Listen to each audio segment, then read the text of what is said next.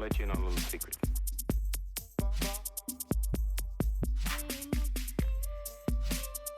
Look, I'll let you in on a little secret.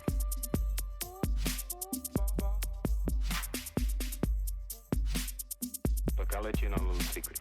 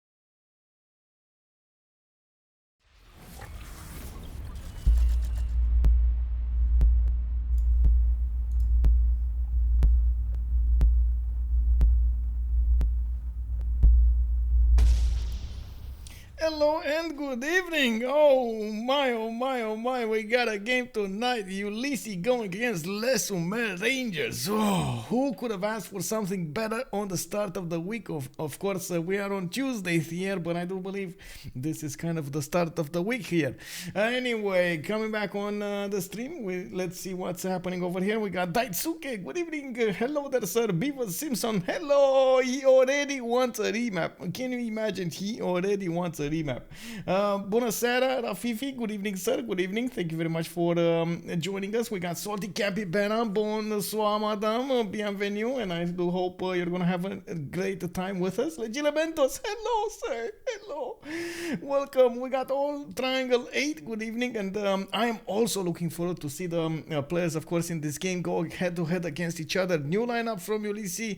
Definitely a very strong lineup coming up from Khmer Rangers. I'm a bit concerned we don't see them in the same lobby right now, but I guess it's gonna take a little bit of time more. I do not know. I'm still waiting for a bit more information, and as you can see over here, we're waiting for them to join the lobby.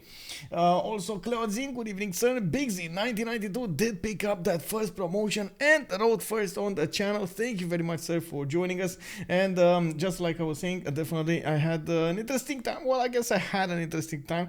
I didn't mention that I did need to go to shopping, and oh my god, like I don't know, man. I don't know how it is. I gotta give my rant on this because I guess we got a little bit of time.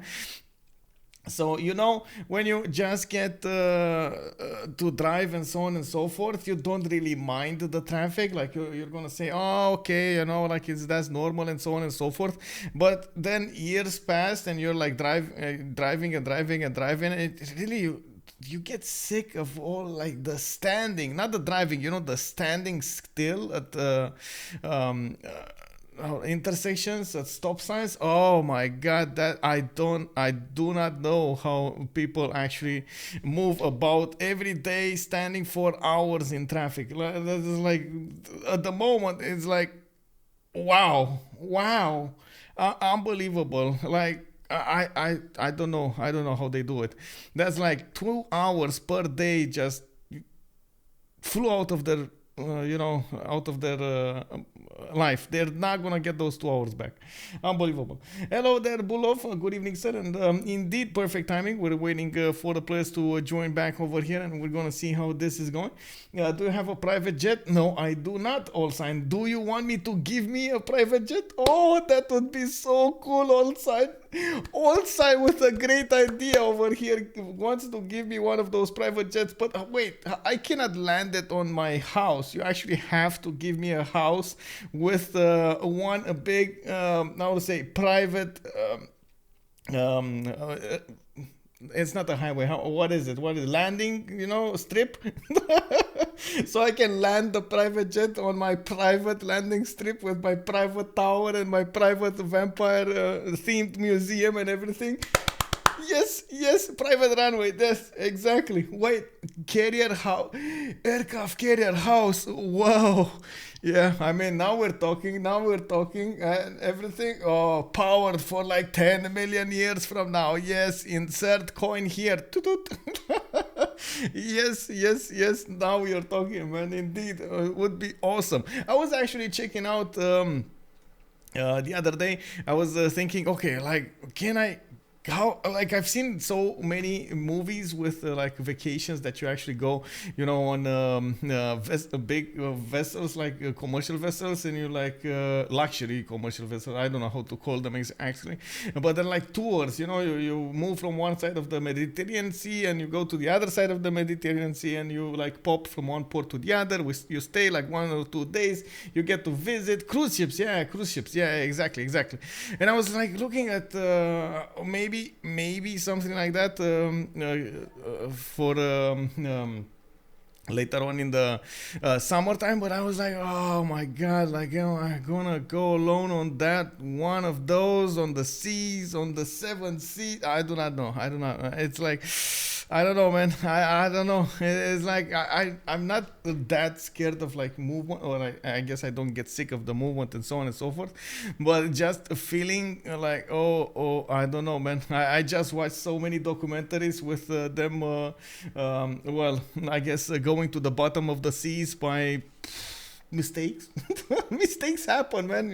Like it happened, and yeah. Oh no, that would be quite a trip. What can I say? But definitely that's something that I would like to do at least once in my life. The only time that I actually went to one of these trips was for give me a second.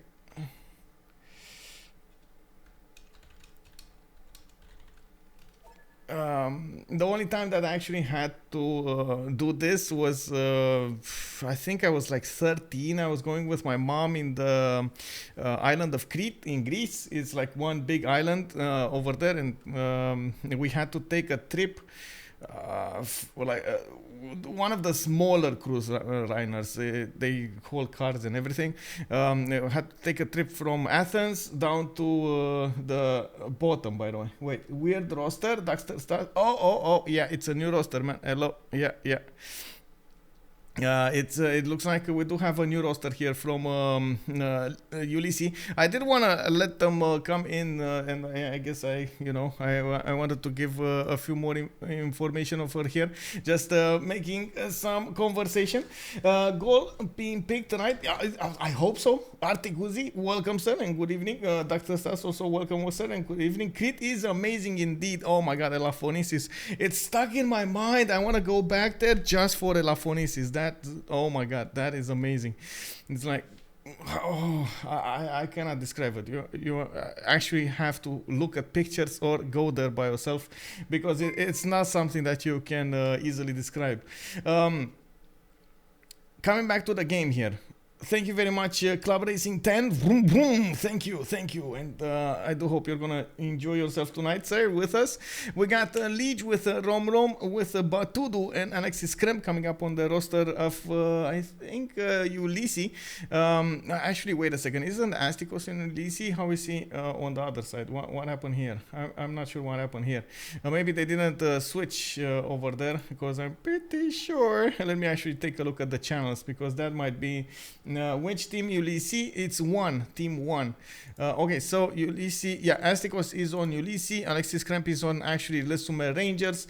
We do have Batoudoo Les Khmer Rangers, Floppyflong Les Khmer Rangers, and Nawyk Les Khmer Rangers. So Riggy, Romrom, Lege, and Astikos will be the ones playing for Ulysse. And then we do have Floppyflong, Batoudoo with Nawyk, and Alexis Krempp going for how to say, Les Khmer Rangers.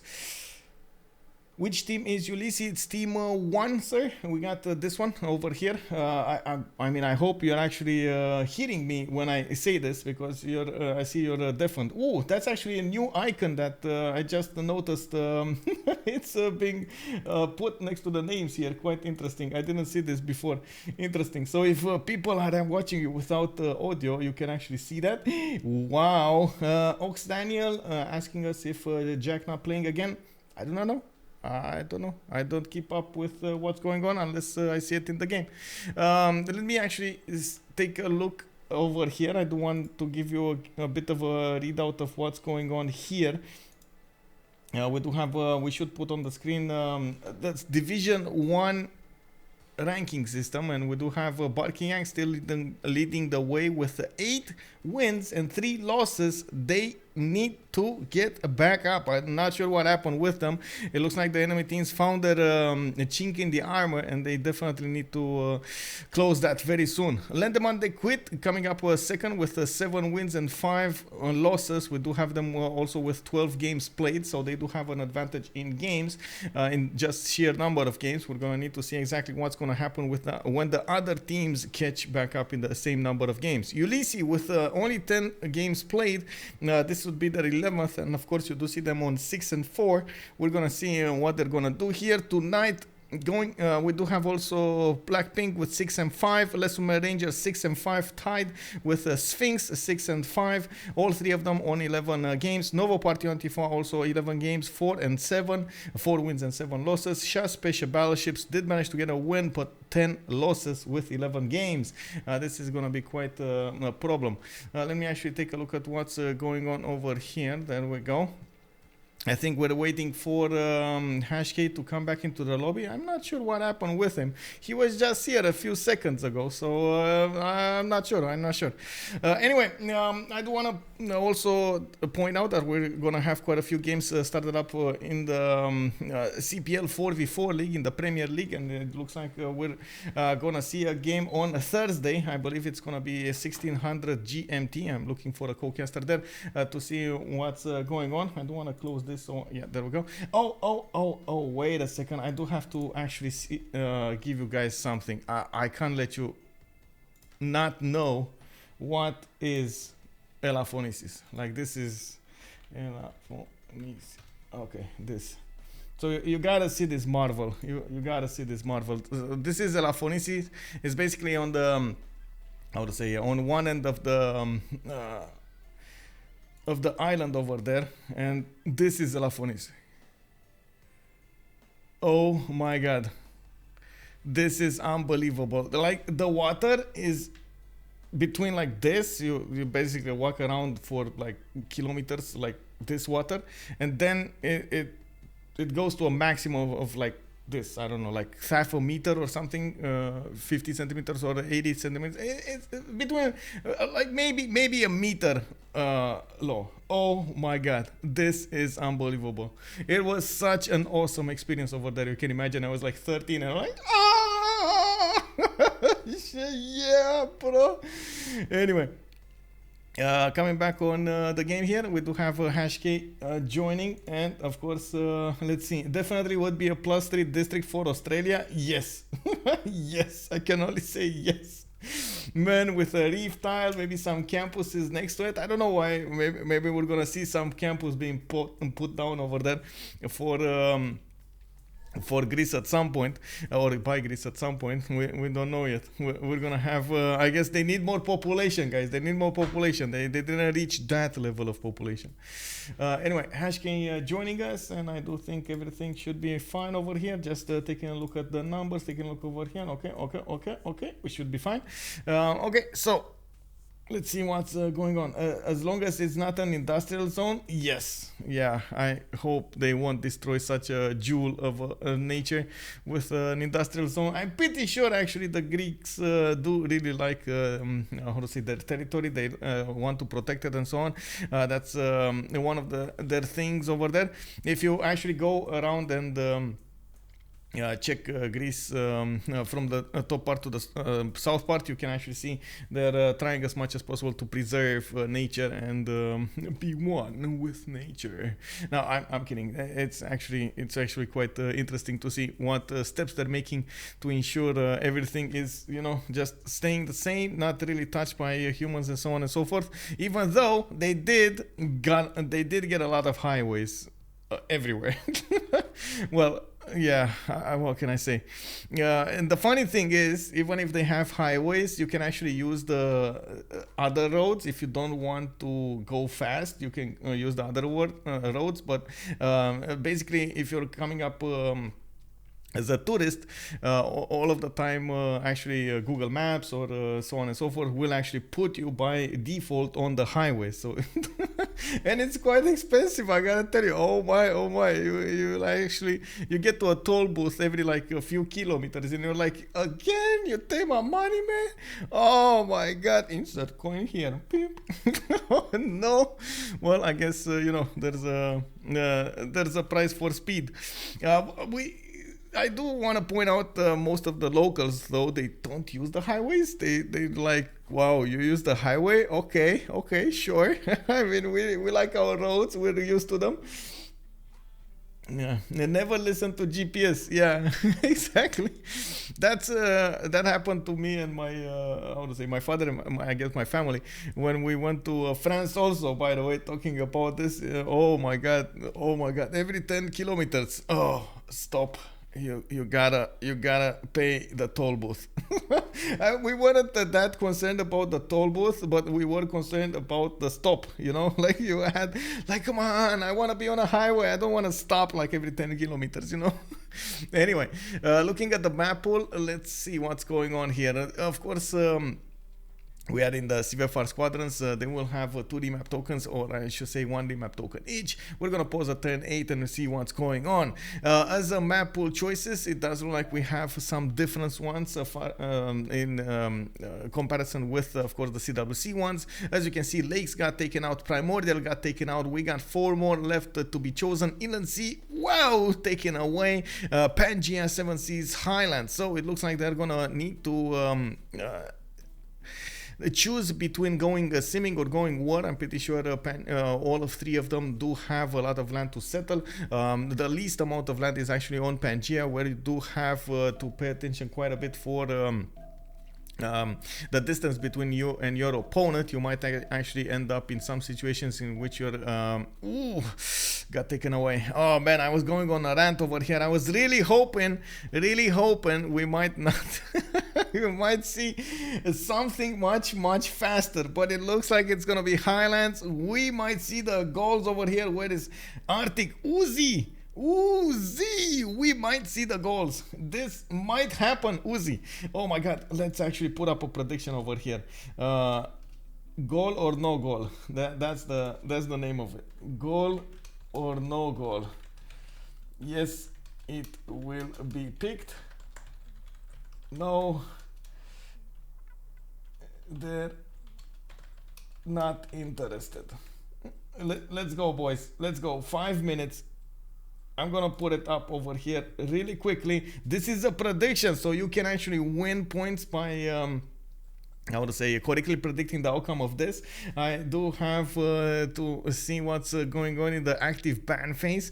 Most of the time, like Salty Capybara is saying over here, it might go for a ban, it might not. If it does go to a ban, I'm gonna stop the prediction, but let's hope not. So we do have 5 minutes in which everybody's gonna be, you know, on their toes over here, and we're gonna see who's gonna get those points. Raining points. Hallelujah. No, everything on it. Yeah. Click, click, click, click, click. Oh my God, look at that. Look at that. It's raining points, man. Let's go. Bride Astikos for Ulysse to... Oh, really? Really? Is that how it works? You're gonna take Bride as your mate over there for... Oh, well, I mean, I wish you good luck, man. Hey, thank you very much for the tip. 333. Thank you, sir. Thank you. Let's see what's also coming up here in the active ban phase. We do have Kree with Menelik II and Mapuche got taken away. It looks like Mapuche definitely left some scars over there after its performance in the last 2 weeks. We do have also the goals. The goals. Oh my God. I'm sorry. Not the goals. It's actually, how do you call him? Coupe, right? It's Coupe over here in the fourth one. I didn't mean to. I honestly, I didn't mean to actually startle you over there. I know your heart just skipped a bit when you heard the goal. We do have Eleanor coming up in the 5th choice, and it looks like the English version of Eleanor will need to stay on the bench this time. It's not gonna get to play, and one more ban to go. When we do have, let's see. Oh my God, maybe I should actually stop it right now. I don't know. What do you guys think? Stop it right now or let it go? I think I let it go, right? And let go the prediction. We got one last ban and then 4 choices. 4 choices. I think he means Bride. Now Bride also Bride. I know, right? And then Wedding Crashers at the LAN over there. Yeah, I'm pretty sure. But I mean, you know, it's fun to make sometimes fun of... Oh no! It got banned! Oh no, Rafifi, did you do it? Did you do it, man? They banned him. No, they banned him. Okay, I'm sorry. Well, I guess I'm gonna have to dismiss this prediction because, I mean, what can I say? Or can I actually predict? No, predict. How do I stop this? Stop it! Oh my God, it's not. Man. And submissions. Okay, there we go. Choose outcome, because I'm pretty sure we didn't have that many going for it. So no, they're not interested. That's it. No. I stopped it. Okay. I mean, okay. I'm sorry. And next time I'm gonna do a 1 minute one. I'm sorry.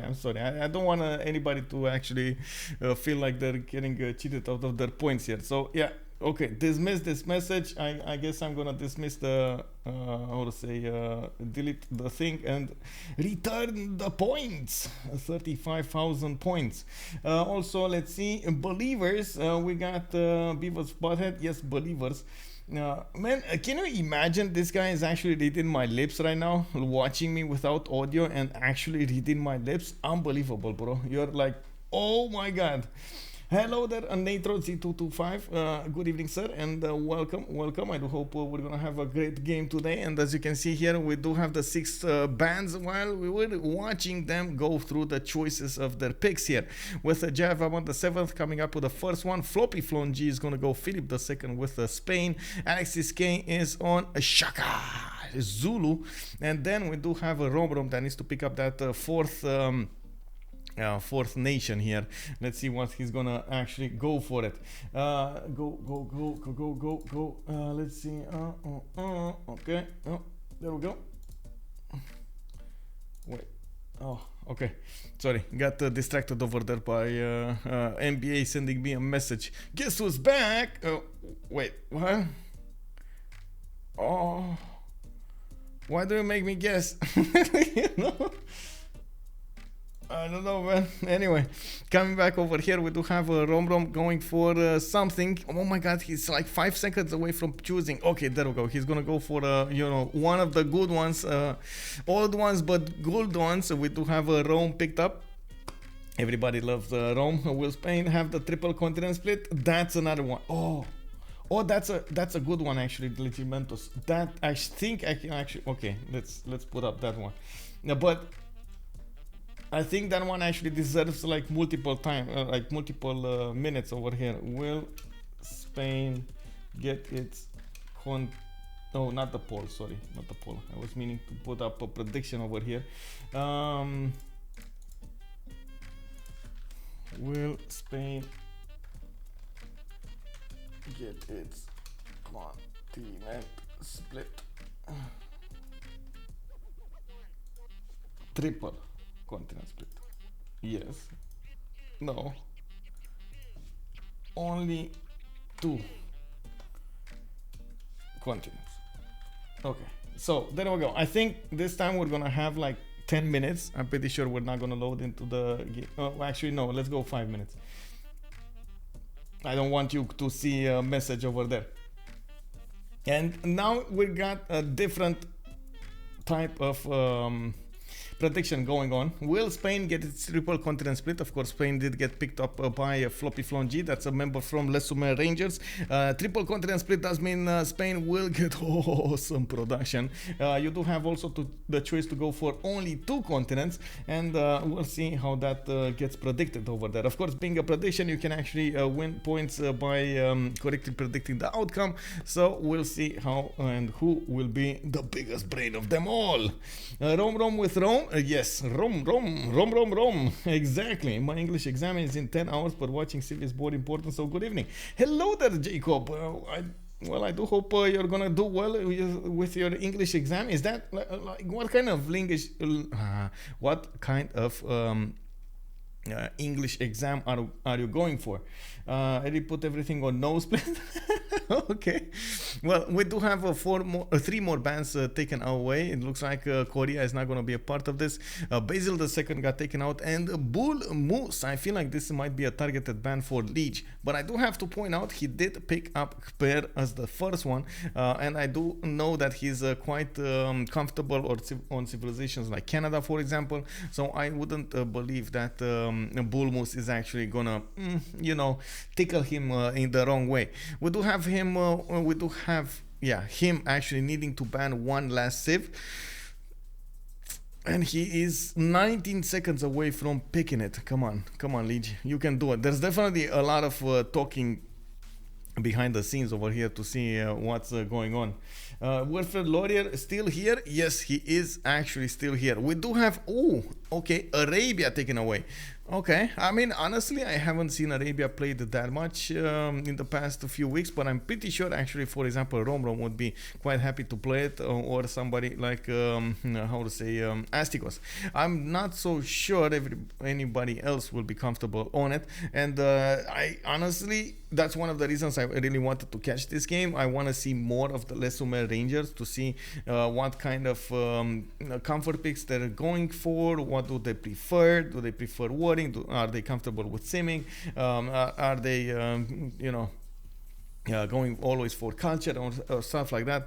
More monumentality heavy civs or gold heavy civs, naval. I mean, there's like so many questions going around my mind right now about them. So one of the reasons I did want to go and take a look at the games here, just as for example, tomorrow we're gonna have Tufio Bonsingi going against the Shark. Oh my god! Oh yeah, there we go.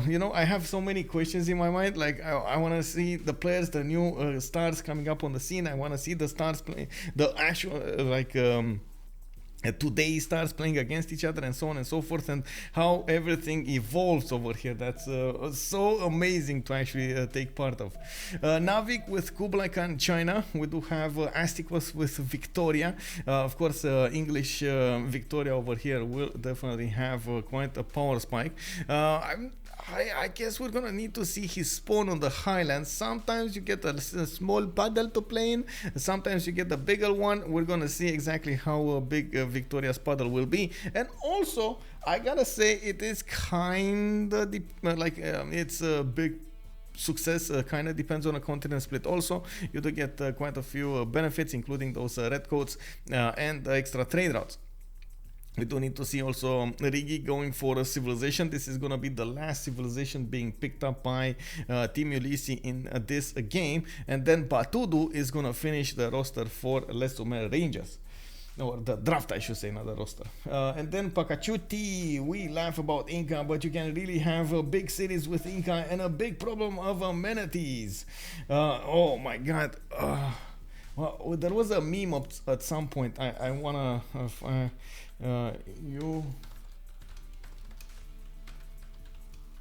wouldn't laugh. Say that to his face. He has the. What was the meme? At some point, there was like a paragraph, and everybody was copy pasting it, changing the name. You wouldn't say that to his face. He has the something something.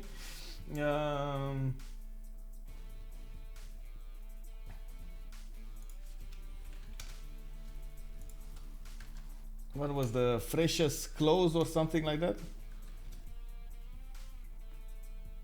Oh, I found it. I found it. What does that? Oh, it's actually a tweet? Oh, okay. It's actually from Cloud9. Let's see. Did I get this correctly? Let's see.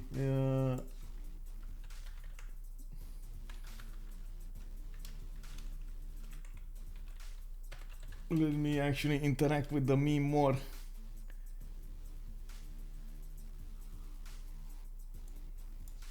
And let's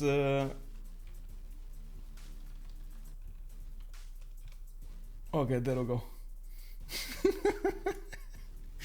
Okay, so we do have two last choices here. Canada is going to be one of them, and I see Peter going to be the other one. They went for both of the Tundra civilizations here, and definitely we'll be looking forward to see where they're going to spawn.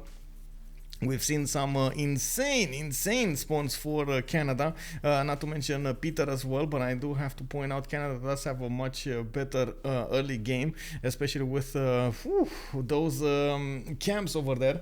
The only meme, no, it's Mr. Mime. Oh, Mr. Mime. I don't know Mr. Mime though. Oh my god, Tundra versus Tundra Warrior in Russia. Yes, indeed. Also, Nicoleum, good evening, sir, and welcome. Is crazy on the Highlands. A lot of things are good too, like Japan, Russia, or Canada. Yeah.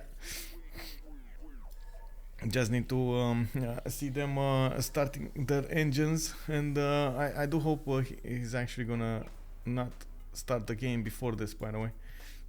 I really hope he's not gonna start the game, because I mean, you know, UI bug.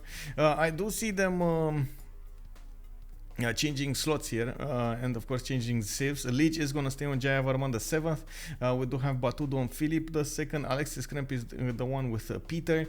Riggy on Rome. We got Nawyk on Kublai Khan China, and I do hope I'm actually pronouncing his name correctly. So it might be Nawyk, but I'm not sure. Which one is it? Is it Nawyk or Nawyk? We got Astikos on Wilfred Laurier, Romrom on Victoria, and Floppyflong G on Shaka. A bit surprising actually to see Romrom on Victoria. Yes, he does like the simmers, but at the same time I've seen him quite a few times go for the war civs at the same time. So I'm a bit conflicted right now. Did he change his opinion about the simming? Did he not? Does he not like war anymore? This is not the Romrom we are used to. Bring back Romrom. Bring back Romrom. Mr. Mime is a Pokemon. Oh my god, you know, I actually have a Pokemon t-shirt right now, but I'm a bit, how to say, I don't know if I can actually show it to you. Let me actually take a look over here. Can I stand up, you know? Take a look at this, man. Big Pokemon over here. it's the last one. Oh man, I'm gonna be wearing this at the German land. I was thinking, you know, of all of those memes with the Pokemons in like the Pokemon cards in CPL, and I was thinking today when I was coming back from running and so on, why wouldn't I take a picture of myself with this t-shirt? This would actually make quite a good meme over there for them, you know? Give them some powder for their memes. But I mean, at the same time, I don't have anybody to actually take a picture of me. So, well, it happens. Seriously, we're waiting to see you play Pokemon. Whoa, I mean, I don't know anything about Pokemon, bro. I did start to play Dota Underlords. I'm not sure if it's the same thing, but it's still, you know, heroes, and you get like spells, and you like put them on the board, and they fight each other, and there's like all of those sounds over there that you actually hear, and moaning and stuff like that. Kags Z XX, am I not playing? I am casting, sir, so I'm gonna be doing the commentary, covering the game, and telling you what's happening, you know, what's everybody doing, how are they thinking. I'm gonna try to delve into their minds over there, open them up and see what's in there. Of course, at the same time, looking at the map over here, we do have something to take care of, by the way. There was a prediction started, so I guess that should be the first one. One more minute, and we need to choose. Will Spain get its triple continent split? Remember, guys, I'm not actually going to choose the outcome of this prediction until we actually see all of the maps. So even if we take a look at Spain right now, unless they actually consider to stay on this map, as in a turn 8, they're going to have a pause, and they're going to choose to stay on this map, I'm not actually going to put up the points. Okay, let's take a look at Canada first. What do we have here? We got Astikos with 1-2 of these deer tiles, and from what I can see, he does have quite a few mountains.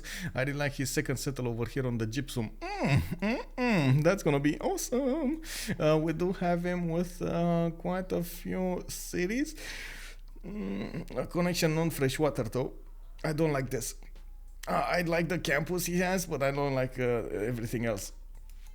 I do like he's gonna have quite a bit of land to settle to the east side, and Mount Everest to get to with quite a few of those geothermals. He doesn't have a continent split here, but he does have one on the west side. Well, I mean, it's a decent spawn, I'm pretty sure, for Canada. Not amazing, but not bad either. And we're gonna need to see what he's gonna make out of it. He's definitely going builder first here, trying to improve those deers, and I'm pretty sure he's gonna try to go for Temple of Artemis. We do have him with potential for more amenities, not to mention food, housing, and everything. How can I vote on the prediction if I just join? I think you open up the power menu to the bottom of the screen, and oh, never mind. I think the prediction just ended, sir. I'm sorry. I think it just ended, like the submissions ended. We're gonna need to wait to see what's happening to actually get the points in. Miniashuk Oblique, good evening, sir, and welcome. We do have a Romrom to the south with England. He is gonna have a possibility to get the city on the white continent over here to the west side. He definitely can do something with an extra trade route. I'm pretty sure he's gonna want one, you know, more of everything. He does have a dice tile to work at the beginning of the game, but unfortunately he's gonna need to put like 25 gold into it to acquire that tile into his empire. He does have a scout coming up in 3. I do see also in his puddle he only has 3 naval resources, which honestly I wouldn't call that quite big. Man, this is actually, I really hope he's not gonna go God of the Sea here. I mean, you know, maybe some God of War and Plunder, maybe some stone circles, even God of Craftsman would be quite great here. I don't know, anything else but God of the Sea. To his south we do have Russia with Alexis Krempp. He is gonna get a builder first. Oh my god, 1, 2, 3 of those deers. I do see also him benefiting from a reef tile, but I'm pretty sure he's not actually gonna go sailing. Is he gonna go sailing? No, he's not gonna go sailing. He's going animal husbandry, and I'm also pretty sure he's probably gonna try to get that Temple of Artemis away from Astikos, and this is gonna be quite a challenge. I'm pretty sure Astikos over here has a lot of good chances to get that going. Hello, Polush. Good evening, madam. Bonsoir and bienvenue. Hello, I was watching you a lot on YouTube. Finally got to see you on Twitch. You're doing great in your job. Thank you, sir, and welcome. I do hope you're definitely going to enjoy your evening with us tonight. We do have a game going on between two amazing teams. Ulysse going against Les Khmer Rangers, and whoa, they're just starting. We got that builder coming up from St. Petersburg. Let's check out this one. Okay, same two turns coming up from Ottawa. We're gonna have to catch this, by the way. We're gonna have to keep an eye on this. Spy on the development of Russia and Canada. To the east side, we got Riggy with the city of Rome. I do see him benefiting from some fresh water from a lake. Unfortunately, well, I guess the land is not going to favor him in the north, but it should be fine. He's still going to have the west, northeast, southeast, east, northeast, and then just probably aqueduct, or I should say bath. Put a bath here to the north. I do see him also putting some production into his settlers now. Definitely needs to get as many cities out as possible. That's the Roman way, right? You get the settler, you get the roads, you get the monument, you get everything done. Looking at his neighbors here, he does have to the southwest Rome. I meant to say Peter, that's Russia, and to his east side he does have Batoudoo. So two opponents, he's gonna need to see what's going on. Okay, so we're reaching that point of interest from the prediction. What's it gonna be here? We got Batoudoo here with Madrid, and I do see he has Tanxia to the northeast, and the continent split. Is this gonna be the one? Is this gonna be the map? Is this gonna be Spain over here benefiting from so many advantages? Tanxia, and oh my god, does he know about Tanxia? Oh, please tell me he actually found Tanxia.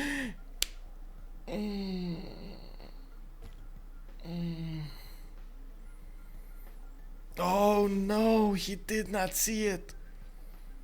What does the continent split do? It's basically for Madrid. For Spain, Madrid gets, let me actually put it up over here, gets his traders with 3 gold, 2 faith, and 1 production. But if you do get trade routes between multiple continents, you receive double these numbers. Woo woo! You can imagine that's quite a bit of a gold increase over here. Gold yields and everything else increased. I also want to point out, on the mission, there's also a continent split bonus, or I should say there are differences between it placed on your continent or other continent. You do get an extra 2 faith, 1 production, and 1 food if on a different continent than your capital. Not to mention on your own continent you get a housing. So this is going to be an amazing tile if he gets to place them on the white continent. You see, he placed his city on the green one, on I guess the tip of the green one. He's going to need to expand to the east side over here with as many cities as possible, so he gets all of the bonuses there. And knowing Astikos, he won't do it. I guess you're talking about Temple of Artemis. Temple of Artemis. Well, this is the moment of truth, and I do want to quickly take a look at Zulu here. We do have him banana, salty. We got 1 3s. Oh my god, Zulu over here. It's so full of salt. Unbelievable. And he does have some cocoa to go with that salt as well. How does that work? Anyway, we do have also, I don't know how to spell this. Read this aloud. Nawyk. I still didn't get an answer. Like, how do I read aloud the name of the player? Is it Nawyk or Nawyk? You know, 2 different meanings. My brain is exploding right now. Please help. Taking a look at China, he is gonna get 2-2 base. I do see him pumping out that settler, and he is, I guess, oh. This is gonna be it, boys. This is gonna be it. All the salt in the water. Okay, so there we go. Salty capybara. I meant to say, you know, that there must be something like from you, especially taking this into account. You know, like you're probably the most experienced ones of them all with the salt and the how to say, the chocolate at the same time. Okay, coming back on the prediction, you guys didn't actually get the triple continent split, but he does have a double continent split. Shall we? This is not. This is too far away. I'm sorry. I cannot count this as a triple continent split. And you know what? It's actually only 17% voted for the only 2 continents, and I'm gonna have to click on that because it's so far away for that 3rd continent. Only 2 continents, boys. Unbelievable. Who won this? There were like quite a few people here. Let me see. Prediction resulted. Only 2 continents. But oh, IT nerd. Hello. There we go. We got quite a few people managing to big brain us all. There we go. About to see Canadian free sim versus Spanish free sim. XDKHN, definitely. And let's see, betting the odds, baby. Yeah, we did it. We did it. Okay, let's see what's happening over here from the top left to the bottom right. We're gonna go through each of them and we're gonna check them out, their strategics, their options, their opening moves. We do have deer tiles next to Ottawa. I do see he's going for the monument here. I'm pretty sure he should be going for that temple. Where is archery? Is he going? Yes, 3 turns archery, and you can see that Alexis is actually going astrology over here. I didn't see him go fast for archery by the looks of it. We do have Astikos probably going for that gypsum tile. That is going to be his strongest point, and I'm pretty sure he's going to get quite a few amazing tiles to work. Look at the goddess of the hunt being picked up. Oh my god, so fast. He actually got to his 12 faith, and the 442 tile started to appear here in his capital. This is the reason why it's very hard to actually compete with Canada when it comes to his Temple of Artemis. You should not do it. This is just not gonna happen for you. Oh, by the way, on strategic resources, he does have an iron tile to the southwest of Ottawa, one to the northeast, and I do see horses, but they're kind of far away to the east side, southeast side. One of the things that he should be doing here at some point, maybe put a city on the coast over there. Maybe he can, well, let's see, are they friends? Are they friendly? Yeah, they are friendly. So Romrom could definitely keep on settling to the north and put a city on the wheat tile, so they could trade coastally. That would be quite amazing for their economy.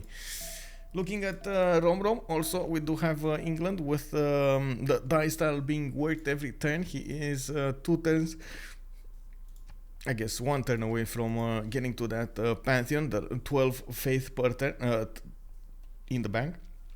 We do have a settler coming up in 4 turns from the city of London, and he is going to put his second city to the southwest. That's pretty good. He's going to get it on the stone probably, and he's going to definitely get the fresh water from these 1-turn lakes. I'm actually, yeah, there we go. He has another city here, another city here. It should be fine all the way around this puddle. We do have him with an iron tile in the capital, a horse tile that is 2 tiles away, and one that is 3 tiles away. Definitely both of those could be acquired, and I'm pretty sure the city will grow into that horse at some point. I'm not so sure they're going to need the strategic resources at the beginning, but it's good to know that he has both of them quite easy to improve. In the south, we do have Russia going for his Lavras. I do take a look at his Pantheon, and he's on Dance of the Aurora. By the looks of it, he's also gonna get one more Lavra over here in Novgorod, and I'm actually quite curious if he's gonna go for a 3rd settler now or a shrine. It makes quite a difference in your tempo, and I do believe the players have or are split in the middle if they should go for a shrine or go for a 3rd settler. Of course, with Russia, most of the time you do want to get as much faith as possible before the next era starts, so you can have an amazing monumentality. And yeah, there we go. Alexis is gonna go for a settler over here. 6 turns to go for it. 3 turns Novgorod. Okay, that is gonna be. Oh, I guess there's another point that I need to make over here. Dance of the Aurora did suffer a change in BBG compared to the normal game. Dance of the Aurora only gives you extra adjacency from the flat tundra tiles around that district, so you have to be careful how you're gonna place your Lavra so you get the maximum output from it. Well, in this case scenario, he's also using the forest around that Lavra, and of course the flat tiles. 1, 2, 3, 4 flat tiles with the extra. Wait, this should be 6. I mean, is this a hill somewhere that I don't see? Is this a hill? Oh, this is a hill, that's why. Okay, it's 1, 2, 3 plus 2. Okay, I got it. I guess the graphics were messing me up, bro. To the east side, we do have. Oh my god, I did it again. To the south of the city of St. Petersburg, we do have an iron tile, and I do see he clearly lacks horses here. He's gonna need to expand in the northwest somewhere, so he gets that one horse tile improved. He's gonna need to rely on his allies to actually give him the horses. Sometimes it is a bit problematic. We do have Rome coming up on the east with Ravenna, and I do see him pumping out another settler. He does have access to iron and horses right off the bat in the capital, in his second ring. Also in Ravenna, he's going to have access to horses. Oh my god, this actually this is quite a good God of Craftsman spawn over here with that extra production you get for the military, for the strategic resources that you get improved. I do want to take a look over here on Madrid. We do see him opening up with the city on Zangi Dangxia. He did put it on a 2-2 tile, and of course that is a city on another continent. We might actually see him go as fast as possible for trade routes over here. There we go. He is going to get one from Barcelona to his capital, so he trades between continents, getting as big as possible. Ooh, Riggy bullying one of the city-states. He got a 3-charge builder from Caguana and of course reset the mission. Now that 3-charge builder is going to go safely to the south over here, unless it will be intercepted by Batoudoo's warrior. We do have also Barcelona working one of the Zangi Dangxia tiles. That means he's going to acquire 2 merchant points a turn and 2 of those great general points a turn. It's quite actually a good wonder to have at the beginning of the game. I also notice since he is on a continent split, he does have a higher chance to actually have geothermals and of course reef. Well, I guess geothermals, not reefs. And by the looks of it, he is going to have a +4 over here, +6 is 2 and a 2 and a 2, +6 campus over here on that grassland hill. Next to it, he can put at least 1 mission over here, and I'm pretty sure if he would ignore the horses, as in not go animal husbandry, he can definitely go for a +4 campus in the capital. This is a big question actually. How is he opening this up? He's going celestial navigation. He's going for harbors over here, even though I'm pretty sure he's not actually gonna go on the offense anytime soon with ships. And there's literally nobody in his puddle. Where is the who will win prediction? I'm gonna put it up as soon as I can get this read finished. I have 3 more civs to go, and we're gonna talk about that. We got also horses next to Madrid, to the south iron, and I do see he's putting some work into his monuments. On Zulu, we do have him with already 2 settlers out, 1 to the north and 1 did settle to the southwest of his capital on Nodwengu. He does have quite a bit of salt over here, and I do see those cocos going with the salt. He's getting some ban. Oh my god, this is oh my god, banana and salt and cocoa all in the same image. This reminds me of very good pictures over there. Oh man. We do have Ulundi with iron tile to the north. I do not know yet Rafifi, but I'm going to check that out. I do see him lacking horses over here, unfortunate, but he's going to get them in his second city. I'm a bit confused of what he's doing right now. Is he going to want to go west for the horse? Is he going to want to go on the 2-1? I'm not so sure, and it does look like he's also taking some time to actually think about this. Both are going to be settled on the same time if he actually chooses. It's 1 tile to move and 1. Okay, there we go. He's going for the horse. And 1 tile to move and settle, of course, on the horse or settle directly on the hill. Yeah, there we go. He just got 10 iron right off the bat from that tiki hut. Oh, that's quite a interesting gift. Okay, so we got Floppyflong G on the west side. East side, we got Khmer over here of the screen, of course. So as you can see, Khmer is moving a scout towards him. I do notice, yes, Rafifi Zulu was spotted first of all by Khmer, and second of all Zulu spotted Khmer. So we do have them both knowing about what's going on here. I'm pretty sure actually Zulu did try to pillage one of the holy sites did try to get in there and do some damage on the Khmerian people. We do have, of course, a river goddess as a pantheon picked up by Khmer, getting himself that extra adjacency of faith and some nice amenities. Very nice, you know, jewelries, necklaces, and stuff like that. We do have Angkor Thom with a monument coming out, and by the looks of it, he's getting that third settler to the northeast somewhere. Well, actually, is he gonna go coastal? I'm not sure. We're gonna need to see. Yeah, there we go. He's going coastal on the tip of the land over here. He does see China's scout on the other side, but he can only smile and wave. We do see more shrines coming up from Angkor Thom, and of course I do notice we do have Slinger protecting those two holy sites. Definitely is aware that he might move at a moment's notice on either one of them, so he wants to be prepared. He has access to a horse tile to the northeast of Angkor Thom. I do see he also has one to the north of Indrapura. That's 3 tiles away, so a bit more expensive.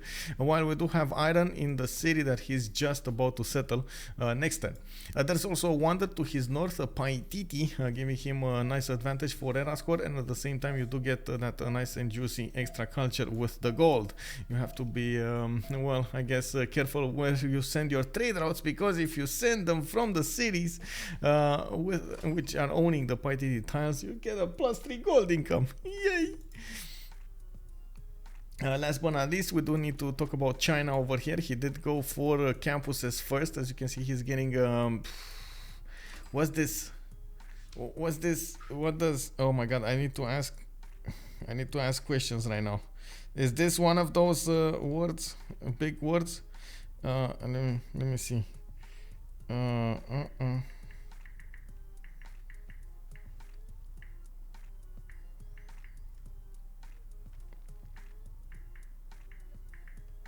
Oh, did I read that correctly? Okay. Yeah, I don't know what this is, by the way. I honestly don't know what this is, so I'm gonna ask questions.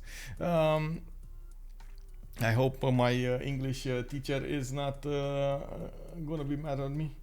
It's biology, okay. Yeah, well, we're gonna find out. Let's see. We got a campus coming up in 3 turns from the capital. We got an iron tile from the east side, and as you can see over here, there are no horses yet to spot. Oh, in Changsha he does have one. Okay, this is Kublai Khan China, by the way. This is not King Shi, so he's not gonna get to spam wonders everywhere without you know, any kind of worry in the world. He is gonna have to be careful how he's gonna get his trade routes out, and of course how he's gonna use them. It does have a good, and I should say a flexible empire over here, and we're gonna need to see exactly how he's gonna use his builders. Cell eating, if I remember correctly. Wait, really? As in some other cell is eating the cell, or is that the cell is eating itself? I don't know. To eat and cell is the process by which a cell uses its plasma membrane to engulf a large particle, giving rise to an internal compartment called it is a type of endocytosis. The cell that performs is called a phagos. Oh, I see. Okay. Is that what? I see. It's the white blood cells. Okay, so basically Nawyk over here is playing the police of the body of the map in this game over here. I got it. Well, we're gonna need to see who's gonna be speeding on the map, because I'm pretty sure Nawyk is gonna be well up his tail over here as soon as possible. We're gonna see, you know, that little have you guys seen Angry Birds the movie? Have you seen Angry Birds the movie with the little one that was so fast, choo, choo, choo, choo, choo, and he was like speeding at some point, and he got sent to anger management, and he was like, bro, I didn't do anything, I was so friendly. And then they showed the pictures of what he did. He was like speeding, and then whoop whoop. the police he stopped them, and then well, I guess he stole the policeman's wallet and went partying. Drinks on him. Yeah. Yeah, well, that was quite a movie. Anyway, coming back on the game over here, we should put up the prediction because we saw everything from the map, and I do believe we are safely giving you the information here. Let's see, start prediction, who will win. It is gonna be a choice between Team Ulysse and Le Sumer Rangers. Then this time, of course, we're gonna have 30 minutes to actually choose our options. I do wanna say that you should take your time, take your players, what they're gonna do over here, how they're gonna play this, what kind of religions they're gonna get, when they're gonna get them, and of course, what wonders opening series. And oh, look at that. Turn 24, bam! Temple of Artemis already got built. Bam! Oh my god, I'm getting spammed over here. Oh, somebody's mad. Oh my god, somebody's mad. I'm sorry. I think I said the wrong word here.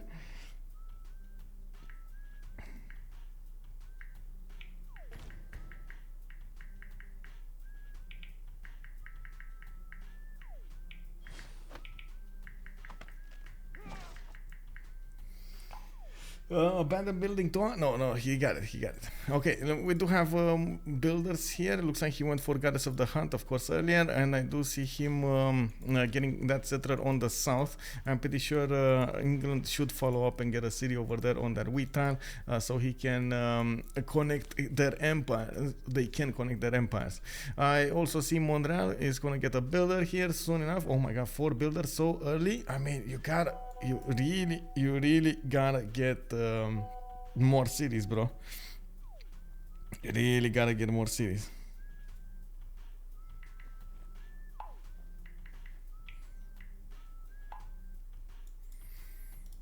Okay. Hey, good evening, Viselectra. Hello, welcome. Yeah, Russia, I think he didn't even start to build it. I think he just ignored what's going on over there and kept on going on his plan, getting the extra faith generated per turn. Got a city on the west side, put it next to the tobacco, got the horses and so on and so forth. It should be fine. Okay,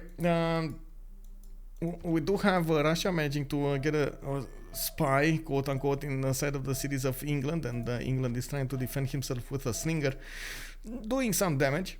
We do have already England with 3 cities. He's gonna go for the 4th one since nobody's actually gonna come against him. And since we are quite close to getting into the classical era, we're gonna need to see if all of the players will get their golden ages. I see Nawyk is 18 out of 19. Oh, bro, you gotta get a point here. You gotta get a point. Oh my god, and he actually built campuses. And oh.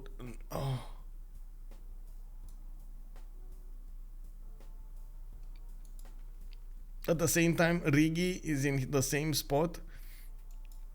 I guess he's gonna get a +3 campus over here. This one was also was only a +1.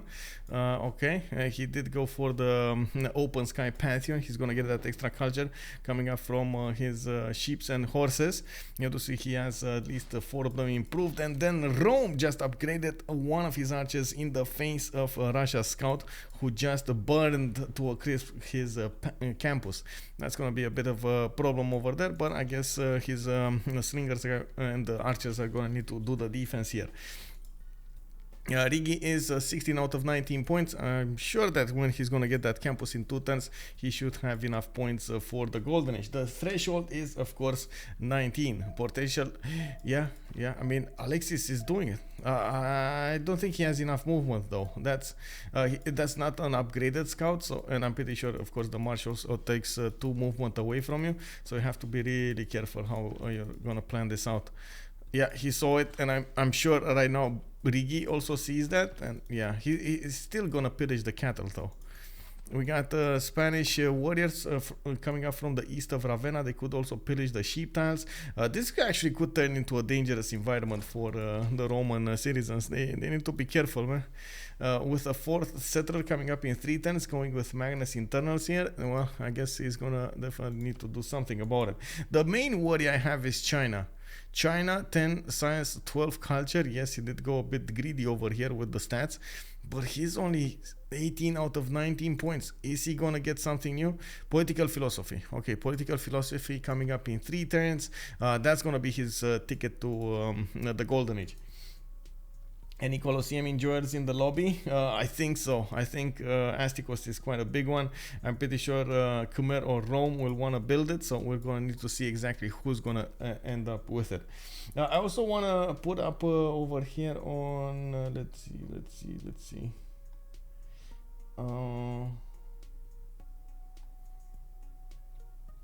The team names in the map. I need to put the team names in the map.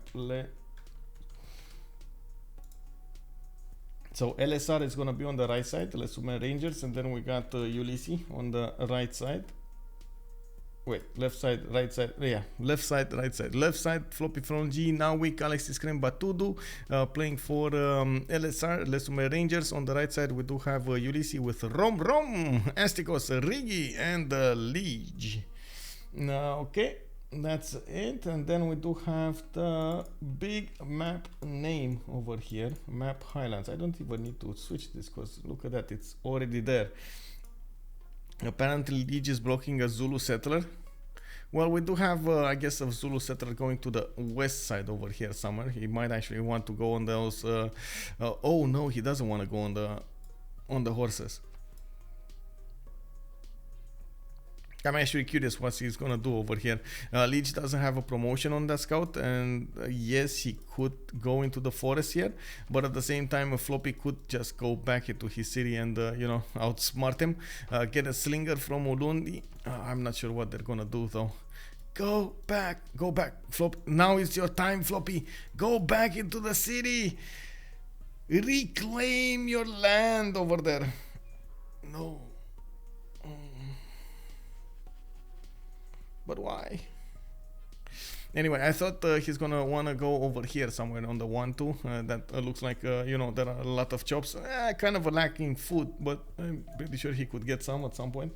Crusader DD. Hey, what do you think about cultural victory as France, and how is the loyalty ability from Eleanor good enough to create pressure? Yes, it is amazing, by the way, to actually work Eleanor for that pleasure. I think if you're talking about in French Eleanor, it's not that good. I would actually still prefer the Black Queen over French Eleanor if it goes to for the cultured victory, because you do get that extra bonus towards tourism for the wonders, and you do get how to say the bonus production for your wonders. A bit of a problem though, most of the time you end up more in a war mode than in a cultural mode, so that's one of the reasons you don't see in the multiplayer scene that many players going for Eleanor, going for France Black Queen, or Eleanor for that matter, for a cultural victory. Also, welcome Crusader to the channel. Thank you very much for the question. Who is Oracle enjoyer, Russia or Canada? Oh, that's another very big important question we're gonna need to find out. I do wanna keep on watching what's going on here, because we have 2 more oh, okay, I wanna see the openings. So we got here Spain getting that government plaza here. He can put a campus, but he didn't put a campus. He went for harbors in Madrid. He went, oh, he can't. Oh my god, he actually went already 2 of these districts, and I'm pretty sure he's actually thinking to himself, oh, what do I get to the horses? I mean, that's the big, you know, Chad like campus bonus over there. Or go to the northwest for the fish and of course the reef and so on. That's a big one. I don't know, man. Spain getting a free general is low-key good. Yeah, it is definitely a good one. He's gonna get another city to the north here with some bananas. I do see he is still gonna need to pick up that tiki hut east of Barcelona. He didn't, I don't know, for some reason he didn't send anything. And whoa, do I see this correctly? He actually has a potential 5 cities here. Ooh, okay, very nice. And 3 of them actually all 4 of them will be on another continent except his capital, and that's gonna be a bogey woggy, a lot of good trade routes coming up from him. I do want to point out Spain is the ally of Zulu to his north, and the enemy of Rome. So he's gonna need to do something against bad boy Rome over here, and that's one of the reasons he's actually pillaging as hard as possible the Roman land, so he doesn't allow Rome to get too big. Spain getting a free. Okay, there we go. So let's see. Whoa. Floppyflong G with the 360 no scope coming around that lake. Man, it was all in the wrist. He knew what he was doing, but I still think he would have been so much further ahead if he would have just went back into the city. I don't know why he actually went for all of these moves, but I guess it's fine. You know, sometimes you think about something in your mind, you go for it, and then you stop thinking that there might be another choice that is better than, of course, what you thought initially. It happens to all of us. Okay, we do have China over here with the big question: did he get his golden? Yes, everybody got their golden age. We're gonna see their points soon enough, and I do see multiple settlers out and about here from the Chinese Empire. He is kind of bullied by Khmer. I gotta say, this is quite problematic here. Wait, did he just... how did he get that settler? Oh no, the settler was there. Never mind. The builder was not there. Never mind. So he might have bought the builder or something. Okay. We do have also two religions to talk about. Khmer on what's this? Hinduism. We do have him with the sign language here. Work ethic. Shrines and temples provide the production equal to their intrinsic faith output. And defender of the faith. Combat units gain +3 combat strength when within the border. So I'm pretty sure he's really worried about being so close to Zulu and China at the same time. He's between 3 of his opponents, and it's not going to be that easy. I also want to point out, actually, Spain is not that far away, but it is kind of hard for Spain to actually get the city to attack Khmer over here, get units to attack Khmer.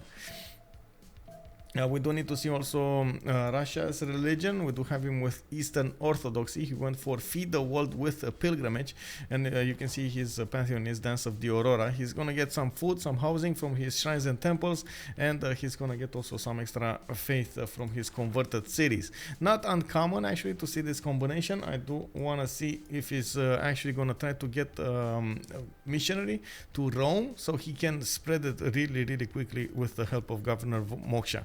That would actually help his initial push in the how to say, in the spread a lot. Anyway, coming back on the points over here, we do have Zulu with pen, brush, and voice. I do see him going for classical republic. He's gonna put that city over there on the northeast of his capital, and he's already building up his Ikanda numbers, 3 soon, while he does have God of Craftsman as a pantheon. A bit surprising that he's not working any kind of resource though. This is a bit worrying. He's gonna need to get his builders out, but he was being pressured here by a Khmerian scout. The idea is you want to get the most out of your extra production, and of course you might actually get more benefits from getting a builder and improving your tiles than going for a settler that's taking away turns from the other one. Yes, Kathy Anthony, Coral is still up. Good evening, Crispy. Hello there, sir, and welcome. We do have a Zulu free sim. I wouldn't actually call him free sim. He's to the west of Khmer, and you can see there's like how to say, they could build a highway between each other, and we might see some explosions over there, you know, like I think Khmer is gonna be shown the Zulu way, you know. We got Nawyk with pen, brush, and voice golden age. It looks like he's gonna go for Governor Magnus from Longsy. I do see him getting audience chamber in his capital. He is still being blocked by one Khmer scout. Pretty sure he actually wants to go there. It's fine. The Khmer scout is gonna have an issue stopping him, and at the same time, of course, you do see that He does have one coming up from Longsea. He is gonna go for the forward settles over here. Right after he got his Gavron Plaza between his two campuses, so he gets some extra points in there. You can see both of them did turn into +3 and +4. Very good yields coming up from Kublai Khan, China. We got him on 15 and 21 culture a turn with only 4 faith in the back per turn, I mean. We do have Alexis Krempp on Monumentality Golden Age, bronze working and the military, whatever it's called. I totally forgot the second one, tradition, okay? It looks like he's gonna go for more settlers over here, and you can see that he's buying builders as much as possible. I'm actually quite curious how he's gonna plan this out, and what is he gonna choose, because that's one of the things with Russia. You want to specialize into something, and he's probably gonna want to go either culture, or he's gonna want to go for at some point military, right? And he does have England to take care of the north over here. Romrom is gonna need to be on the defending side. We do need to see what Russia is gonna do. How is he gonna specialize? Monumentality Golden Age working on 35 faith a turn. That's a decent number at this moment in time. And of course we do have him upgrading his strategic resource tiles. I do see him needing to get his iron and of course his horses up, but still prioritizing the food over everything else. Okay, I guess defense is not really his specialty here, or his priority here, I should say. We got Batoudoo with 11 science and 24 culture on a pen bash and voice. I'm actually very surprised about this. I do think he actually prioritized a little bit too much, getting oh, I guess no, it's fine, I'm sorry. Is wait, whoa, okay. No, I mean, I don't know why I said that, but I'm surprised about this. I totally understand harbors, because you want to get those trade routes as soon as possible. I don't understand this though, the commercial in Cordoba. Might as well go for harbors. Anyway, that's it. I would have also liked to see campuses coming up from this side. I'm sure he would have actually had an impressive amount of science and culture to go with that. But anyway, that's just choices. I'm also sure he actually discovered already animal husbandry, so that horse is blocking that awesome campus that he could have had. He has another one to the east side over here, and he did put one in Madrid already, a +4. So definitely he's not working bad numbers. It's just I guess the sequence of doing things, I saw it a little bit differently, but anyway, it's fine. I'm sure it's going to be great. He went for City Patreon Goddess as a Pantheon. He is going for that pen bash and voice. Every one of these districts will give him the extra culture and the gold. And of course, with 27 gold per turn, he's doing quite well. I also noticed he went for a holy site, casual holy site coming out from Barcelona. That was another surprising factor over here. But I guess you might as well build it early. I'm quite curious exactly what kind of religion is he planning to do, because this is not something that we are used to seeing on Spain. Usually you don't go all in to the religion from the beginning, or you go for a religion when you plan out already your target. Like when you set in your mind what target it will be, it's usually the medieval Renaissance era. You do start to build up your holy sites. Well, I guess one holy site to get the religion, and then you see what's going to happen. Well, taking a look at his neighbor, probably the target will be Rome over here on the west side. We do have Romrom with a pen bash and voice Golden Age. He's on a Classical Republic, 4 cities strong, and I do see Romrom improving his strategic resources now with more cities coming out of his capital. He still did not put this city on the wheat tile yet. He went for Birmingham to the north, but is still yet late on connecting his economy with Canada. Both of them are working Magnus internals by the looks of it, so maybe that's one of the reasons they don't want to connect their economies yet. They want to benefit as much as possible from that early choice in a governor, and of course you can see it's going to take a while until they actually increase their trader count. Fertility rights also as a pantheon for England. I was definitely expecting something like stone circles, but it's fine. It's fine. Fertility rate's actually definitely quite good. Free builder, you get some extra food from the rice tiles. It's fine. Cattle tiles and wheat tiles, it should be fine. We do have Astikos with a pen, brush, and voice golden age, 4 cities. He's going for his commercials now, and he's turning markets. Whoa! And he did go for Oracle in his capital city, where he did manage to place a theater square. So he's not only gonna have first dibs on the early theater, writers. He's also gonna have a very good income of merchants when he's gonna finish that up. You can see already he's doing 3.4 great merchant points a turn. With that market, he's gonna do 4.4, and at the same time he is gonna do, I'm pretty sure he's gonna go for a Pingala over here in Ottawa, so he can double that number. That's gonna be one big city, I gotta mention. We're gonna need to see exactly how fast he's gonna do that. It is depending on his culture to unlock all of those, and I'm also a bit worried we don't see a government plaza. Where is his government plaza? Am I just not? Oh, I see his government plaza. Okay, there we go. Government plaza with the audience chamber coming up in 3. For some reason I didn't check the production queues. Easy red coat push. Oh, that would be quite something, sir. Lege on Khmer and Astikos on Canada. I know I don't know, they invest, you know, I don't know. Usually we see exactly the opposite. Easy Cossack push, easy red coat push. Everybody, yeah, I mean, easy Impi push maybe. Also, Spain, Zulu, and China can make money. Where is that Pingala exactly? Hakizi, we don't know. We need to find out. Ox Daniel, how do people get to 100 plus production cities? Well, I guess we need to ask Astikos here. He's already on 69. We got Batoudoo on 68. Ranak here. Good evening, sir. Anybody worrying? They did declare war on each other, and we do have a few hotspots on the map here.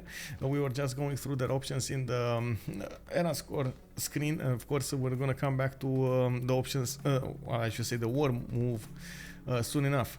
Zulu and China going against Khmer will probably gonna be a big hotspot, a big war in the upcoming future, and I do believe we're gonna see at some point Spain go against Rome. I'm not sure when, I'm not sure with what kind of units, but there is a possibility, a strong possibility they're gonna end up touching borders over here. Oh, thank you for the drink water, sir. Pretty close on the prediction. Yeah, it's they're both very strong teams over here. I'm not surprised to see that happening.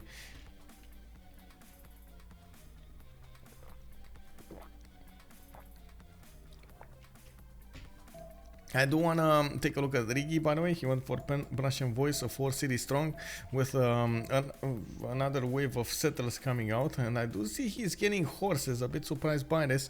Of course, Riggy is... oh, wait, did I? He's actually the opponent of Russia. Oh, I see what's going on. You see what's going on here? We actually have... oh, I misread this completely.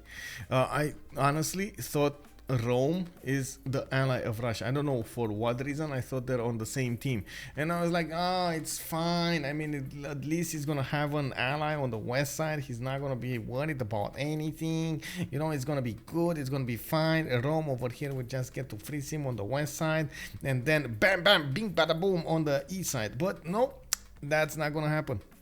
We actually have a few archers coming out from Rome. It looks like a few horses are getting out of that city, and they're going to the west side over here. It looks like Russia might get some of his units getting attacked, and at the same time some of those tiles might get pillaged. He needs to be careful about this.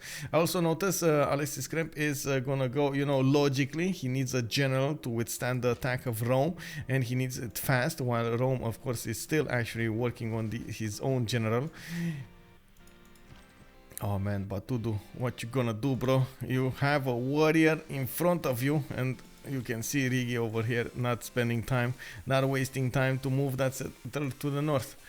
Lege is also on a monumentality golden age. We talked about him earlier, and as you can see over here, he's doing 59 faith a turn, -7 gold, just the same as Alexis Krempp is doing -5 on Russia. monumentality civs and their gold necessities, man. Nobody picked up tithe. No tithe. We do have him going for his prasats. I do see actually Angkor Thom, Hariharalaya, Indrapura going for that, going for those. Of course, 14 production already. They will go up considerably. We do have a settler moving to the west side over here on the maze, or towards the maze. I'm actually quite surprised he's gonna put a city in the face of Zulu. I'm pretty sure this is a bit too long for Zulu. Wait, whoa. Floppyflong, is this real life? Is this what I'm seeing over here? Floppyflong G is actually gonna get Colosseum in the face of his opponent? Wait, what? On Zulu, I mean, we were expecting Rome, we were expecting Spain, China, Canada, Russia, anything but Zulu. Zulu, wow. I mean, at this point, I feel like I should put up a prediction, but unfortunately, I can only do one prediction at a time. I don't know why. I can only do one prediction at a time. I'm sorry. Unprotected settler. Well, this one, yeah. It looks like it's gonna pay off, though. It doesn't look like there's any unit over there that could actually get that settler. Well, a bit unfortunate. It happens. Plus 2 tithe is quite quick. Yeah, you need to convert your other city, your ally cities, and it goes so fast. Yeah. Okay, so I do like to point out Lege is I do want to point out Lege is on 28 science and 21 culture, quite big over here, and we do see he's moving to the west side with that city. He's 2, 4, 5 cities strong, doing that amount of faith, getting quite a few builders, chopping his tiles and so on and so forth. That's going to be important. There we go. So 17 production on Indrapura. We got Angkor Thom on 23 production over here. I'm actually quite curious if any of them will actually chop those prasats. So 17 and 24. We got Chinese horses going to the east side. I do notice more settlers coming up from his cities. He did go for religious settlements as a pantheon, and he probably wants to get as big as possible. There is a possibility for Spain to actually get a city on the coast over here. Oh, he can actually trade directly right now with Zulu. He just needs to get the boats in the water so he can discover all of this land. You can see he needs to discover this and this. And then he's going to be able to get those trade routes towards Dongoma. Very important to get the trade routes on the water between you and your ally, so you can get the extra gold yields.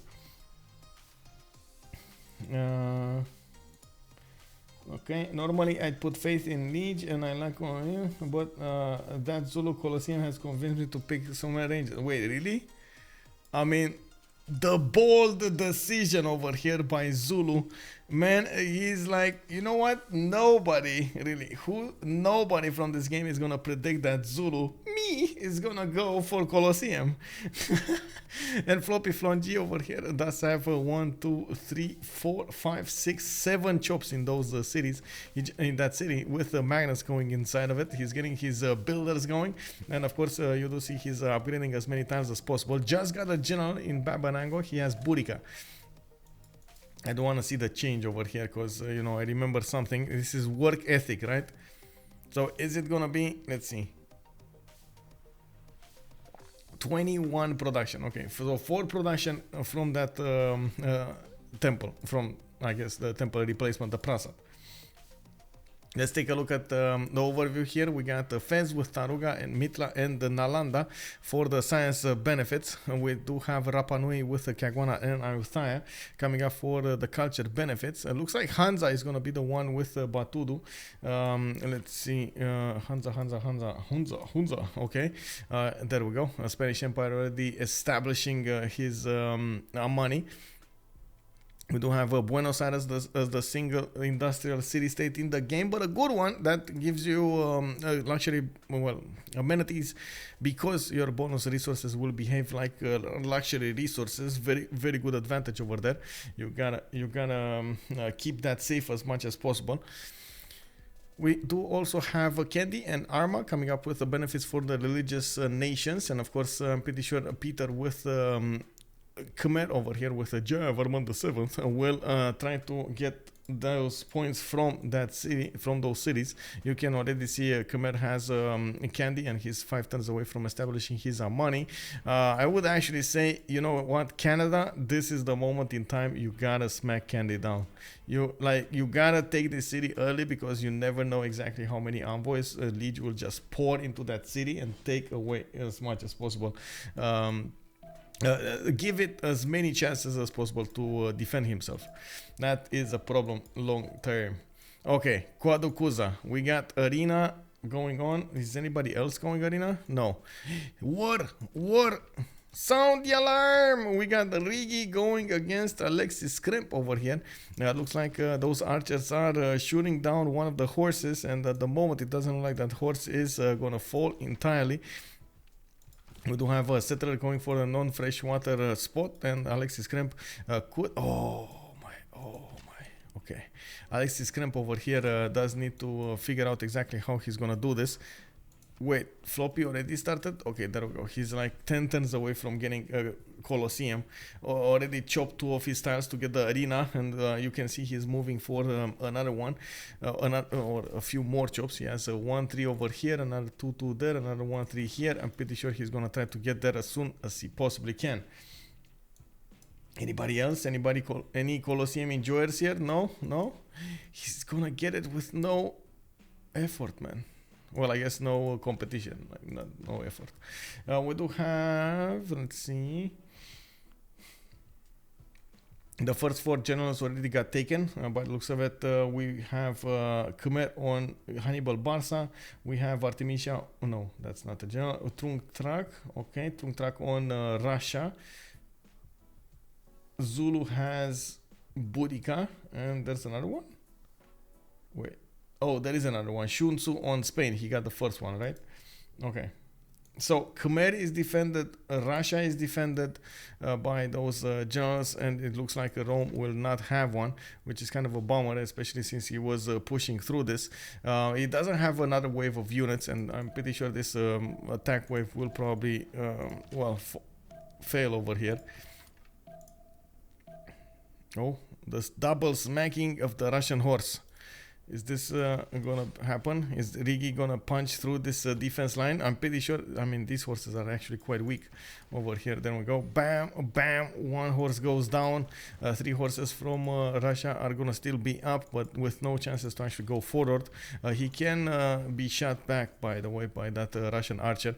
And I'm guessing that the Russian archer just needs to make a choice. It's gonna be the left or the right? The left or the right? What am I gonna shoot today? Of course, he has equal chances to do some damage over there. Looking at... there we go, Floppy. We do have him going for Governor Victor in Babanango, and he did go for audience chamber in his capital's Governor Plaza. This is very important, by the way, to get Victor established in Babanango, especially because of that extra food and housing that you get from the Governor Plaza building, the audience chamber. It's as you can see over here, it's gonna be quite some trouble to get the food into the city center of Babanango. Maybe he's gonna need to improve the wheat tile, some maize tiles. I guess not the maize, actually, not the maize, because maize is not that good. He did put down a campus, not an Ikanda over here, and that means he's gonna try to get some more science with that faith. At the moment, he's still lingering on 20 science and 38 culture. It's going to take a while until he's going to get to Lege's level on 40 and 29. Unfortunately, though, I do predict in the future we might see some economic problems over here. It doesn't look like Lege is already minus 17 gold a turn. Yes, 96 faith, but minus 17 gold a turn does pose quite a few problems. He is getting his aqueducts, taller cities, more people, more everything. He's gonna try to get maybe, I don't know. We'll see if he's actually gonna go for his commercials next, or is he gonna go for theater squares. That's gonna be quite a problem over here for him if he goes theater squares. Now, I didn't see him put any kind of wonder, so it's kind of hard to actually see him exactly where he wants those theater squares to be if he's gonna go for one. We do have, of course, Romrom and Astikos needing to get the gold for them. Romrom with England already getting quite a few cities out and trade routes. He is working, I believe, internals into the city towards the city of London with Governor Magnus. He could put a city to the north. Oh no, Astikos is gonna get one here. So they're not actually gonna trade. Well, I'm a bit concerned about this. Most like the reason I'm concerned about this because I know Spanish spawn. And maybe they don't know Spanish spawn. I can give them that. Maybe they don't know about it. Also, what is this from? This is from Barcelona. He didn't go animal husbandry until this moment. Oh my god, that is some discipline over here on him. Anyway, he's getting his missions. You can see all of these tiles are gonna be amazing. Unfortunately, he didn't get this one right. You can see how bad the tile is on his continent, but how good it is on another continent. Oh yes, such a juicy tile. Yeah, we do have him needing to upgrade quite a few more cities over here. Is that yeah, that's a campus. So much production, so much production. Lubinka, hello there, sir, and welcome. Zulu will have a piece of wonder. I mean, I guess he could, but he isn't. I don't know. It doesn't look like they're going about it. And I think this attack will be over soon. Let's see. Yeah, we got Alexis Krempp taking down another one of the Roman units, and that's one of the 3 horses that Riggy had on the front line. With only 3 archers remaining and 2 horses, it doesn't look like he's actually gonna get this going. And as you can see, Russia is getting more units on the front line. This is gonna push lower and lower, I guess, into the dark side. The economy of Russia will go down under, and we're gonna see how he's gonna fare with this. If he's gonna try to push back, maybe get Fez as another city over here. Definitely can put more cities on the east, or I should say on the south of Rome. Try to get closer to him until of course Spain will actually get moving. Look at this tile. Oh my god, unbelievable tile. Look how beautiful this land is. Unbelievable. Anyway, Spain is too strong here. Yeah, it's definitely strong. Dodger fan 58. Hello there, sir. I'm new to the game. What are some strategies for beginners? Well, yeah, you gotta ask us a few more. I guess I need to ask you a few more bits of information over there. If you want strategies, for example, to go on the offensive or try to sim, as in try to get better stats, or what kind of I would say civilization you want to pick. There are quite a few things that we would need to know to advise you, sir. Give me a second here, because I got a message at some point.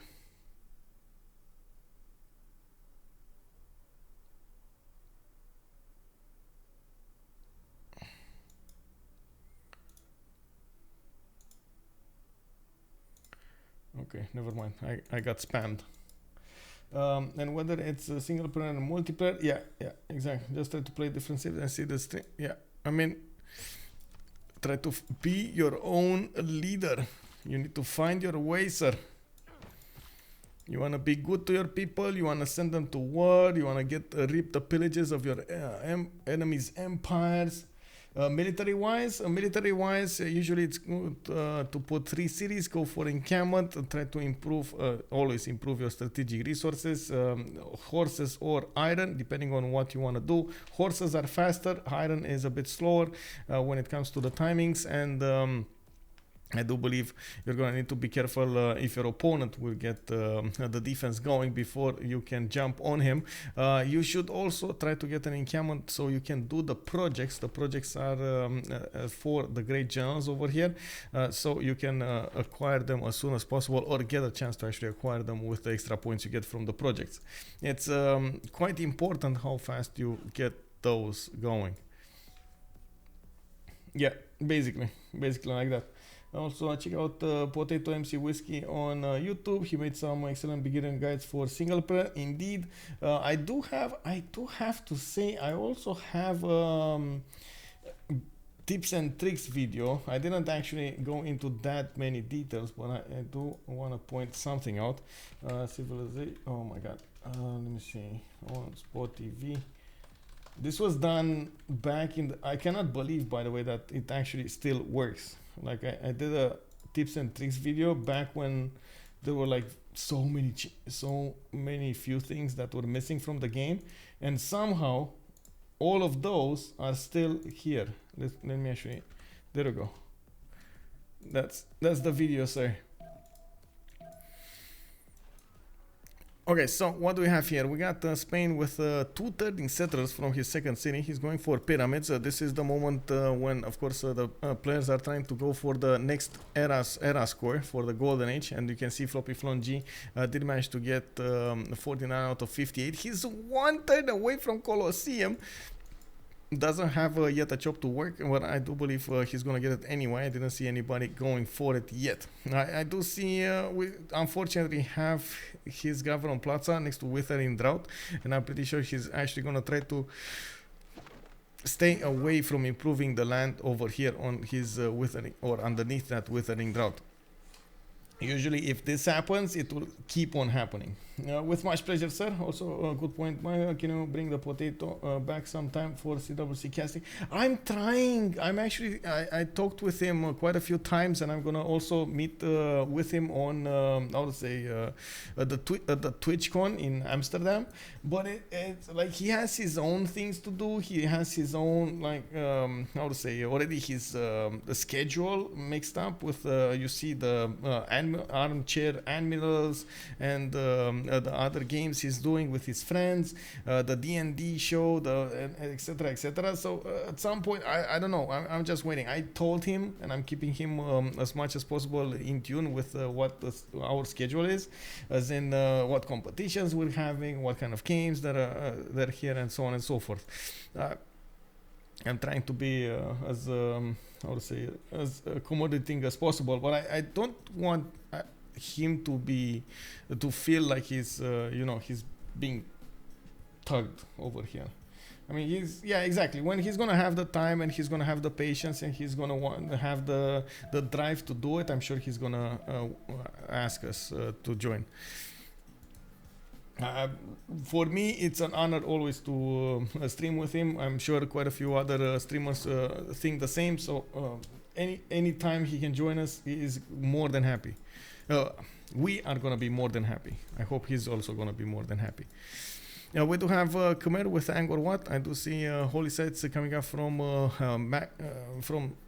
the city of Angkor Wat. Okay, in Indrapura I do see an archer, I do see horses also that need to arrive to the west side for the defense. It's not like actually Zulu will get an army quickly here.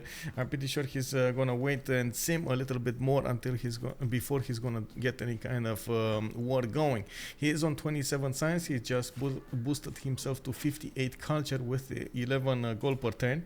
From Kwarukuza we got Colosseum finished, and I do see Governor Victor is establishing there. Switching that Magnus in Babanango, interesting choice. He might actually chop quite a few units over here to either keep defending or go on the offense on Khmer. Of course, he can couple that attack with the Chinese army coming up from the south, from Longxi. We do have already China on 2, 4, 6, 7 cities, and I do think he's gonna need to get some more. Oh, there we go. The 8th is going to the south. Ooh, was this a forest fire? No, it's one tile that got improved. So maybe a storm or something passed through and improved a few tiles. Yeah, there we go. Some fertility here on the wheat tiles. Yeah. Okay, so I think this was a storm. Maybe Habub strikes again.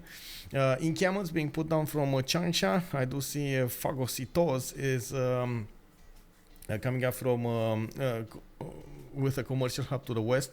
Interesting placement, by the way, for the commercial hub. I thought he's gonna want to get some more gold to the south. It looks like he doesn't care.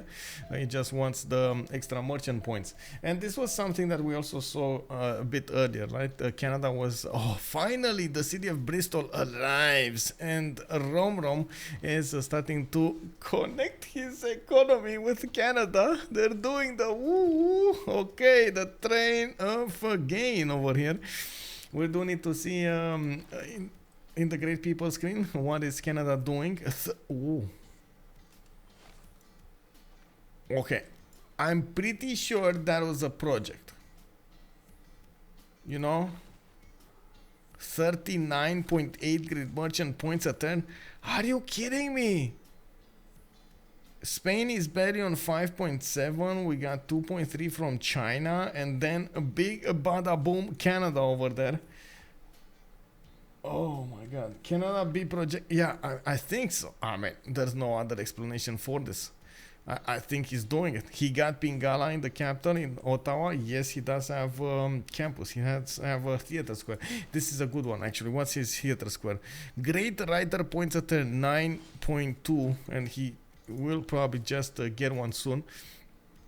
I do notice he's also doing 63 gold a turn with Romrom on 36, Riggy on 3. He is starting to buy up traders, and I am waiting for him to put Reina in the city of Halifax. They can definitely trade the cap to cap on those coastal waters, and yeah, there we go. He's getting another commercial hub investment in 2 turns.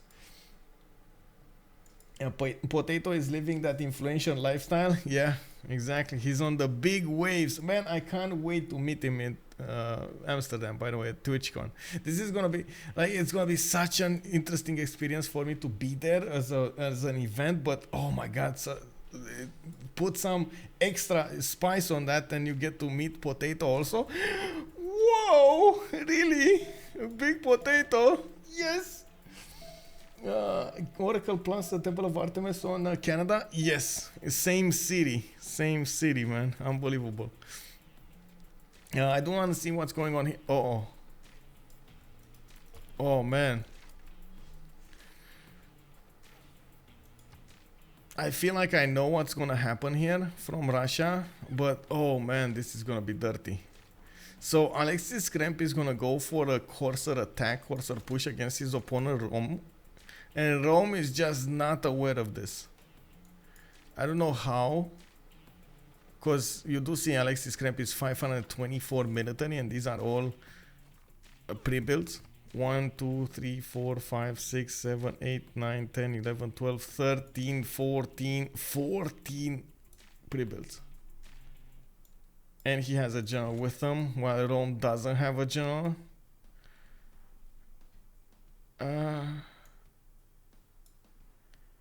Oh man, Cossack push from now. I mean, Cossacks are so far away, bro. I would love to see that, but it's so far away. Like castles, he's gonna open up Corsairs. He has mercenaries also, but bro, Cossacks are military science. That would be awesome, man. Don't get me wrong. Yeah, I would love to see them. It's just not gonna happen. He has other priorities here. The main thing is, do they have the gold? Yes, I think they actually have the gold. On Batoudoo, they have 387. Alexis is 138. They should make... okay, they are making more than 100 per turn. So I think Russia over here will get a decent amount to upgrade. It's like, what, 60 a pop, by the way, to upgrade into a Corsair? Or is it a bit more? I think it's 70 or 75 for a Malon Raider, but it's 60 for a Corsair. Corsairs aren't great on Highlands. I mean, he built a road.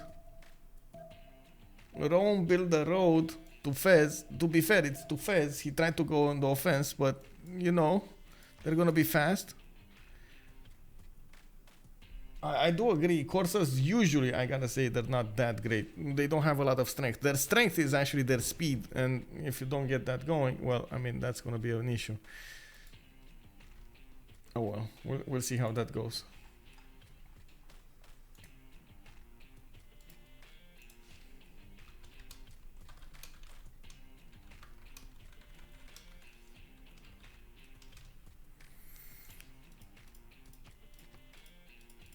Okay, I think we also need to check out the RR score for the Classic Arena. Let's see. We got 2 more turns to go, and we do have 59 out of 58 for Zulu. Nawyk is 49 out of 53. He does need 4 more points. We do notice he has quite a few builders coming up over here, and he's trying to build more commercials, but those are not going to give him the points. I do see a theater square over here in Long Sea, but that's only a +2. encampment here. He just got a heavy chariot. Does he have a... He doesn't have an iron unit. He doesn't have a boat. Does he have a... Oh, he does have a boat. Never mind. He actually discovered the Nongoma and so on. So I'm not sure. Maybe levy a city state, maybe do something, but he definitely needs 4 more points. And he has only 2 turns to decide what he's gonna do. Alexis Krempp also 4 points. He's focusing all of his efforts to upgrade his army now, and you can see the courser does have a little tiny bit more advantage over the horse when it comes to the strength. Not a lot of it, but of course it's well, the sheer amount of units coming against Rome will be a problem. We do have Batoudoo, 57 out of 53. He got his, and by the looks of it, at the moment he's more interested in to keep on simming than actually doing anything else, which is gonna be amazing. By the way, look at all of his tiles. This is an insane amount of production and faith that he's getting from all of those missions everywhere. I'm actually a bit surprised he didn't try to min-max this with the campuses next to them, and of course maybe some holy sites and so on and so forth. You do see he's getting some extra bits of science if they are put next to the campuses. Now we do have Romrom with a 52-53. He's going to need 1 more point. I do see he also needs to build up a horse or maybe a swordsman, not sure, one of the two, but he can definitely chop one out if he needs to. We do have Astikos, 64 out of 56. He got his, and looks like he keeps on getting those commercial hub investments. He wants to get all of the great merchants if possible, taking them away from his opponents. Riggy is also 1 point away, and it looks like he still didn't build a single legion. Wait, oh no, he does have a legion. There we go. He does have a legion. Maybe a boat or something. I don't know. It does look like those coursers got spotted over here, and of course you can see Alexis is gonna try to make the most out of this. He just upgraded all of them, which is, well, I mean, that's all he's gonna get. You can see it's like 10. Oh my god, even levying Fez. Okay, I mean, sure, just get as big of an army as possible. What can I say? Riggy is gonna have an issue here. He's trying to get an encampment training project, trying to get pre-builds in his knights, heavy chariots, of course, from Rome, from Khmer, from Aquileia, and Antium. I do see also Lege is 2 points away from getting his golden. He's gonna get a swordsman from Angor Tom. Does he not have a swordsman? No, it doesn't look like he has a swordsman. And by the looks of it, he is putting a bit of an army here on the west side. He definitely is worried about what Zulu is doing. Zulu at the moment is not really doing anything other than expanding and getting his infrastructure up for an upcoming war. Not really going against Khmer. That's an all-in.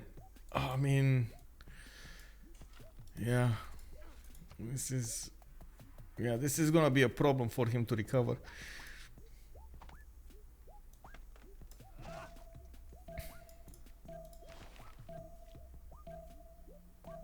If they do manage to take these generals also, this is gonna have such a big impact on Rome. If he's gonna left hanging on the next general and he doesn't have one for his knights, oh man, I'm pretty sure he's gonna be extremely worried about it.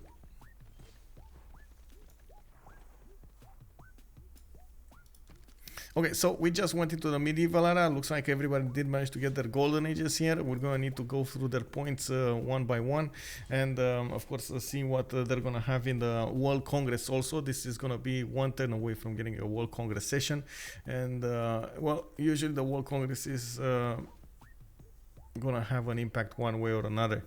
We do have a Floppy on, well, I guess, no, let's wait. Left to grab food, and Rome is now pushed back. Yes, he's getting pushed back, sir. Also, FS Bogo, Alexis just used his army FS to get the last era point, I think. Yeah, he might be.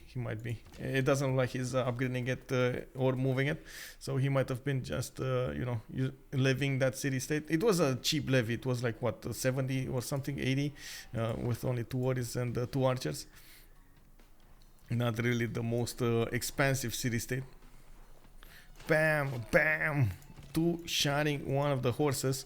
I do have to point out that Riggy over here is going to need to upgrade his knights, and that will stop the coursers, but it will also take away the economy, the full economy of his allies here. Is he gonna have mercenaries? Does he look like he's going guilds? Wait, he might not. Oh, he might not have actually mercenaries.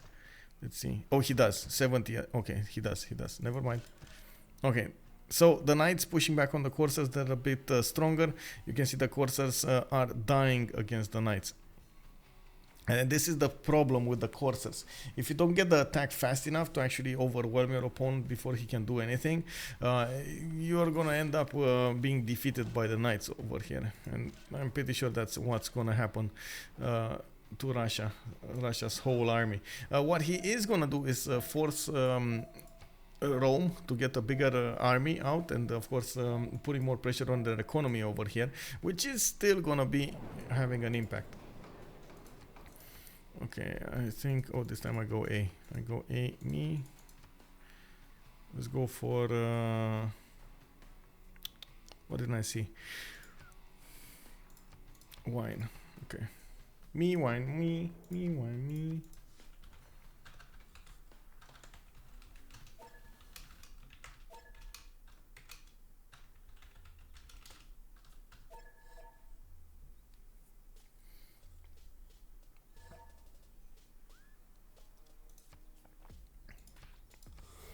Okay, I also need a quick pause to the bathroom. Give me a minute.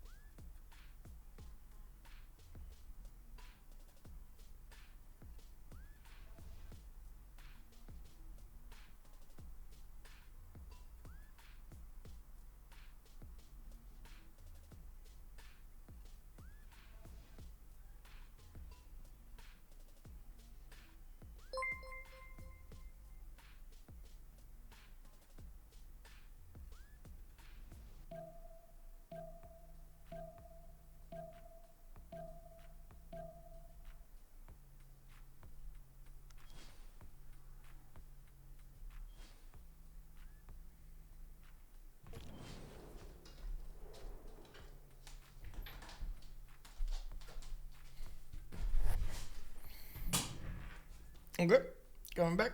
Whoa, Toothpie, thank you very much for joining, sir. Oh my god, thank you for the raid.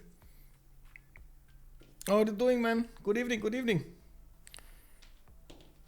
Okay, so we were just, there we go. Actually, they went for a pause for the Congress as well. Trojan, man, hello there. And yes, it was for a few moments over there in chair stream. How are you doing, man? Welcome. I had to go to the bathroom really quickly. Good game. It's starting to be one. We're gonna have double continent split Spain over here. Look at that, man. Look at that. Unbelievable missions and quite a few campuses over here. Very good ones. Zangi Dangxia also in the middle. Then we got Colosseum Zulu to the north. He does need a lot more science if he wants to be competitive with Lege, but I'm pretty sure he's gonna try to do it. We also have Russia going on the offensive against Rome. I don't really believe in his chances to take down Rome, but he's definitely going to try to do it. And I do see Riggy is also going to, unfortunately, put more pressure on his economy here by getting so many units out. We also need to see Canada try to go for a culture victory. I do believe with his opening statements over here, of course, with Temple of Artemis, Oracle, very early theater square. He is going to try to go the culture way. He's also quite far away from his opponents, and he's behind friendly lines. Astikos is behind Lege and Romrom. So he has a safe space to build in. I do also notice he's actually going to get a city here to the southwest or somewhere. A bit surprised he didn't put one well, over here somewhere next to the domains, but I guess it's fine. Russia, we were expecting a bit more from Russia, by the way. I'm actually extremely surprised he's going for so many coursers at the moment. I'm pretty sure this attack will not go anywhere. We do have Kazan with, as you can see, Etemenaki coming up from that city center. He did manage to get an extra production point on all of these marsh tiles with an extra science point. It does look like he just built it for the sake of building it, or maybe denying it. Not really for something else. How's the match been? Interesting. We're still getting to the meat part of the match here. We're doing, for example, I'm waiting for Spain to get his Grandmaster Chapel and buy some units to go and attack Rome. Rome is positioning every unit he has on the west side, and he's leaving his east open, right, to Spain. So Batoudoo might swoop in and take him out. You can see also Spain is on 106 science with 47 culture. It's actually quite important to see over here. The only thing that I'm worried about is what will Khmer do going against Zulu and of course China. It doesn't look like either China or Khmer is neither actually are interested in war, and it's going to take a while until they're going to make a decision. There is a big problem in the economy, in the overall economy. There's a lot more gold generated by Ulysse than we see generated on less Khmer Rangers, and I'm not so sure they can actually hard build everything they need. Who produced the coursers in 8 turns? Yeah, that's I don't know. I don't know. This was actually 10 turns. Yaroslav was on 10 turns. I don't know. I mean, that's a lot of production that could have been spent on anything else. Literally anything else. I can even say that granaries are more important over here on that city than a courser. 8 turns for a courser. Oh my god, that's 4 granaries, bro. Can you imagine if we start calculating everything in granaries instead of production? Is it possible to conquer cities by loyalty flip, or the strategy is bad one at the moment in the game? You can conquer cities with loyalty flip, yes, and there is also quite a problem when you're going on the offense and you're basically on a Dark Age, for example, and going on into Heroic Age or Golden Age nation. You might not be able to keep those cities because they keep on flipping and losing population, and flipping, it's like a circle of doom over there. But if you're talking about specifically putting cities against your opponent to flip them, that is some rare event. That is an extremely rare event. You can use, for example, Eleanor's ability to put some pressure from those books, but even so, I'm yet to see something like that happening in the games.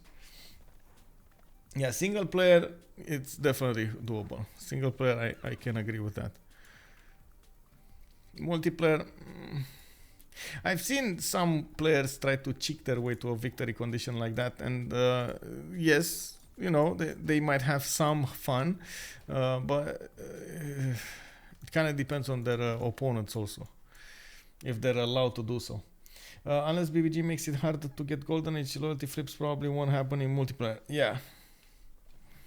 And I'm pretty sure BBG has zero interest in getting harder Golden Ages. It's one of the biggest things for the players, trying to get as much bonus as possible from the early stages to boost yourself up in the tempo for the later ones.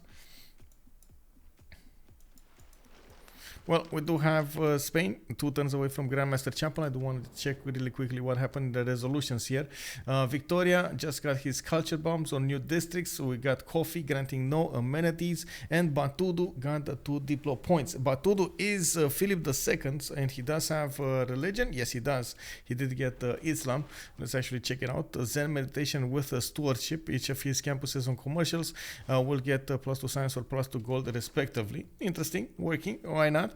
It does have a lot of these libraries in the build queues, and I'm pretty sure he's going to try to get Enlightenment as fast as possible. You're going to see his science booming when he gets Enlightenment. That's another one of the things that will make these missions shine. When Enlightenment hits, all of these missions will get +2 science on them. So you can imagine this these they are going to amount to a lot of science points for Spain over here. It's all about the production route right now, as well as faith generation. We got him on 100 faith per turn. He is putting it into his way. Is he actually in a monumentality? He is monumentality. Okay, so that's what I was missing here.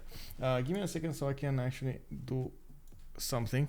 First, let's check out what's going on here, and second, I did want to switch a little bit the names here. One over here, you know, align them again. It's whoa, whoa.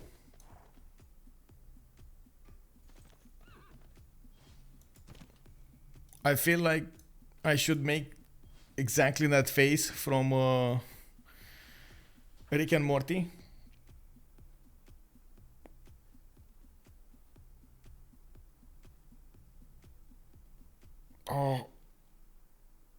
Oh, never mind. He chopped.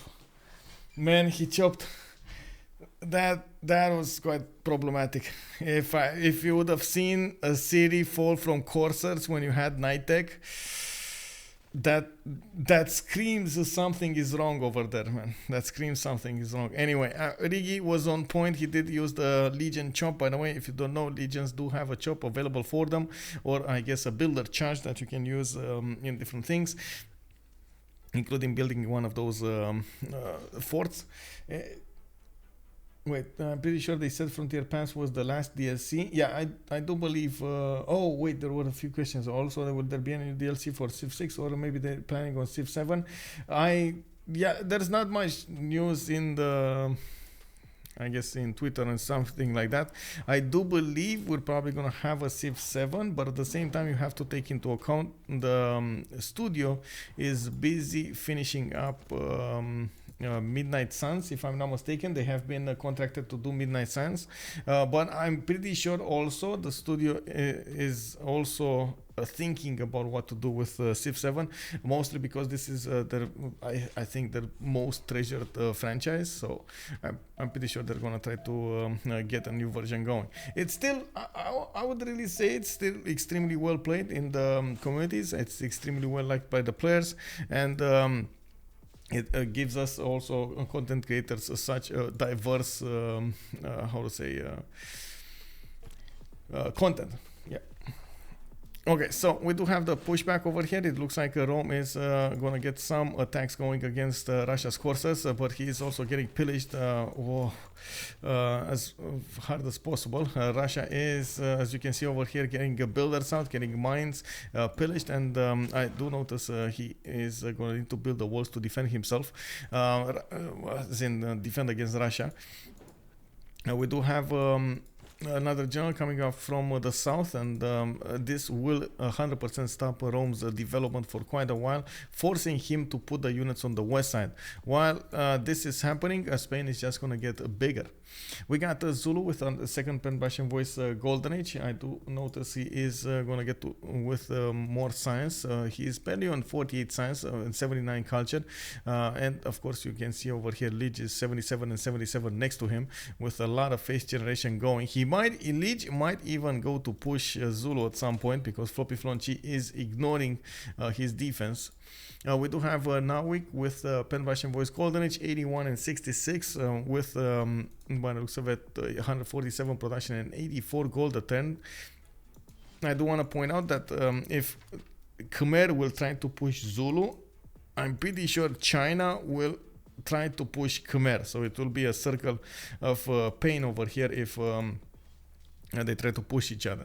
We do see also Alexis Krempp, pen Russian voice this time. He is not going to have his monumentality anymore. He's still going for his temples for that extra food, and I do see him keeping on building those coursers. Interesting that he's putting so much production into these coursers.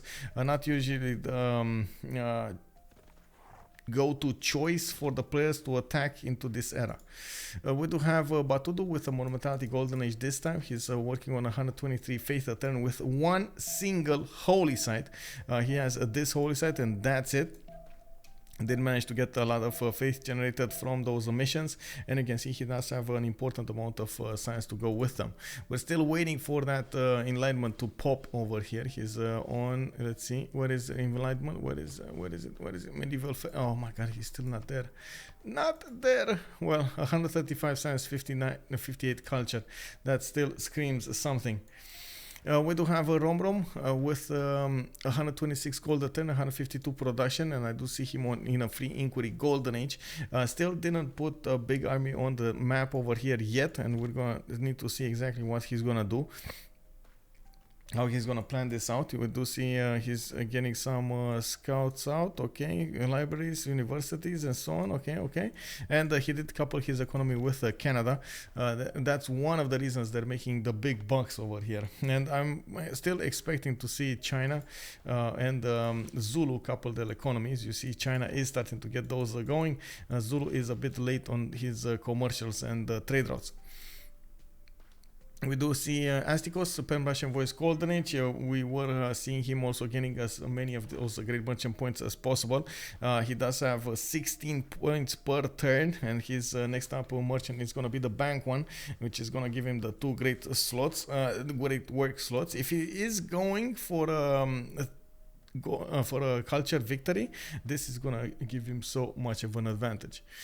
We do have Riggy with a Pan-Russian Voice Golden Age, plus 2 culture, plus 1 gold. He is getting pushed very hard over here on the cities of on his cities, by the way, on Rome, and you can see he is even getting some more gold from his allies to buy heavy chariots and upgrade them into knights. He is quite worried about what's gonna happen. Okay, we got also Lege, last but not least, did switch to a Pan-Russian Voice Golden Age, and oh my god, these courses, man, they're doing quite a bit of damage here. I'm also quite worried. We'll see. If they do manage to get some promotion, some, you know, it's dangerous units. It's quite fast to reposition, fast to go on the offense here. But unfortunately, they are definitely weaker than the knights. So if you get enough knights or walls, they're gonna be stopped right there, dead in the tracks. Hey, wait, who's the paid actor? Is XD? What's up, bro?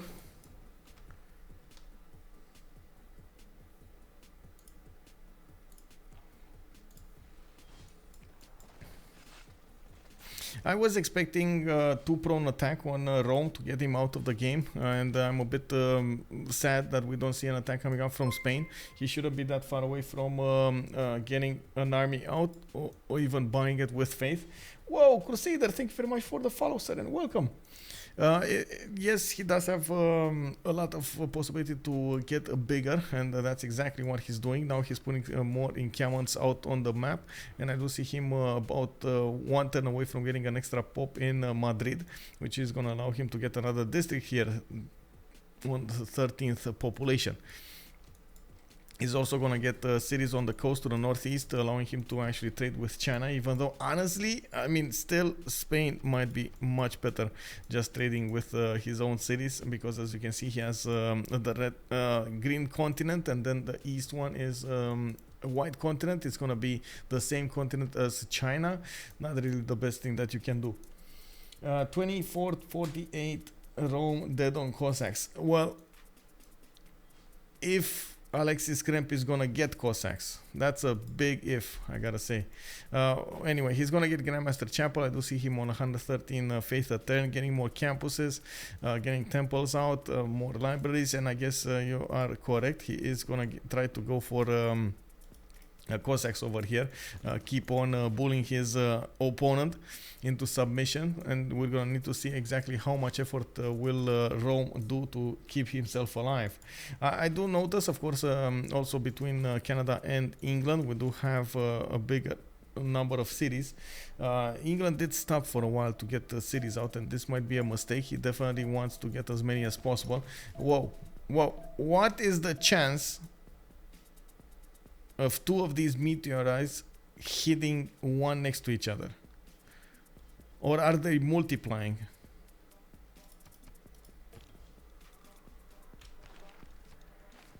Really, bro? Wow. I can't believe it. This is, I think, the first time I see two meteorites. That's why I'm so amazed by this, by the way. Two meteorites, one next to each other. Whoa. Alright. Poor cows. Yeah, they're smoking. Oh, man. I had to crush one of the... I don't know how to call it, though.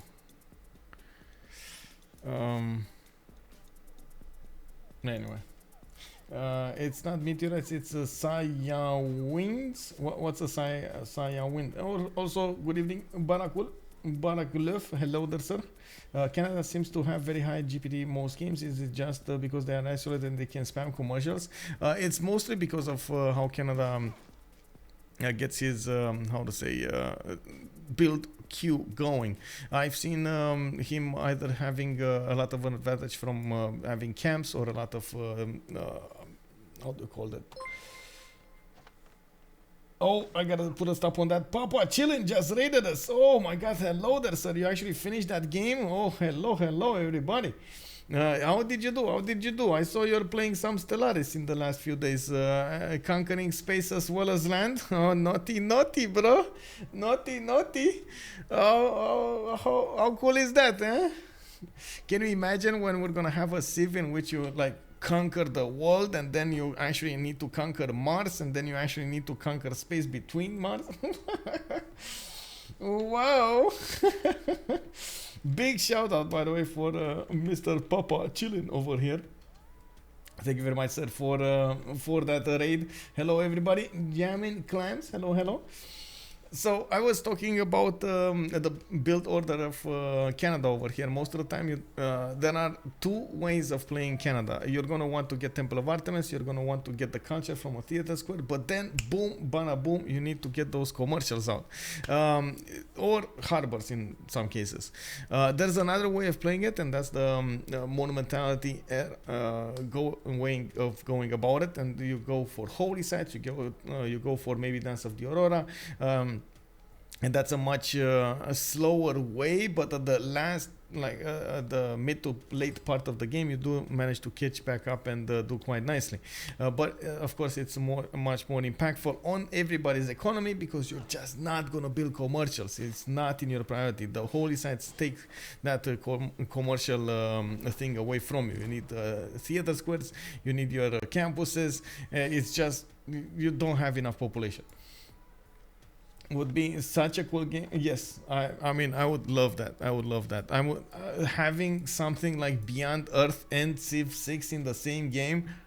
Oh man, I would love that, man.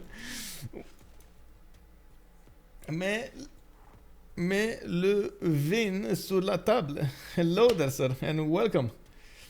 Yes, the Mars colony is just the beginning. Ooh, yes, it's happening. Look at Papa Chili just exploding over there. Yes. I gotta say, I love that game as well until they actually put up the districts. The thing with the... Oh my god, that got me so mad, riled up. I don't want to go into it.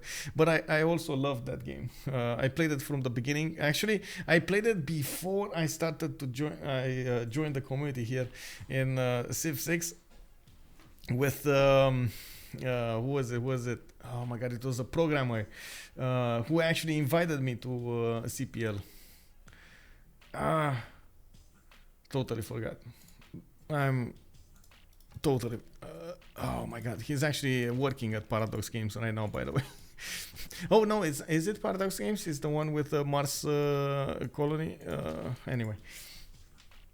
Totally. I'm gonna remind at some point. It's like his name is sitting in my, Sir Rogers. There we go, Sir Rogers. I was playing with Sir Rogers, and he was like, "Oh, bro, let's play some Paradox online." And I was like, "Yeah." And back then, the meta was just build frigates. It didn't matter. Get a big blob of frigates, and then you smash everybody. Like you couldn't get enough technology to do anything else. Which honestly. Horses, chops, horses, it kind of feels the same. But anyway, in Civ 6, we did manage to balance that out somehow. On Zulu, we do see 2, 4, 6, 8 cities. I do notice, of course, Russia still keeps on pillaging the tiles of Rome, putting as much pressure as possible. Oh man, that's gonna be so many builder charges, or I guess a builder moves to repair all of those tiles. That's a lot of economy being taken away from his opponents. Alexis Krempp with 79 science and 66 culture got more than he paid on those courses from just pillaging his opponent. We do have a campus coming up from Smolensk, getting the Grandmaster Chapel in St. Petersburg.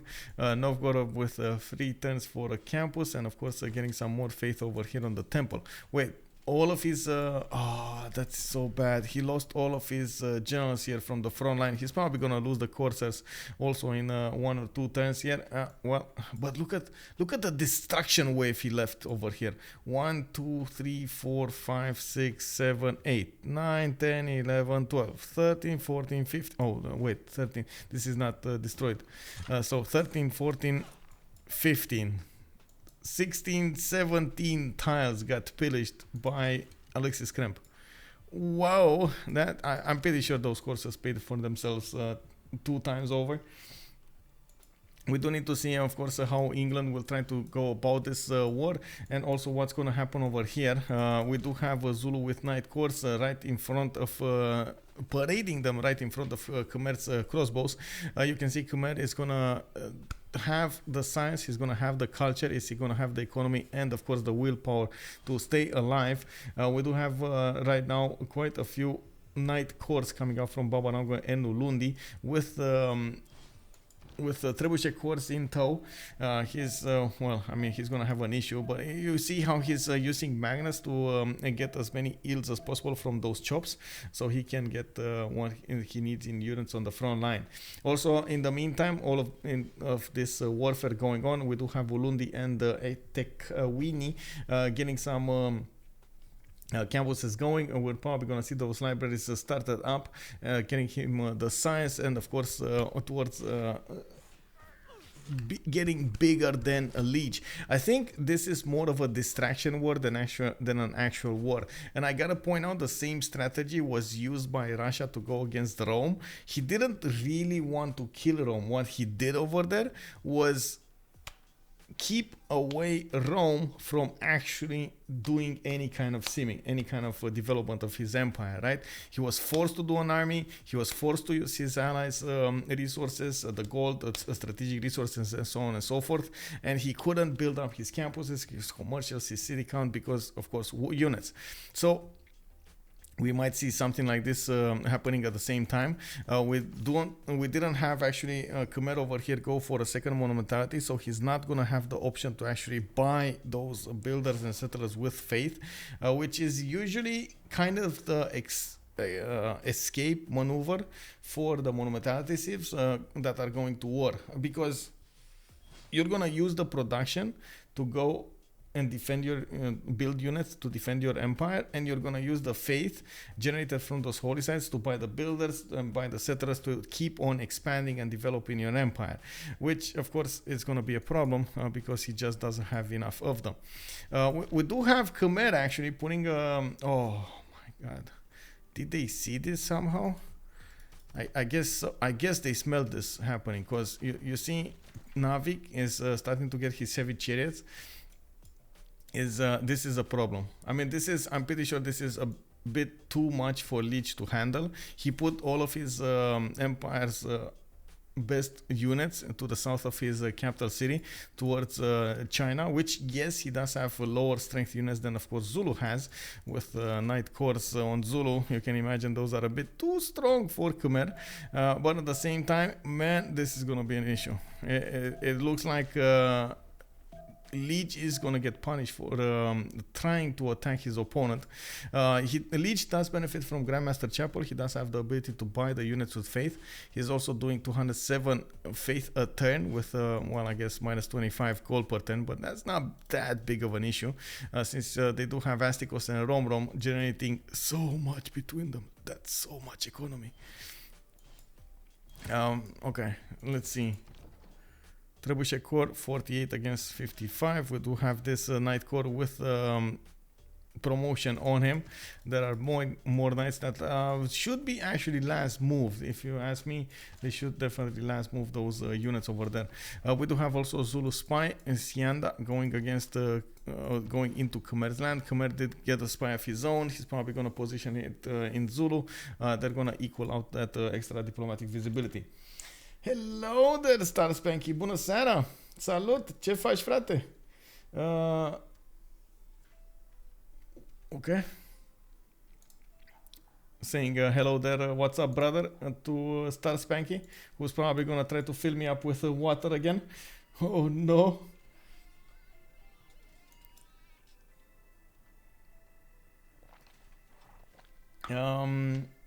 Can we take a moment to appreciate how neat Lege's border is south?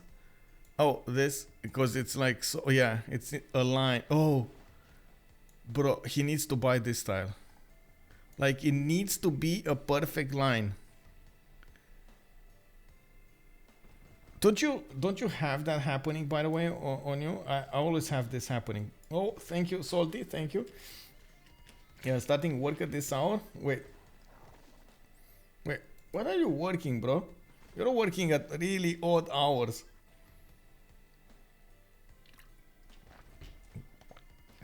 Okay, so got the water going. I don't wanna say that I don't know of you guys, but man, if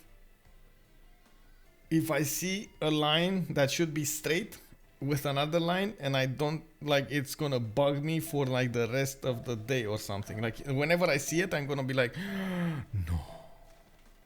It's like it's gonna stay there, you know, like a pain behind your eyes or something, like behind your ears. Oh my god, it's not really strong enough, but you know, just little that it bugs you. Oh man, that is quite something. I always need to have things in a straight line. I remember going to at some point to visit friends' houses and so on and so forth, and they had the paintings a little bit skewed to the left or a little bit skewed to the right, and I was like, no. I was like sitting on the couch looking at that painting, and it was like, you know, one of those moments in which you try to ignore the fact, but at some point it just boils over. It's like I went and fixed it. It's like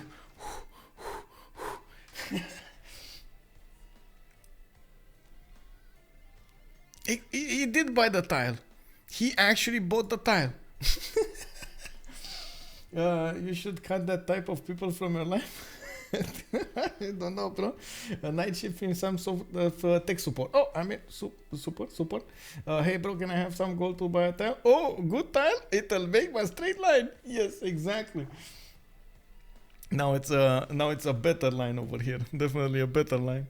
Well, we do need to see if Floppyflong will be dealing this damage on the Khmerian units. I do see Lege did manage to get at least one pike and shot, and that's gonna help him survive. Not to mention, if he does manage to get to ballistics, he's gonna get the option to upgrade all of these crossbows into his well, that's gonna be actually a very big bada boom over here. Very big event for Zulu.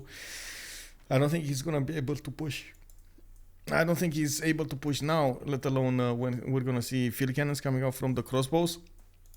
Way too strong. If you wanna attack into the field cannons, you need to crossbowman cores. I don't see Floppyflong actually getting ready for that. What he is gonna do is gonna try to keep on pressuring Khmer over here to build more units and of course put pressure on their economy. I think that's not actually gonna work because we have so much economy. That's maybe something they're not privy of. They don't know exactly how much economy Romrom and Astikos have. What Batoudoo has though, this is something else. We got him with more settlers coming out of his cities. We got him with so much science. All of these, he got to enlightenment. That's what happened. He's on 229 science, 85 culture. And of course, he's gonna need to expand some more over there to get bigger. We do have him on 254 production over here. It's not really the biggest in production wise. We do have Astikos with 276, but it's definitely up there with everybody. 248 food though. He is the biggest in the food generation right now. We do also need to see how Russia will, how China will do over here against Khmer. I do see him upgrading his crouching tigers, which are amazing. Mano a mano, where next to their opponents, they do get an extra 15. Actually, no, an extra 7 points of damage, if I'm not mistaken. I know it was cut down from more. Let me take a look. +7, +7. Was it cut down from more? I know there was a. Oh, it was the 2 range. It was the 2 range that got cut down to 1. Those missions are beautiful. Yes, All Triangle. They are amazing. They are amazing. Look at this, man. It's unbelievable. And look at the 3, 2, 4, 3 missions put next to the holy sites. He's getting a lot of wheels coming up from both of those. My only worry is he didn't actually put a finger to help out Russia to take down Rome. I think they could have taken him together over here quite easily. I guess we're gonna need to wait for another wave of attack from Russia, and he's gonna be a bit, how to say, a bit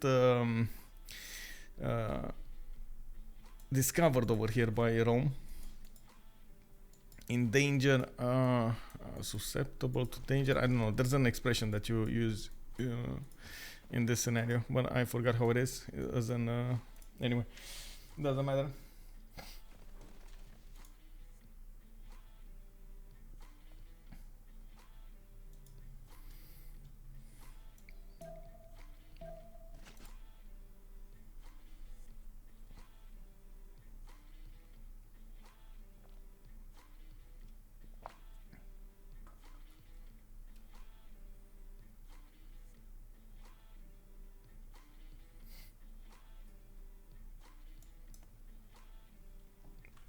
Okay, so we do have Khmer pushing back. Of course, you can see those Python shots are more than enough to actually withstand the damage of the knights, even pushing back into them.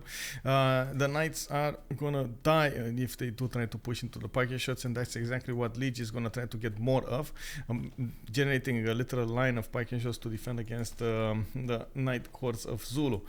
Zulu definitely would have needed to go with cuirassiers with some more ranged units to go against the Khmer over here, but I guess he still did well to take away his attention from the west side. Hey, Groovy! Thank you very much for the prime, sir. Welcome. How are you doing, man? How's the big books going? I hope you're not burning them. I hope you're actually reading them. Naughty, naughty. Words? Yeah, easy words, man. Easy words indeed. Well, did you play in that game on Sunday? On Sunday? Was it Sunday or Saturday? I know there was a old Tamar game. How is Canada on writers and artists? Very big, very big. He's on, let me see, 10 great writer points a turn. I do see him on 3 great artists and 3 great musicians. I guess I thought he was bigger, but he's not that big. Now he's getting the culture from his ice hockey rings, and I do notice he's putting as many as possible in his cities, getting some industrial zones also. Hey, if it keeps you warm, Chingo, hello there, sir. Yeah, indeed. That's a lot of words. Too bad I ain't reading them. Yeah, well, it happens when it happens. Well, we do have industrial zones coming up from Halifax. It does look like actually Canada might be switching over here gears to go for not really culture victory, but more of a war effort. We do see him getting his production up, and of course in the meantime he's trying to get more science with culture. 150, 144 and 268 gold per turn. He does have 287, which puts him the most productive nation in the game over here, with Batoudoo coming up on a close second with 284. Canada culture victory does look like their best chance. Yes, and I think Spain will try to go for a Diplo. I know he did get the first points for a Diplo victory. I didn't see him go for oh, he didn't get Mahabori yet. Oh man, that might be bad. I mean, honestly, he should just try to get another holy site, maybe from Las Palmas, put it next to those missions, and get some extra science on them, while he casually builds a Mahabodhi temple over there, you know? Just do it, bro. Just do it. 3 turns Colossus in Madrid. We do need to see... oh, there we go. He's actually putting cities towards Rome here. Finally, it might happen. Okay, so a bit of a repositioning here for Zulu on Khmer. It doesn't look like actually Khmer is going to be moved by this. He's just getting more units in the meantime, and he did manage to get the gem of St. George as a great engineer in Angkor Wat, which will help him get the walls up immediately if he feels he's in trouble. He did, Lege did try to push China to the south, and you can see now he's getting pushed back, especially by the crouching tigers and the number of units. Did manage to get a pillaging move on Shanghai and Jiaodong, while of course he's being shadowed by a few of the Chinese knights. They're trying to use exactly the same medicine that was applied on Riggy, but this time on China over here on Nawyk. Rome still 28 signs. Yes, Barak, that is quite a problem. Rome, I'm not sure what he's gonna do, but it does look like he might actually succumb to the pressure of nature over here. It doesn't look like he's gonna be... Oh, I mean, honestly, by the looks of it, he might actually have a chance to take one of the cities out. Oh, no, never mind. Russia has a Grandmaster Chapel and quite a few heavy chariots. It's fine. He just needs the gold to upgrade it.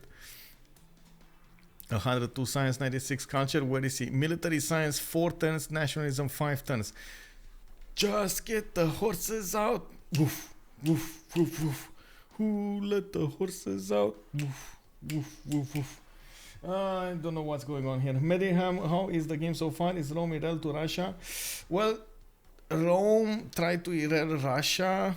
He attacked first with a few horses, with a few archers. They went pew, pew, pew, and then Russia managed to stop him, and then push him back into his territory, deleted his army.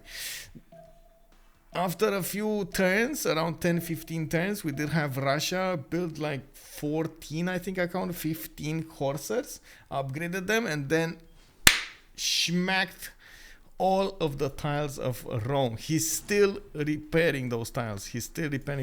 Right now. He pillaged like so many tiles over here. I can't remember the name, but it was definitely a very good return on investment on those coursers. Is that a new song? Yes.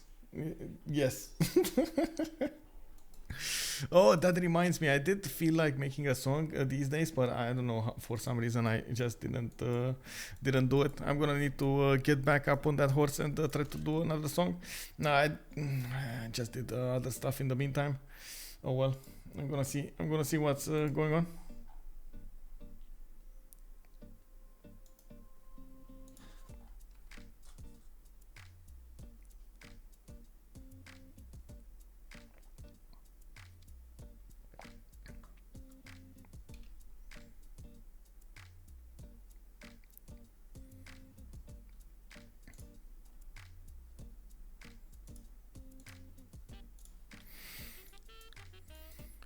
Okay, so in the cities of Zulu, I do see him getting his armories up. He didn't manage to get those universities in his campuses, and of course trying to get more Ikandas. Now he is on 170 science. He's definitely bigger than Lege, but I do have to point out Lege did have a lead initially, so he's still going to need to catch up like 500, 600 science points, total science points, to actually be the same level as Lege here.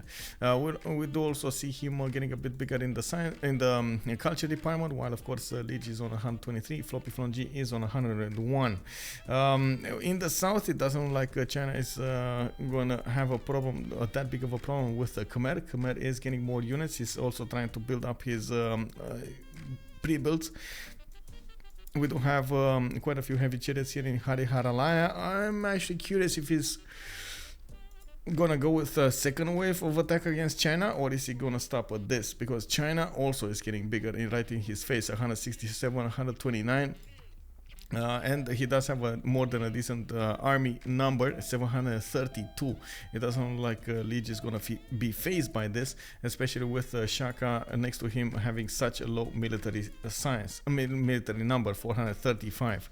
I do see even the Pike shots are starting to push towards Zulu's Night Corps line, which is gonna be a bigger problem than you might think. Taking a look at Rome, he was trying to push on the city of Fez. That city is on 56 strength, and he does have walls up. I'm pretty sure he's not actually gonna get to attack it. And I just got, oh my god, man, a mosquito just ran into my face. It was like, what's up, bro?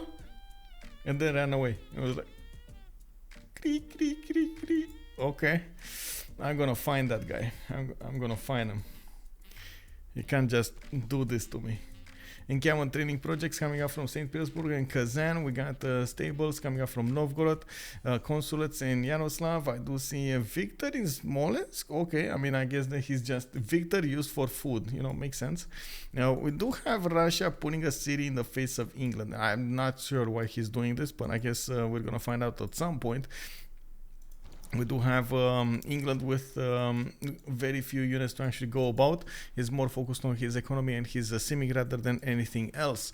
There are 4 more turns to finish the medieval era and to go into the Renaissance one. We do notice that we do have a great engineer over here, Imhotep, and I guess he did finish mausoleum at Halicarnassus. Yeah, there we go. He's getting quite a few good yields from that coast. We do need to see exactly how this is going to specialize, because honestly it doesn't look like England England and Canada over here are that convinced to go for the sim. They were worried probably for a few moments about Khmer surviving, and I'm pretty sure they're worried about Rome surviving here, especially now that Spain did manage to get cities in his face and got a conquistador. Oh, from Bilbao we do have a conquistador coming up on that line. Oh man, this guy could actually take down the cities of Rome so fast. I'm not so sure why Spain is not using his advantage that way. I guess he knows that, you know, Rome is probably dead, so might as well not spend the extra, how do we call it, extra effort. What happened to Rome? Well, yeah, it happened. Yeah. That moment when Rome doesn't get his sim up.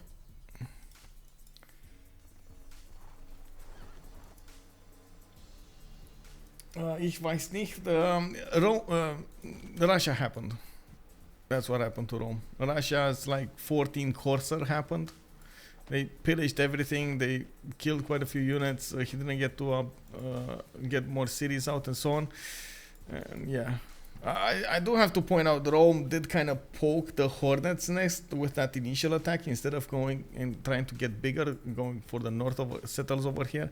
He had like 1, 2, 3, 4 cities, 5 cities that he could have settled on the north, and 6 over here.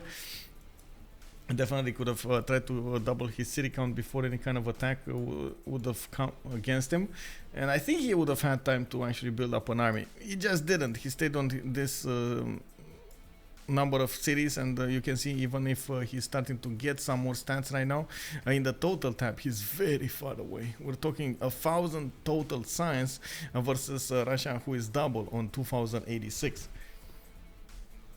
The goal would rather he fought Russia in the winter. Yeah.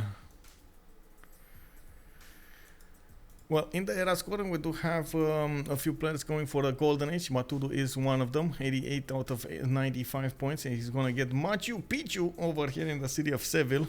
We do see Barcelona getting some shipyards going, a shipyard I mean, and he is starting to go for the external trade routes over here to get the gold from China. We do see him generating 205 gold a turn, and oh my god, 308 science. This is one of those moments jaw drops exactly like in cartoons, you know. I'm not sure exactly how to do it, but I'm gonna try to do it in the mirror before, you know. That's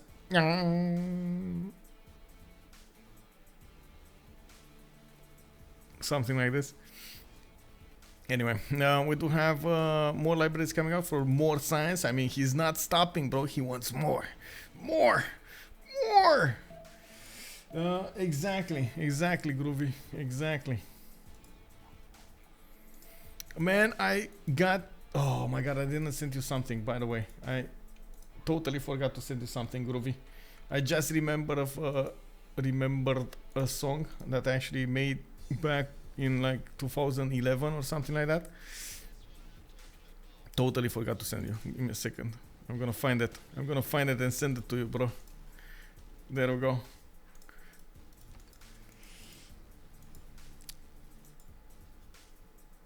On Zulu, I do want to see a lot more army being built. Of course, he's going for military academies. I'm pretty sure he's going to try to nail that timing attack with his tanks. It is going to be a problem, though. This is not actually a lot of science or a lot of culture. And of course, Lege is not going to be that far away from his own tanks. We do see... Floppy on 185 science a turn versus Regius 127. The biggest difference is their economy, of course, with Shaka coming up on the positive side of things. Lege is definitely on the negative one with minus 65. He is gonna be upkept by Astikos and Romrom. No problems there. And of course, we do see Khmer is actually gonna try to push against China. This actually might go bad for China. Oh my god, this might actually go very bad for China. I don't actually see a big window of opportunity for China to get his defenses going. I guess let's check out his... he should have... Oh, he should have cuirassiers. Okay, and he does have the core ability. It's a matter of units, though. There are so many units coming against him here. 1, 2, 3, 4, 5, 6, 7 of these cuirassiers with 1, 2, 3 dome rays with a bombard support. This might be a bit too much for China to handle. Minus 65 GPD. Yeah, minus 65 GPD, bro. That's a bit too big.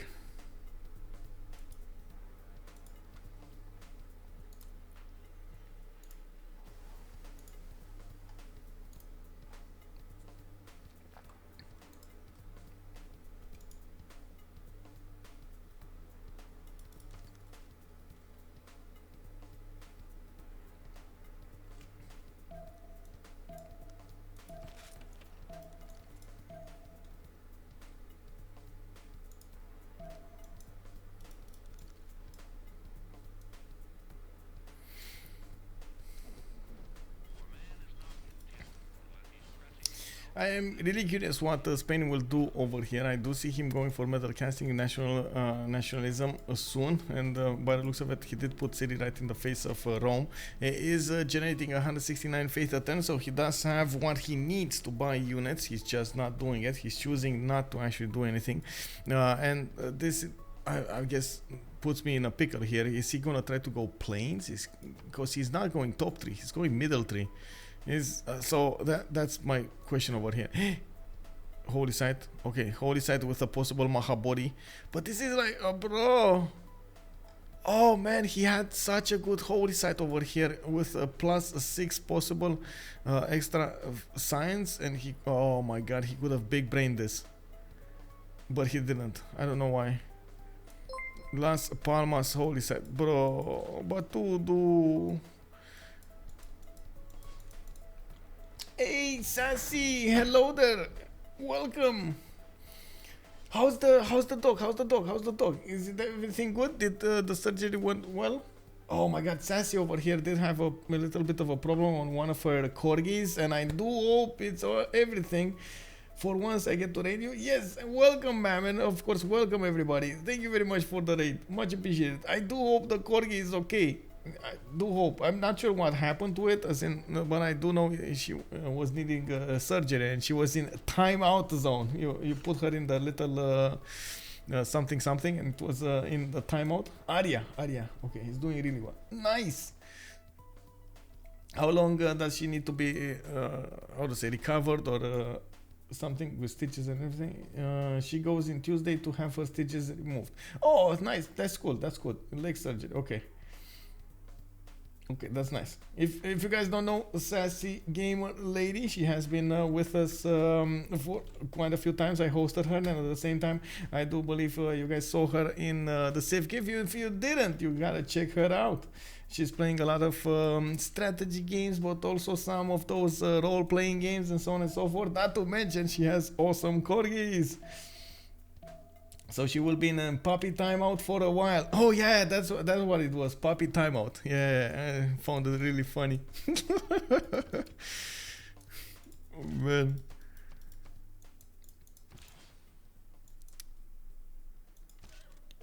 You know what? Oh, I totally forgot. Why didn't you get a moist? How to say? One of those moist notifications. You gotta get one of those. I know you really like the t-shirts and everything, but you gotta get one of those. I think we'll need a puppy timeout from time to time. Yes.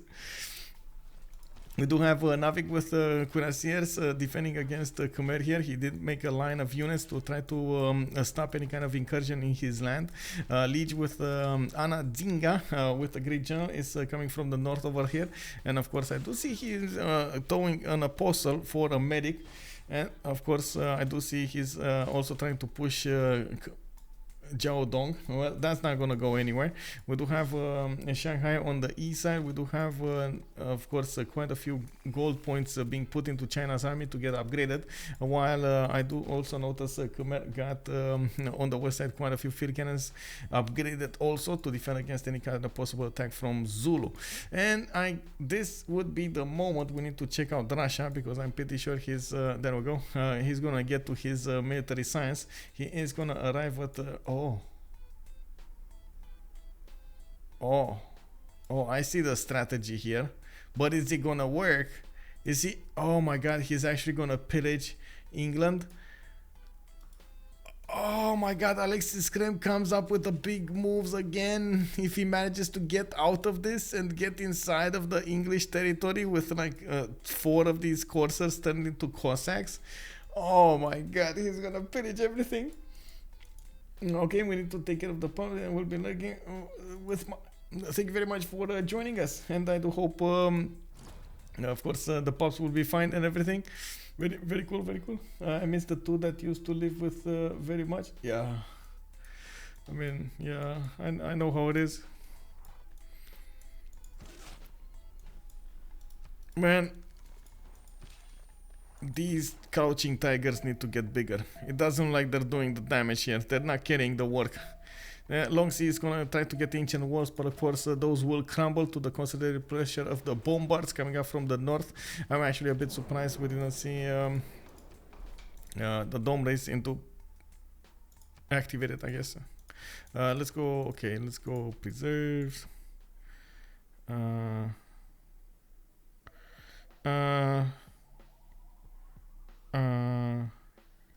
Let's go. I don't think they're gonna go profits.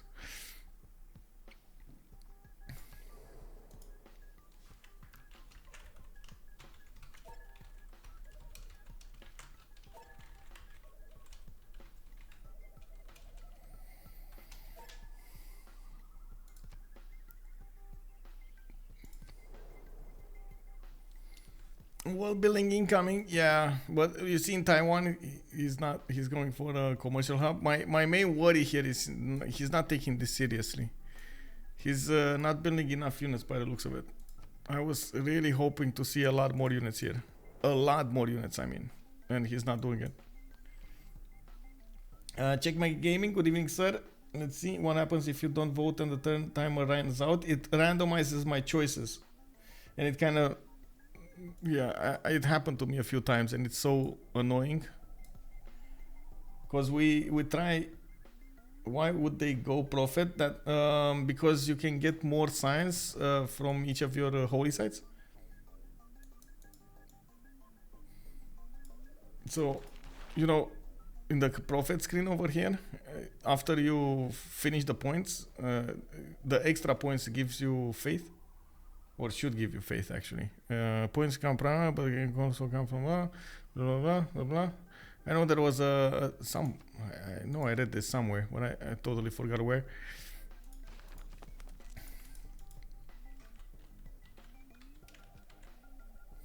Yes, a randomized could affect the outcome, yes.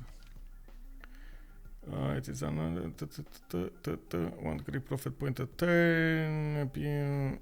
Totally forgot where I read it, but anyway, it's fine. I thought once all of them were taken, that was it. Yeah, but it's I don't know where I read this somewhere, but I guess me being Pepegar, I know.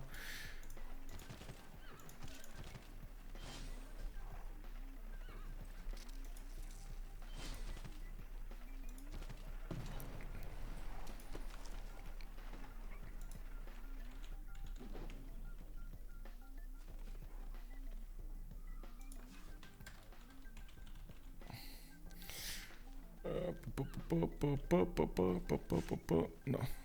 Okay. Anyway, it does look like China is gonna have a problem with this.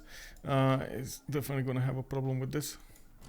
I do see he's gonna need to upgrade more of these field cannons to keep up with the damage that he needs to output, and at the same time, yes, he does have 62 strength series. That's gonna be nice. He just got a goal from his allies, and you can see he lost one of his units next to Taiwan. There are some Chinese cuirassiers that could come from the east, but this was where Khmer was trying to poke in with some units as well, so he needs to be careful how he will balance that out. I'm just going to vent to you. Why is that car trafficking? When I was stuck for 1 hour in the same spot, ironically, in front of Porsche. I mean, I know, Spanky. I actually went on a rant earlier because I had to, how to say, even tomorrow, I need to take my mom to the dentist, and oh my god, I'm dreading that moment in which I'm gonna sit like 1 hour and a half on the road to, and an hour and a half on the road back. I don't know. Honestly, I don't know. Like, we have like insane gasoline prices, like doubled than the previous. Oh my god! And still there are cars everywhere. I do not know what to tell you, man. It's quite bad, That's one of the reasons I'm so happy that I actually switched to streaming for a living than actually doing, going anywhere with my car, because oh no. And you go out, you get to run, you get to you get to do some exercise, but not get in a car. It's like so annoying. And I gotta say, even back before, I was more preferring to go out and drive at night than actually go anywhere in the day. If anything, once the decisions have been all scaling, that the button is grayed out for some sort of thing. Wait.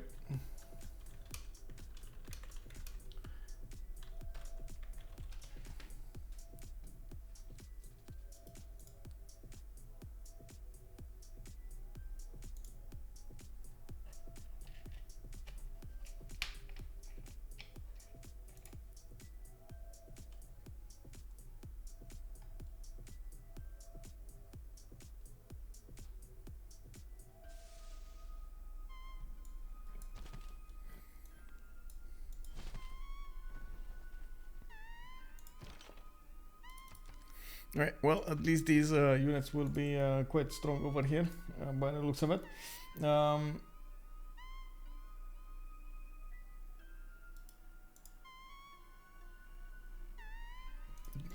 trying to figure out something over here that's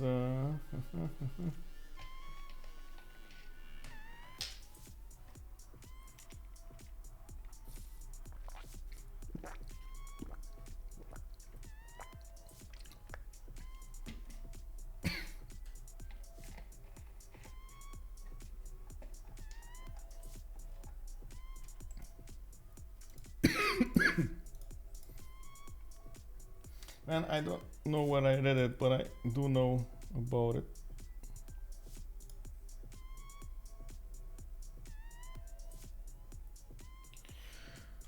Anyway,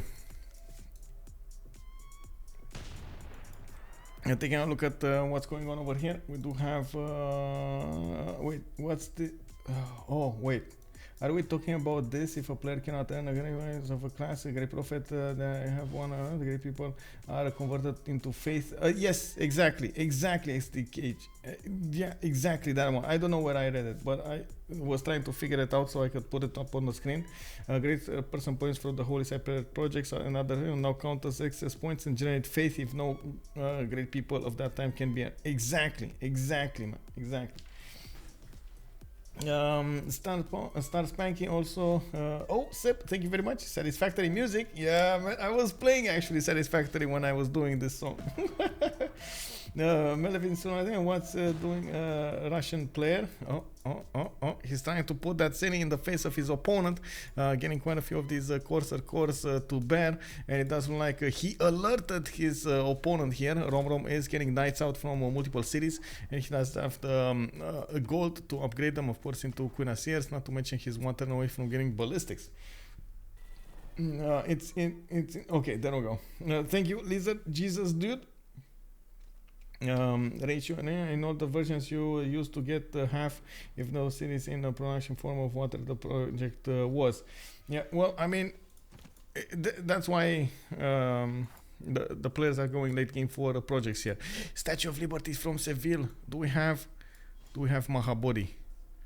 Build Mahabodhi. Batoudoo, you can do it. You can do it, big boy. Where is... Ah, come on. Mahabodhi? No Mahabodhi? Did somebody else build it? Was this Russia? No, he didn't. No, he didn't. Ah, come on, Batoudoo. You gotta do it, bro. Anyway, course, yes, will turn into Cossacks. Unfortunately, it doesn't look like he's actually going to punch through the English defenses. I think it took him way too long to get here and get an attack going. I do see also Romrom taking a hint because of that trebuchet coming against him, and he did see a few units coming to the north with his Sea Dog, which of course did not reveal his position. The Russian units did not see they got spotted. This is going to be quite an issue over here for Alexis Krempp to go against England, because of course it's going to be much harder to go against those cities with defenses going. There are, I guess, a few units on, or I guess one unit on the east side trying to go into Bradford and pillage it out, while we do need to see also what Ottawa is gonna do. Canada was building up more of an economy. He was getting his production up, and he was getting his culture going. We do have him right now on 14 Great Writer points a turn. Spain did arrive at 11 Great Writer points a turn, a very good catch up over there. And it does look like Spain is starting to put the defense on his opponents, 134 culture.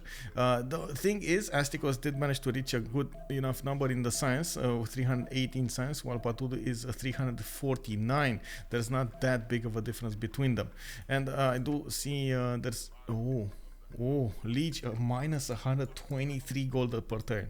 Okay, the city of Longsea is definitely in trouble. Actually, is it? I see. Okay, yeah, he's retreating. Figures. The walls are down, though. Walls are down.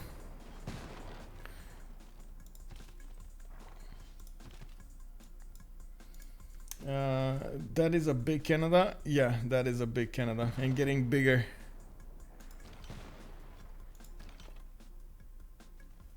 Logsy is definitely in trouble over here. If we do see a... Actually, no, sorry. I wanted to say he's in trouble, but it looks like he actually... No, never mind. He's gonna try to get more units to the south, but it doesn't look like he's gonna go through the line of defense. Cuirassiers coming up from the south. A bit surprising that he's going barracks instead of stables, but I guess it's fine. Jiaodong is also going to get ancient walls. He's far away from the western coast, and he is not going to get pushed. Should be fine. Alhambra coming up from Indapura. I do notice also Huiteo Kali coming up in Hariharalaya, and he's going to get a lot of good tiles to work over here. It's going to be quite impressive to see how the culture will switch on Lege. I do believe Floppyflong is going to go for the long term and going to try to get those tanks out. Unfortunately, he did lose his science right now, 148 with 77. He did switch the era, and by the looks of it, he's not going to get enough science to work in the next era. And we do have Golden Age on the Spanish Empire with a reformed coinage. One of the reasons he is generating 271 gold per turn with 425 production. Still unfortunate he didn't put the pedal to the metal to take out Rome's city of Antium and Ravenna, attacking him with Russia at the same time. Now we do have a few Cossack hordes going into the cities of England, and of course he's going to get pillaged in quite a few tiles. But is this going to be enough? I do not think it's going to be enough, and it doesn't look like it's going to do enough damage to actually take out the English cities and of course cripple him to stop him from advancing. I'm pretty sure Astikos is the dangerous one over here to the north, but Alexis Krempp is trying to have as big of an impact as possible. I still believe actually him gobbling up Rome with the support help of Spain would have been the best choice to go. Anyway, I guess I'm ranting too much about this. It's sticking in my mind and I don't want to, keep on talking about it. In the city-state screen, we do have Alexis Krempp keeping up Fez. I do notice Astikos is on Taruga. We got Lege on Candy. It looks like Batoudoo is going to keep Hansa, the only commercial city-state in the game, on for Spain. We do have Riggy on Kagwana, Riggy also on Ayutthaya, and Romrom on Rapa Nui. Candy is going to also be taken by Batoudoo. Well, I guess we're going to need to see what he's going to do with it. And Buenos Aires by Khmer over here, by Lege. I do see, finally, England did manage to put a defensive wall for cuirassiers. And in the meantime, of course, he's getting more of these units pre-built and sent to the front lines.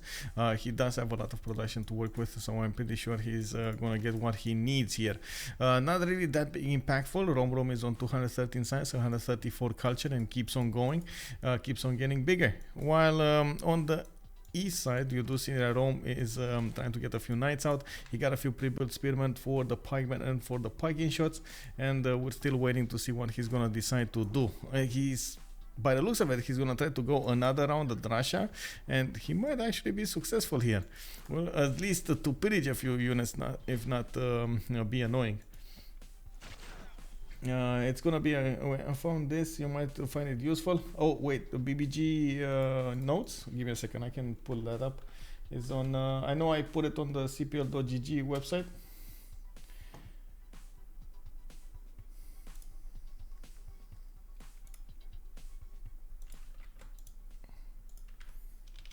There we go.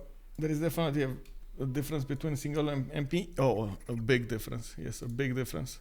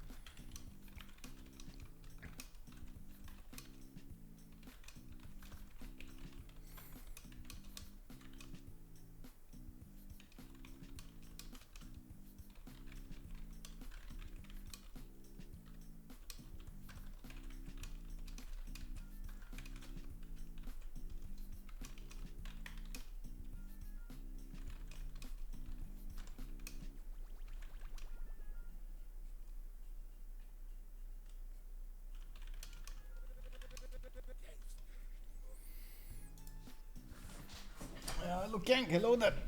Good evening, sir. Legion minus 120. Yeah, he does play differently without Jack on the team. I mean, he needed to. At this point, he definitely needed to. There was no way for him to pressure, to be able to defend against Zulu and China to the south and be successful over here. He is trying to get as much gold from his allies as possible, upgrade his units, and of course be as impactful in the game as he possibly can be. He is definitely putting the pressure on Nawyk, and by the looks of it, in the meantime, keeps on developing his empire. He did get 193 science with 91 culture, getting more cuirassiers, and that Alhambra with the Teocalli will finish soon. I'm actually a bit surprised we didn't see a bigger China here. I guess he did go a bit too wide for his comfort, and now he doesn't have the production to go for everything that he needs. Actually, looking at his production screen, he's on 263 versus Lege's 310, but Lege does have 288 faith to work with. Definitely a different matchup over there. We do have Astikos getting to 659 production, and you can see he is still shadowing Batoudoo's science, 367 versus 382. It's just much better in the culture screen. Canada getting quite big over there, but Spain in the meantime is trying to catch up, and I did see him put down quite a few of these theater squares, getting the amphitheaters and of course those art museums in there. It's gonna be quite important what he's gonna do.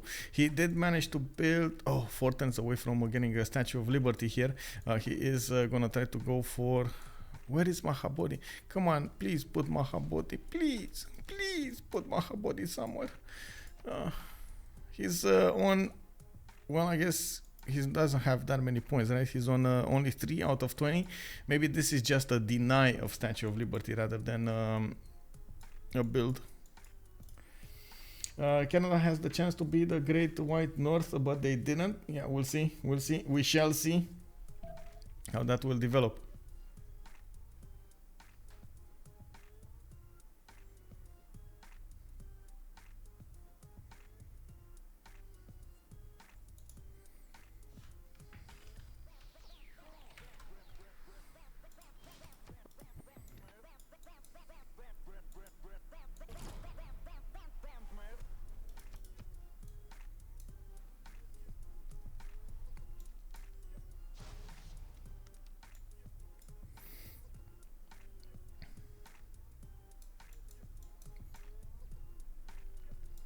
It does seem like at some point Floppyflong did not want to go to war anymore with Khmer, and of course they're probably putting all of the effort into getting China defended over here, getting as many resources and many gold points as possible on the Chinese Empire, so he can buy his units and get his defenses up. You can see Longxi did lose its walls. He's trying to get an industrial zone, and in the meantime I'm pretty sure he needs to repair that as fast as possible. Getting barracks in his other cities with the encampments. We do see Nawyk is preparing for that long warfare, or I should say the late game warfare with the tanks and artilleries. Is he gonna be fast enough though? He's on the moment banking, while of course we do have Lege on refining 3 turns, and he still needs to get steel walls. I also noticed we got research labs coming out from Spain with 3 turns Statue of Liberty. We do need to see what's happening over here. Alexis Krempp breached the defenses of England, and he's going. Oh my god, he's gonna actually pillage so many tiles here. Oh my god, Alexis. He's doing it again. Alexis. Whoa. I mean, just whoa.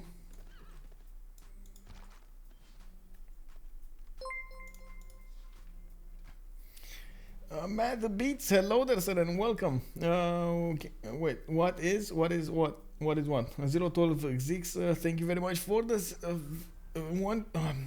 for this raid, sir. Welcome. How are you doing, man? The Khmerian religion. What is the Khmerian religion? Mad Beats over here. Let me actually answer. It is tithe and stupas going for him. He's getting the gold from his cities converted, and the stupas are getting him some amenities. Very nice. It's good. He certainly knows how to be a pain to his enemies. Yeah, he knows. Alexis is doing so much of an effort over here to be annoying to Romrom, and it does look like at the moment Romrom is gonna. Oh man, it's gonna. At least the walls will go up in Bradford, but if they wouldn't, I'm pretty sure that city would have been dead. Look at the pillages from Russia. He's just pillaging every tile he can get those hoofs on. Oh no. Yep, no problem, man. Welcome. We do need to see how he's gonna fare over here. What is he gonna do? Just pillage and pillage and pillage and pillage and pillage and pillage. Yeah, that looks like to be the way to go. He does need to get more of over here. I'm a bit surprised that he's actually... Oh, there we go. Now he's buying Cossacks. I was surprised he's buying heavy chariot corps. From his east side, he was getting pushed by Rome. It looks like those two Cossacks did scare the Roman army back into their cities. There were no cuirassiers to speak of, and just the knights are definitely not good enough to play against the Cossacks. You do see they do take quite a bit of damage from these units. We do have Riggy actually putting a defense on the east side. He got Governor Victor in the city of Antium, and he is probably thinking of an attack here from Spain, while Spain at the moment doesn't look like he has any plans to do so. He's getting his research labs up, going for Statue of Liberty. He's probably afraid that if he takes the foot from the pedal, the gas pedal, he's gonna lose the advantage he has on his opponents, and this is gonna be quite an interesting answer for us to have. What is he actually going for? Is he going for size? Is he going for the defense on the culture? Is he going for tanks, artillery, planes, bombers? What is he doing? Because he can't go everything, right? He's on 444 science, 168 culture. We do have Canada over with quite a few of these universities starting to come out of his cities, and I do have to point out there is a moment in the game in which Canada only needs to build national parks, like everywhere. Just get cities, national parks everywhere. Can you show how Congress went? Yes, sir. No buildings in the harbors, no points in the Great Generals, and Batoudoo lost 2 diplo points.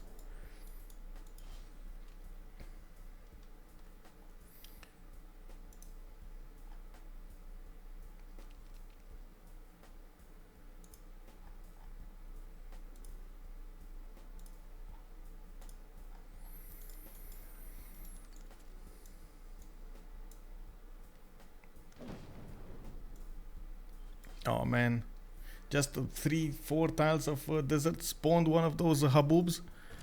Nasty haboob. For some reason it smashed those universities down. Okay, let's see the pillaging. This is amazing. Well, one of the Cossacks died, but at what cost? So much science and faith for Russia. So much science and faith. Actually, taking a look at the total tab over here, he's a 3600 science.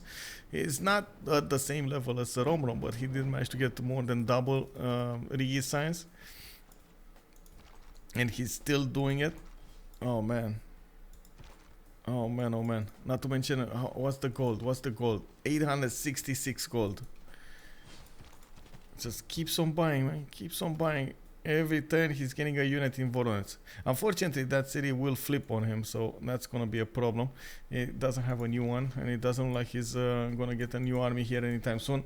But I think those units did their job. They stopped Romrom from getting his sim up, and he's forced to do an army, losing a bit of economy here. Not a lot though. He was getting a lot of gold per turn from the get-go with those trade routes going through multiple water tiles. You can see he connected his economy through Halifax and Bristol, and he does have Reina established in there. Actually, both of them have that established. I do see the same thing happening over here between China, Zulu, and of course Spain. Okay, what's going on over here? Lege is gonna meet the steel walls. I mean, that's attack over. That's it. That's attack over. So it's all up to the tanks, it's all up to the nukes from now on. We got Nawyk, 4 turns away combustion. Floppyflong G is 5 turns away combustion.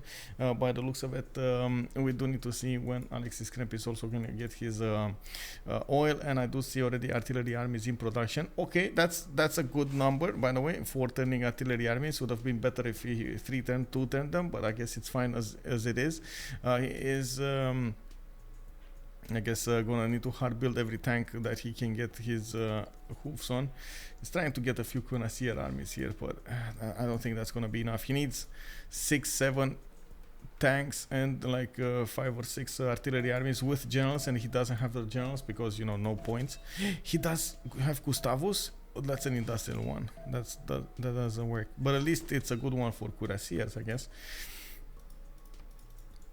Neither will Lege have the advantage to get this. Isn't Spain way too big at this point?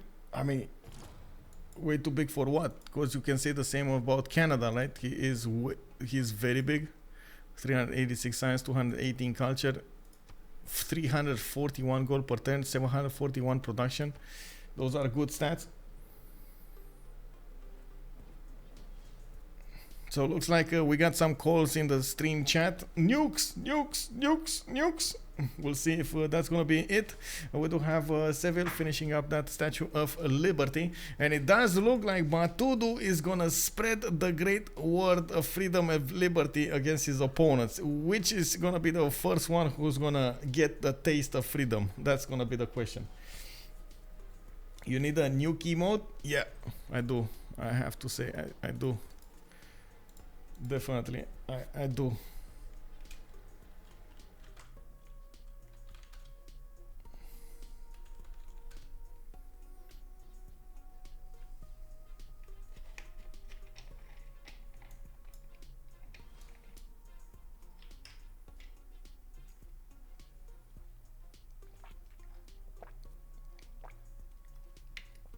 Oh man, I need to remind myself of this. Lege is dead in 15 turns. Melvin Sula table is making a prediction over here. Do you think so? Oh my god, look at these juicy tiles. Oh yes. Look at the culture, look at the food, look at the production. Oh, just so good, so good. We do have, well, I mean, it would have been amazing if you would have managed to get shipyards over here, but I mean, he didn't, so oops. We do need to see how they are gonna get this tag going.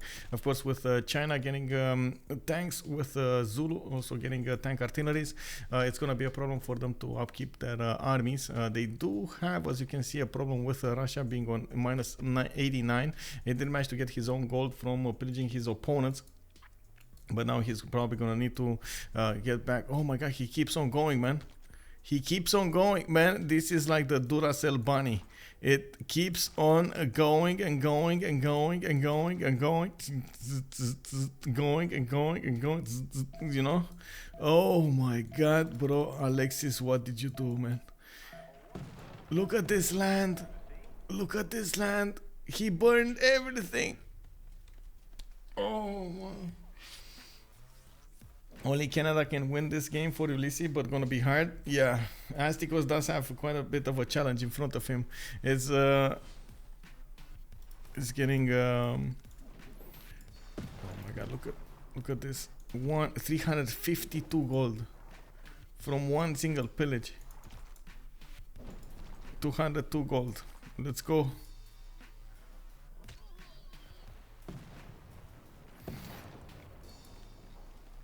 He's net positive on gold with all the pillages? Oh, for sure, Kelkus. Oh, good evening, sir.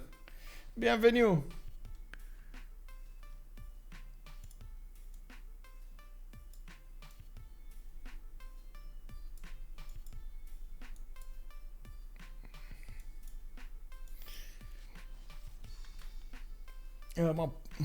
Mapuche, is that you? Knock, knock.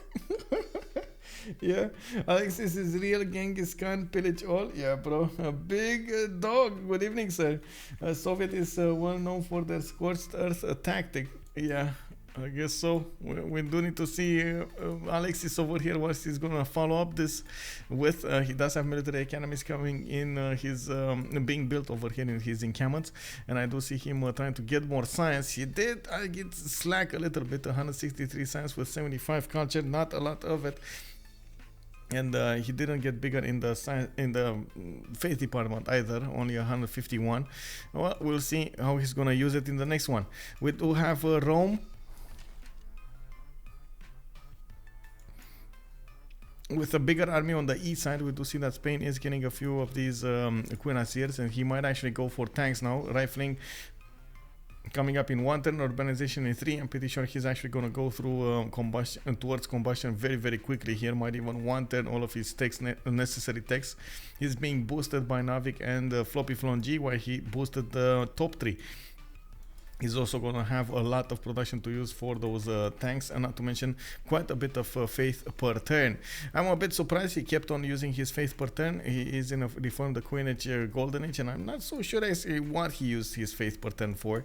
Finally, Mahabodhi Temple being built in Las Palmas, and we do have him. Okay, let's actually see over here. He is on 7 out of 20. He's going to be 9 out of 20.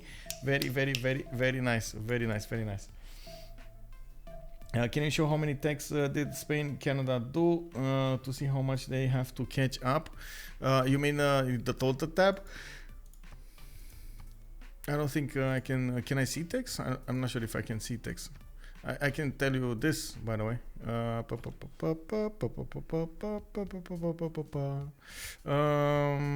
No, it doesn't tell me. Oh, yeah, it does. The technology is known 40 on Canada, and then we got Batoudoo on 45. He has 5 more than Canada. Hey, sir, look, hello there, sir. And welcome.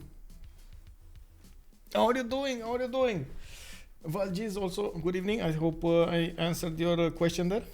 Also, Lizard, the Jesus dude. Russia not big on yield, but keeping up from the pillage. Yeah, definitely. I mean, that's a lot of science that he, and culture and gold that he managed to get from England's, I guess, how do you call it?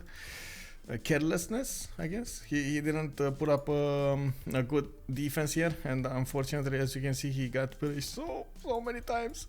Oh, like half of his land is basically burning right now. We do have somebody upgrading a lot of units, and I think that's Zulu. Let me actually take a look. Yeah, that. Oh, Zulu tank cores. I mean, Floppyflong G doesn't even need a general. He has tank armies to work with.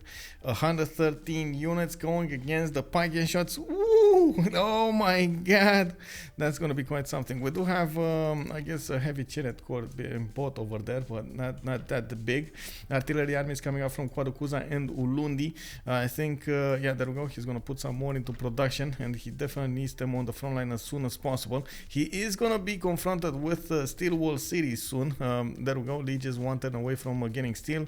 Now we do have him retreating his armies from China, and I do have to point out, I cannot but see the irony in this. While England was trying to do gold for his team, he just got confronted by those pillages from the Cossacks, and because those Cossacks did pillage most of his land, all of the gold went on Floppy, and he was able to upgrade all of his tanks at once. Oh my god. Oh my god. That was something, man. That was something.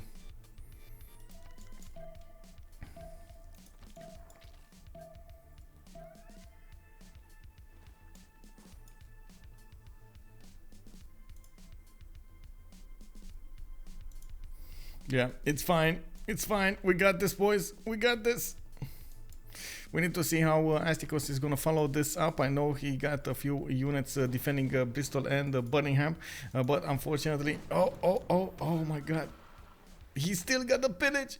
He still got the pillage. The gold, the culture, the everything from that Diplo quarter. Unbelievable. That was quite something over here from Alexis Krempp, pushing the buttons so fast. Well, Voronezh, it's going to be a steel wall city, and it looks like it's going to flip to England. We were talking about this a few minutes ago. I guess we're going to actually see it live over here. England is going to get a free city, the city of Voronezh, by using that loyalty mechanic. He got the gold for both teams.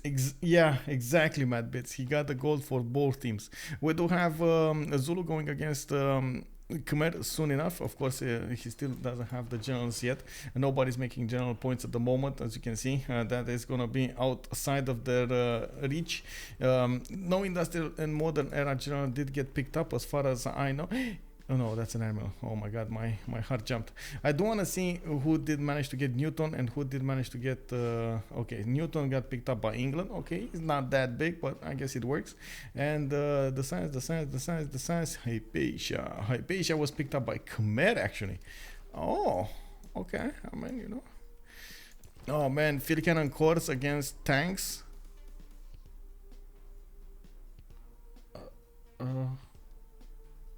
Floppy? Oh, they have a... sorry, let me put it up down. They have a player that froze.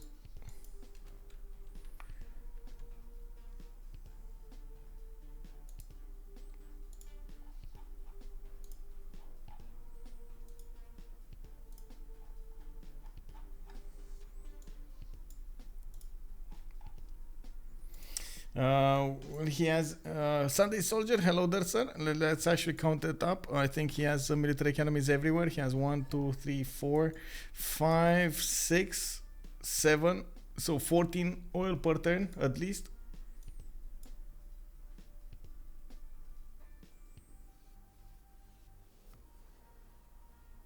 Wait, he reboots? Oh, Nawyk needs to rejoin. Okay. Michael, how is the strength mechanic XT3 against 104 for XP? What do you mean for XP? So I don't understand your question. It's still gonna be, oh, for example, how is the strength mechanic 83? Well, yeah, but what do you want to know? 83 against 100, basically you're dying. Is you see 88 against 113, for example, you die. It's the more the difference, the bigger damage you're gonna get. I guess that's the first example that I could give you. The second one would be this was exponential, if I'm not mistaken, as a damage, and it does the +5 that you're gonna get when you're at, for example, 40 strength. It's still gonna matter so much when you're gonna be at 100 fighting against 105.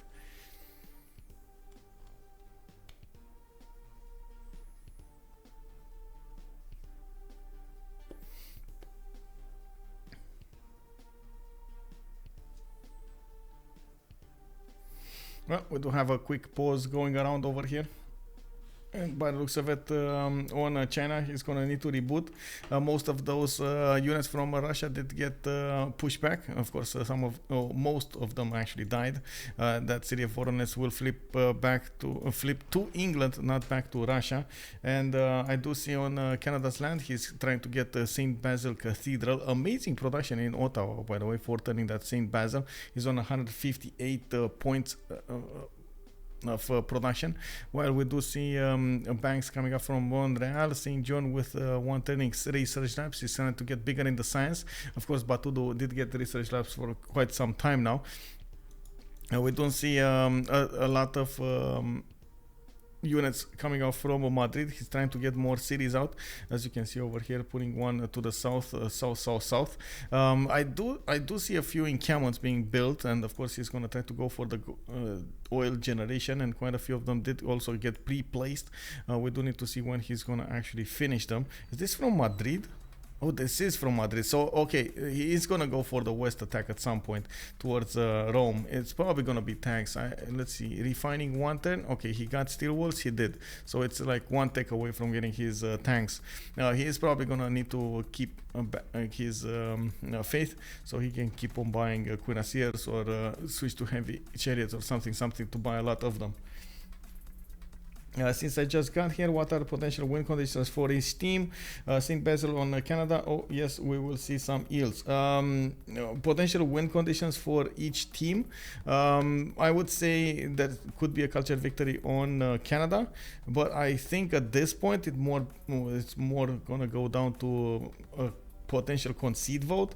They did manage to vote down quite a few times, or I guess one time, Spain over here in the in the diplo points, and even if he didn't manage to get 7 out of 20, and he's gonna get Mahabodhi Temple to work with in Fortens, that's gonna be 9 out of 20. He's at least 3 congresses away from getting a win. That's not really feasible. What could happen is they might actually take down Rome completely. I didn't see a safety set. Oh, there is a safety settler. Never mind, there is a safety settler going towards I can't believe that this actually moved so far. Anyway, there is a safety settler going towards Canada. So if Rome doesn't die completely and he keeps on voting, that deploy, it's probably not going to happen. So I would say it's either them doing the domination to take out Khmer and Rome, and then keep on nuking England and Canada, or losing the game. I think it's going to be the first one, though. I don't think culture victory is possible with Canada, just because of so for example, if you see Spain over here is getting 188 culture return. He does have quite a few of these theater squares, and at this moment in time Astikos does not have a lot of tourism to work with. It's only 84 tourism. He doesn't have the land prepared for national parks, and I don't believe he's actually generating enough faith per turn to actually buy those easy. So buy those mounties to get the national parks. He's going to need to hard build them. Yes, he does have the production, but that's a lot of units. And not to mention, you need the builders, you need everything. Is there any benefit building military engineers before you unlock a railroad? I've always seen feels the timing kind of off for those two, like you unlocked. Yes, there is a lot of benefits actually. It's not only the railroads; it's most of the time the roads, and you can use the card for the extra movement.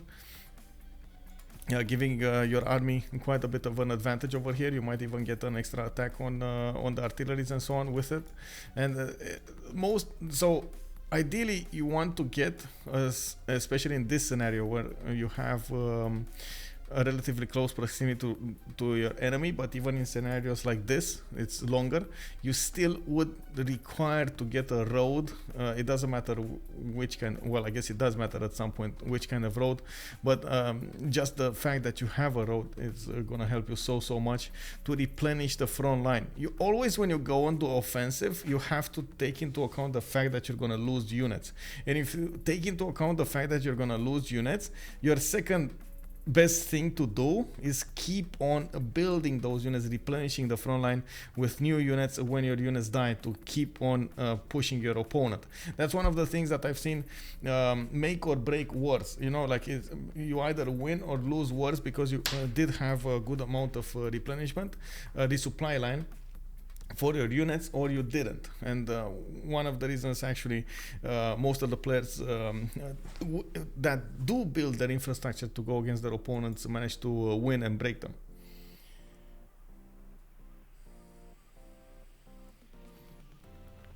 Other than that, I guess there's not that much of an advantage from building a lot of them. They're also quite expensive, I gotta say. I guess you could use them to finish up, give me a second, to finish up the infrastructure in your own land. For example, here I can see Kwadukuza is not directly connected to Babanango. You would just need a military engineer to connect these 3 tiles, 1, 2, 3, 4 actually, 4 tiles, or maybe this, put it on the iron.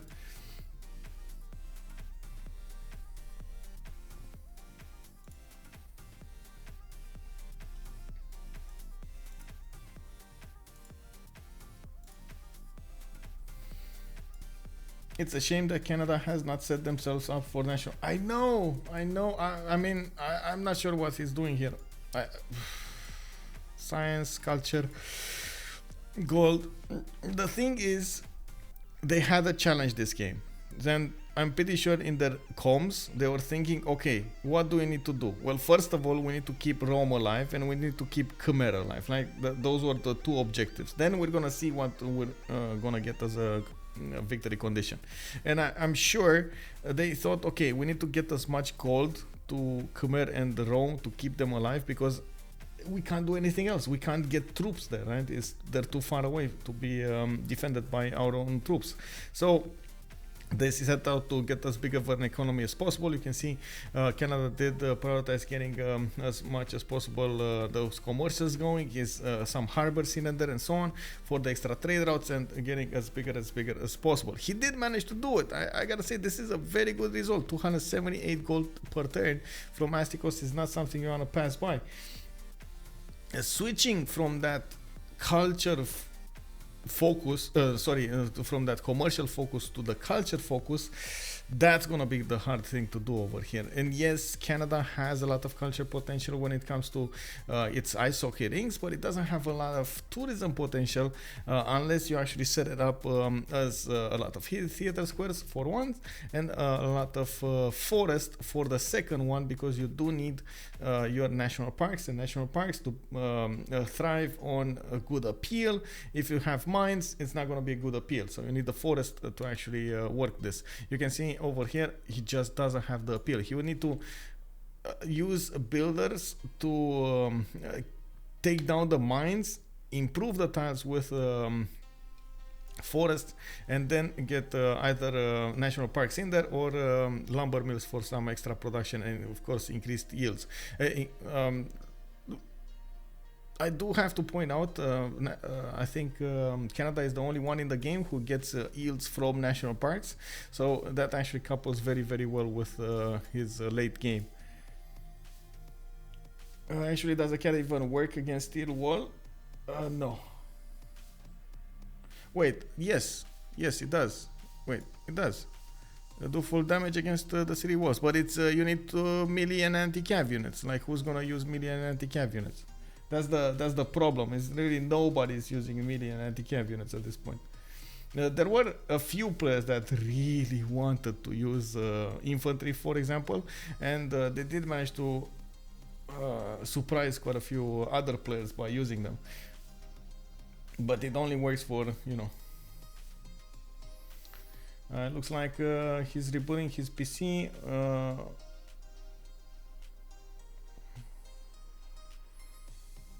And we're getting a sub. We're getting a sub ready if he doesn't. Okay, so I guess he's gonna get subbed by Talasta, because China's computer did just get a blue screen. Unfortunate.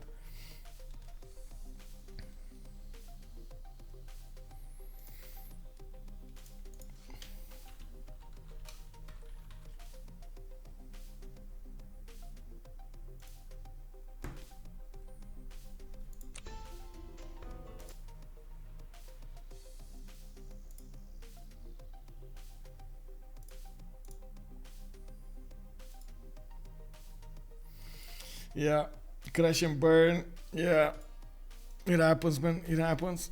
Yeah. Oh, that made me think of the movie Hackers. I don't know if you guys remember the movie Hackers from like the, what it was, it 80s, 90s. Crash and burn.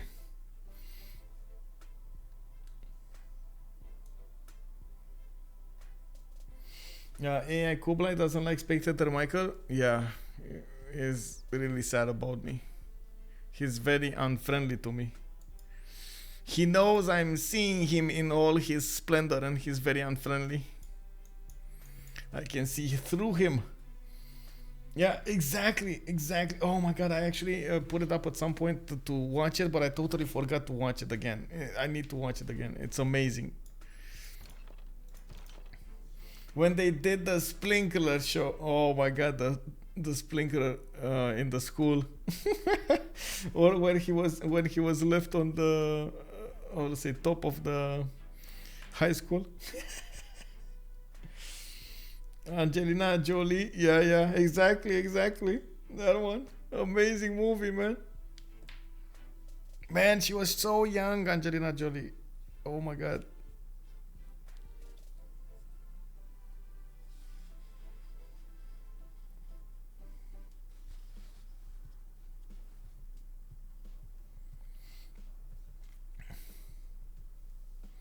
Oh really? I don't think I actually remember the soundtrack, but I guess I'm gonna remember it when I see it now. when I see the movie again and I hear it.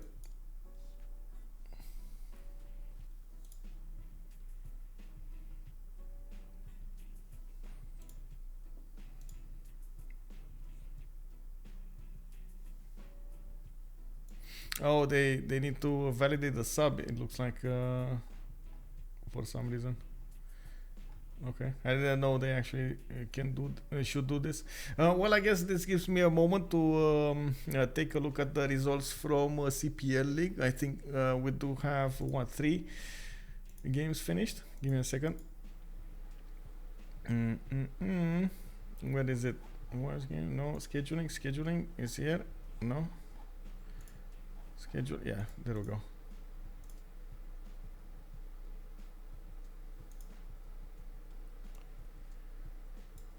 Okay, so we do have, as you can see over here, we do have the first round, the first week with La Table Ronde, La Table Ronde, managing to get a win against Gold Buyer Library. They fought yesterday, and looks like La Table Ronde did manage to get the win.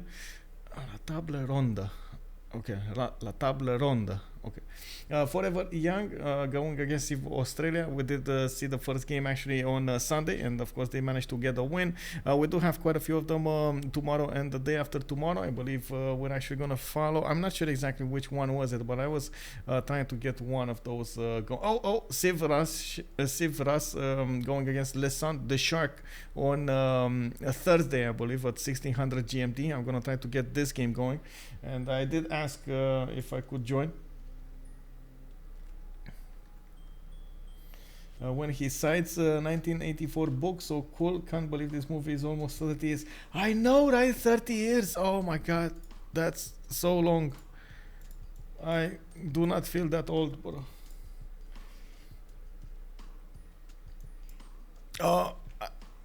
I guess this is story time, guys. Story time. When I was that year, 1995 or 1996, or over there, we just got the first private television in Romania. We were just about to get it, and 3 months or 4 months before we actually had the television, started as full how to say schedule and so on and so forth, because back then we only had like public televisions, and yeah, they had some cartoons and so on, but they weren't as entertaining, and man, I remember it now. It was called, and it still is called, Pro TV, one of the first one that was established. They had only trailers, movie trailers and show trailers all around the clock. Like on their channel, you didn't see anything before they actually started the official schedule and anything. You didn't get to see anything else other than, we're gonna start at that date, check us out live, blah blah. We're gonna have a week with movies. They showed the schedule and so on and so forth. Man, you know what movie they picked for the first week? It was Alien 1.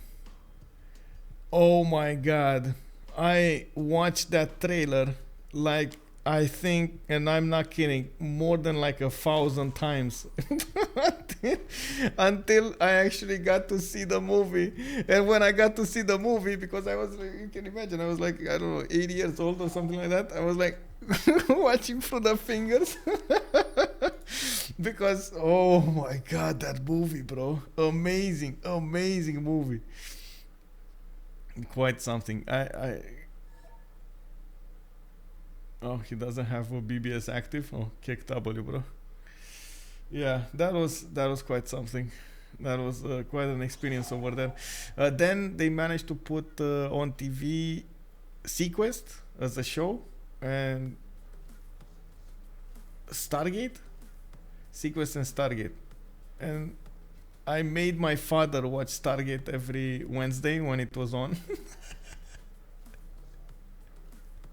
Because he wanted to watch the TV, and it was the only time I could. It was the only time I wanted to, so yeah. Well, what can I say?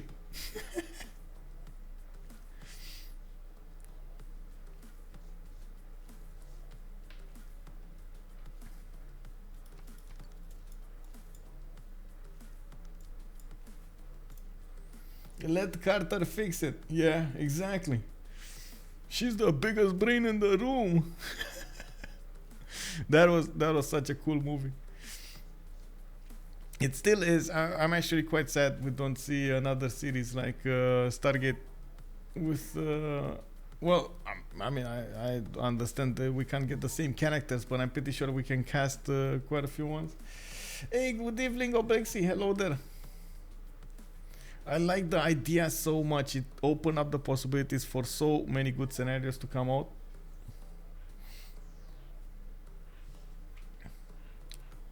Oh, Talasta is saying that he subbed his sub.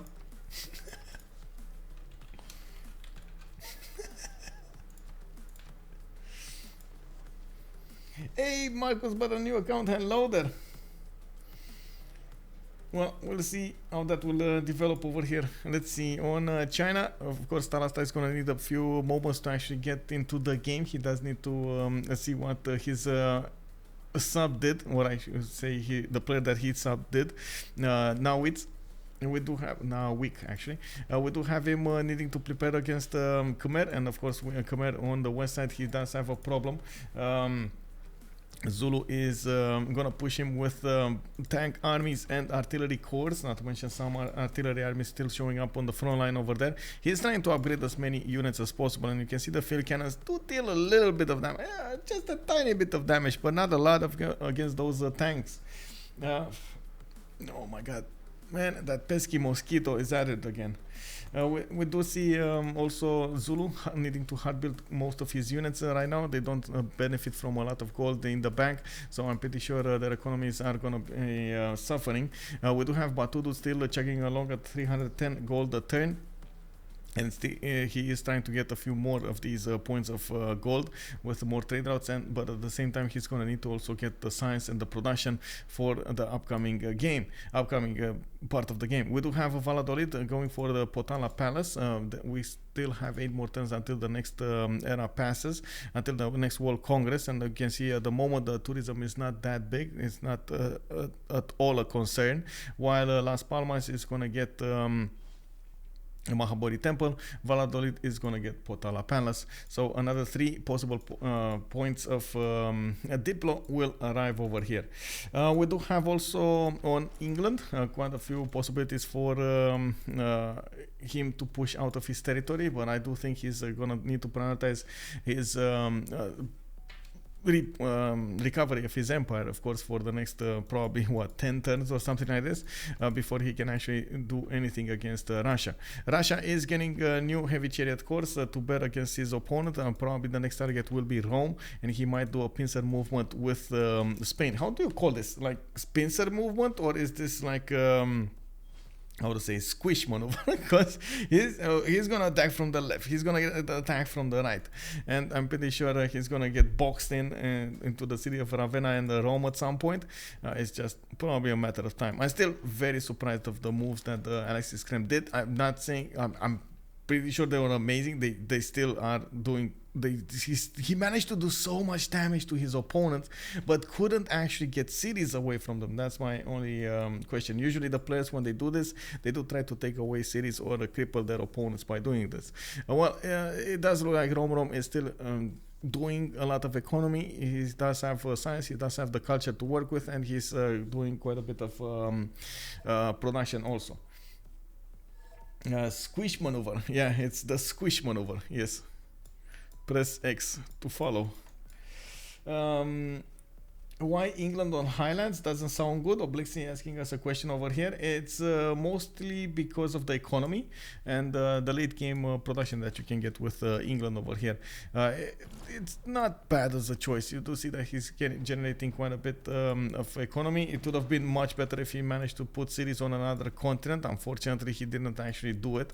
He could get 1 city. That's it. 1 city, 1 trade route. You are an extra trade route. I don't know why he didn't, but I guess he was focused on something else.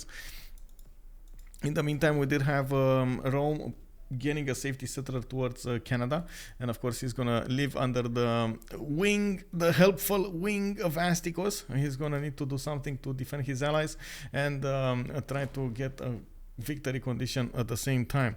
He's getting St. Basil Cathedral from Ottawa. He's getting Oxford University from Windsor. But his allies are dying, unfortunately. We do see... Oh, no, they're not. Nukes? When nukes? Let's see. Text. Astikos going... Wait, that's bottom 3. No. I see he's getting a city here. This usually means you might want to get like a nuclear silo or something, or at least like an aerodrome. Does he have the aerodrome technology? I didn't see a single aerodrome. Let me check again. Maybe I didn't see it. Maybe it's my fault. Let's see. Did you guys see an aerodrome here? I didn't see an aerodrome. Aerodrome, airstrip. No. Is this? What's this? Theater square. No, that's not flying. Man, he has no aerodrome, or at least he didn't put one down. Anyway, over here we do already have Zulu going against Angkor Thom, and as you can see, these packages are gonna be paper thin against these Zulu Tang armies. We do also need to see how Talasta is gonna affect this warfare. I do have to point out that there were no cities taken away from China, and even with the full brunt of the force of the Khmerian army, there was no success over there to take over Chinese territory. And of course, actually now I do have to point out Nawyk did very good on that aspect. Nawyk, I still don't know how to call him. I'm sorry. What is the advantage of trade routes to other continents? It's it's not trade routes of other continents. It's you do get another trade route. Like you immediately after you put a city over here on Victoria. So each time you found your city on a continent other than your home continent, you receive a free million unit and a trade route capacity. So bam, you just get a trade route. You know, more traders, more gold, more production, more everything. But you have you only get one on a continent per continent, I guess. So he will need one here. He will need one there. And this was doable. This was definitely doable here. Could have even connected with Khmer a little bit. No AD, but I see ME. Wait, what? Oh.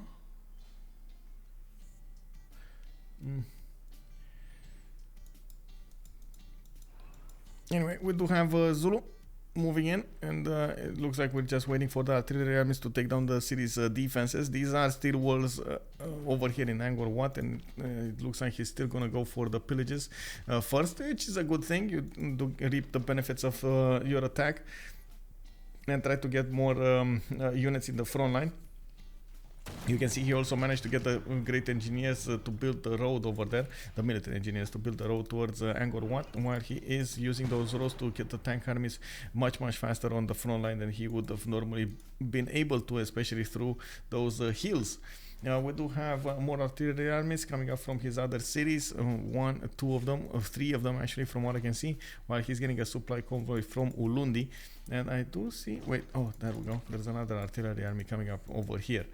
These are what roads are there? They're like modern roads. You do get quite a fast movement on them. Unfortunately, no general did get acquired. We are still in the Congress without a general, and it's gonna take a while until we're gonna see this happening. No aerodrome. Oh, no aerodrome, but there is a military engineer. Okay. I got it. Potential silo. Let's see. Astikos Radio 1 mobilization. So he's going. He did get he did get a flight because he's going radio, right? He couldn't have gone this way. He already has chemistry because we've seen the research labs. He can get rocketry. Okay, so missile silo looks like it's gonna be the one that might appear over here. The problem is you need to actually get to the bottom 3 as well before you start nuking and everything. Like you need steel, you need refining, combustion, combined arms. You also need advanced ballistics, which makes you go through the middle tree I guess he already has replaceable parts for chemistry. And then you need to go for nuclear fission. It's quite a ways to go. It's gonna take a while, bro. Quite a while.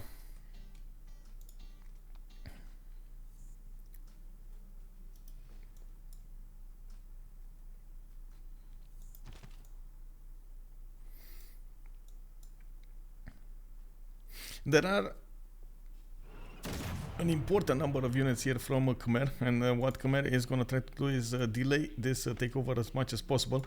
Yes, all of his units actually are getting one-shot by his opponent's tanks, and as you can see over here, fortunately for Khmer, Zulu doesn't have enough tanks to go against his opponent fast enough and take him out fast enough. We don't have balloons either from Zulu, so he's not going to get that extra attack range on his artillery armies, but in the meantime I do see him needing to deal the damage against this city center. Without a general, this is quite hard.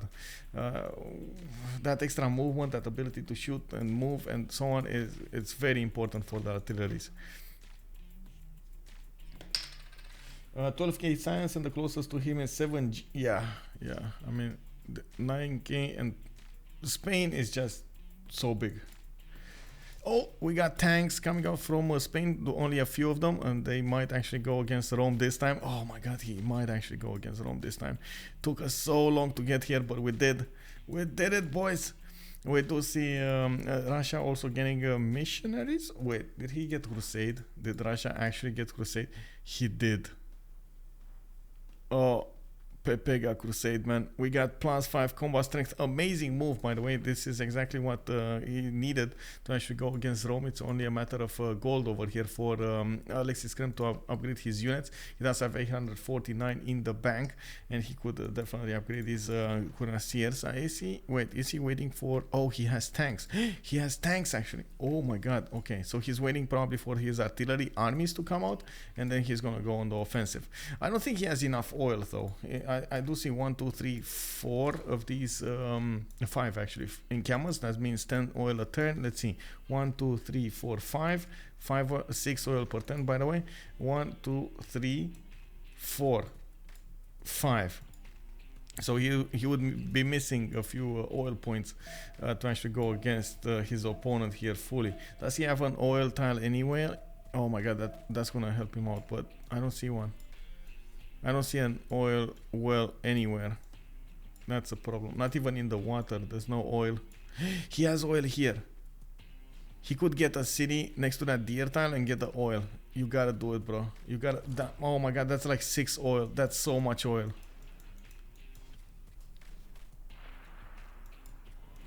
Anyway, we got the tanks moving in. Batoudoo with his... I wanted to say general, but that's not really what it is, is it? This is more of a how to say party animal over here, not a great general, especially with the tanks. He's just sitting in the cracking cities. Oh. One down in the snow. Wait. Yeah, these ones, right? These ones. You're talking about these ones, yeah. For sure, this can be taken over. Okay. Canada is getting his military genius. Moving over here. I do like how Astikos is trying to prepare for this, by the way. Trying to get as much help as soon as possible. What I do also notice, Zulu is, well, delaying this attack a little bit. This might hurt him, we'll see.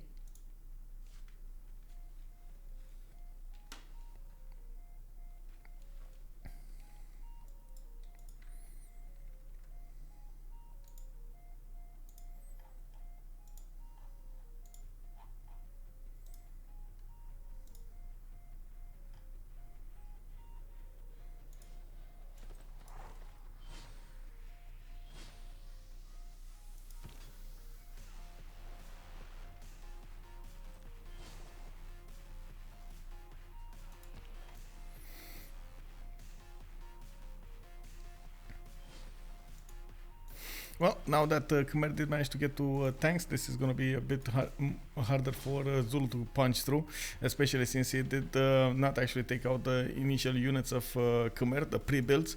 We do see they are still benefiting from a lot of gold per turn, with Astikos doing 459 and Romrom on 195, while we do have Lege on minus 130 and minus 50 on Riggy. It's not that big of a deal.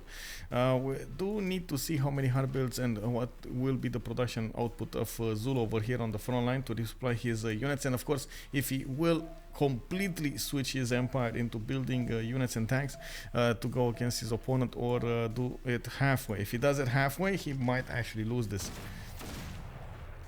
Cause nukes, cause not enough time, cause tempo, cause a lot of things.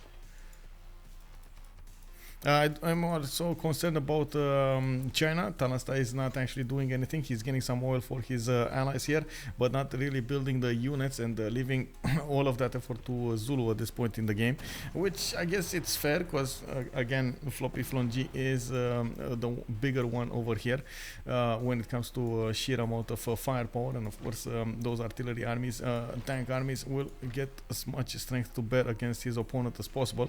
Yeah, there we go. Angkor Wat will probably fall soon. 112 strength cities though, with the tank core inside of it. You can see how much it mattered that I didn't attack it earlier. Now it's way stronger. Now we do have Russia needing to upgrade his units as well. Antium is managing to get the walls up. Well, I guess the ancient walls up. These tank cores should be able to punch through. We should also see more Spanish units coming up to bear. Let's see.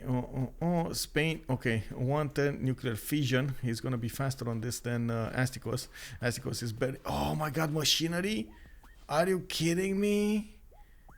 Oh, bro, machinery. That's gonna take so long. I mean, machinery is, let me put it in perspective. Machinery is here, right? And you do need printing, and then you need military science, rifling, steel, refining, combustion, combined arms, nuclear fission. That's a lot. That's a lot to go through. I honestly, I thought he's much closer. That's why the surprise on my face on this. I made a cute Pikachu face, I'm sorry. Oh my God, bro. We already have Manhattan Project being built in Madrid. So you can imagine this is gonna be much faster here. The good thing on... Wait, does he have a nuclear submarine? No, he doesn't. The good thing is he can't really nuke Khmer. If he would have been able to nuke Khmer, oh my God, that would have been so impactful. But you can see there's no city. Just get a city. Oh my God, just big brain. Get a city here, nuclear silo. Boom! Come on, Spain. City. No. Those are earlier attacks, so he'll get a science discount. I mean, you can only go through a tech one turn at a time, right? Yeah, that's the problem. At some point, especially at this point in the game, it's like so impactful. Those one turns, oh my God, that could mean like 4 nukes.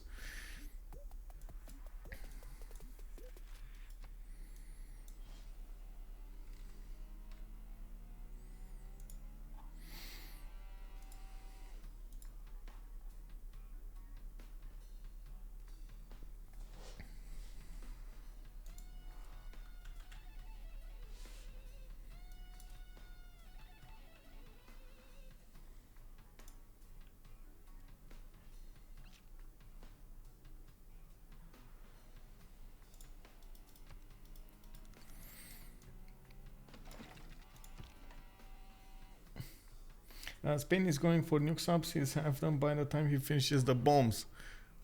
Whoa. Well, I do see him steam power.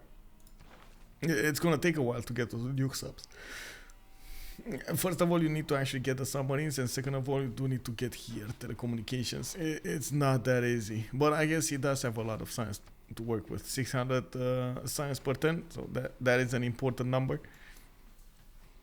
I do like how Khmer did build such a big army to try to withstand this. He's still probably going to lose the city of Angkor Wat. It doesn't look like he's going to be able to do something about it, and probably will still get pushed for quite some time until nukes come out from Canada.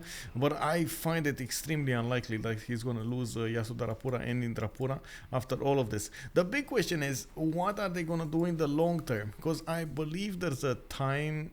Oh.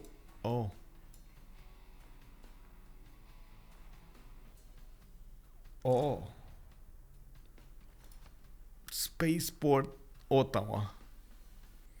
He is going for it, boys. Spaceport Ottawa. I don't think they even saw this, by the way. Do they even see this capital? Give me a second. No, not Romrom, Batoudoo. No, they don't. They're totally unaware of what's going on. You know when there's gonna see it? Well, first of all, they could see it because, you know, he has he's gonna get it over here in the science department. He's gonna show up that he got a spaceport. So they know he has rocketry. They're gonna know he's gonna have a spaceport, and then bam, he's gonna get Earth satellite. Big bada boob. Windsor gonna get also Oxford University. He does have an insane amount of production on that city center. By the way, 212 city center. He's getting all of the bonuses from the traders, and I'm pretty sure he just needs to tell Romrom to focus everything on that city. At the moment, actually, Romrom is not focusing every one of his trade routes to Ottawa. It's very important to use, if you really want to give as much of an advantage as possible in the production and the food to one city, you need to actually have an ally spread as wide as possible, or like on each city center to get a trade route and send it to your capital. You know, like all of them combined, you get so much production out of those. Can you steal in some way technology from other people? Yes, you can actually use spies to steal technology, but it's kind of iffy, I would say. It's a very high chance to lose your spy. Did you do a prediction earlier? Yes, I did, sir. At the beginning of the game, we did have it. It's actually 63% Ulysse with 37% Khmer Rangers.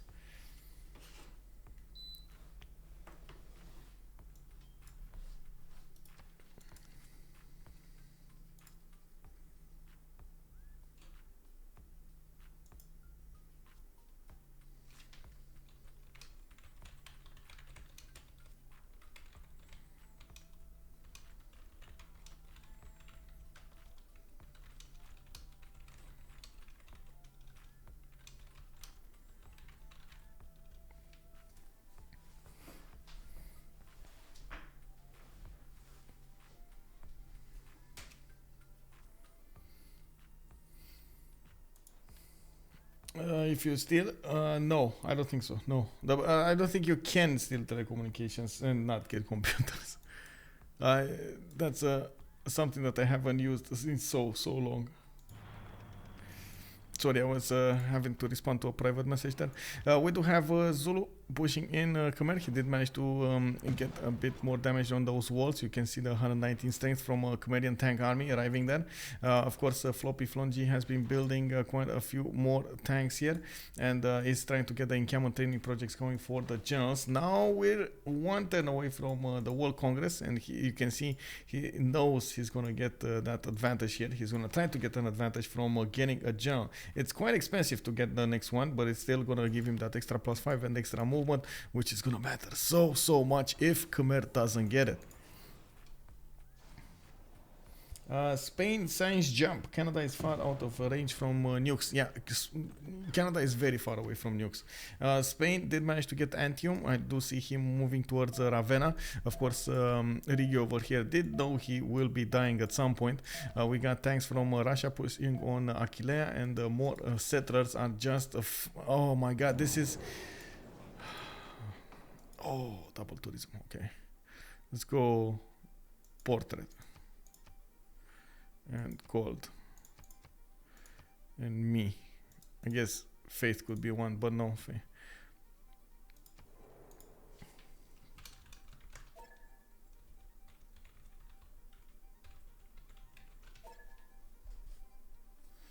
Does the person you send a trade route to get anything from it? If you use Wisselbanken, yes.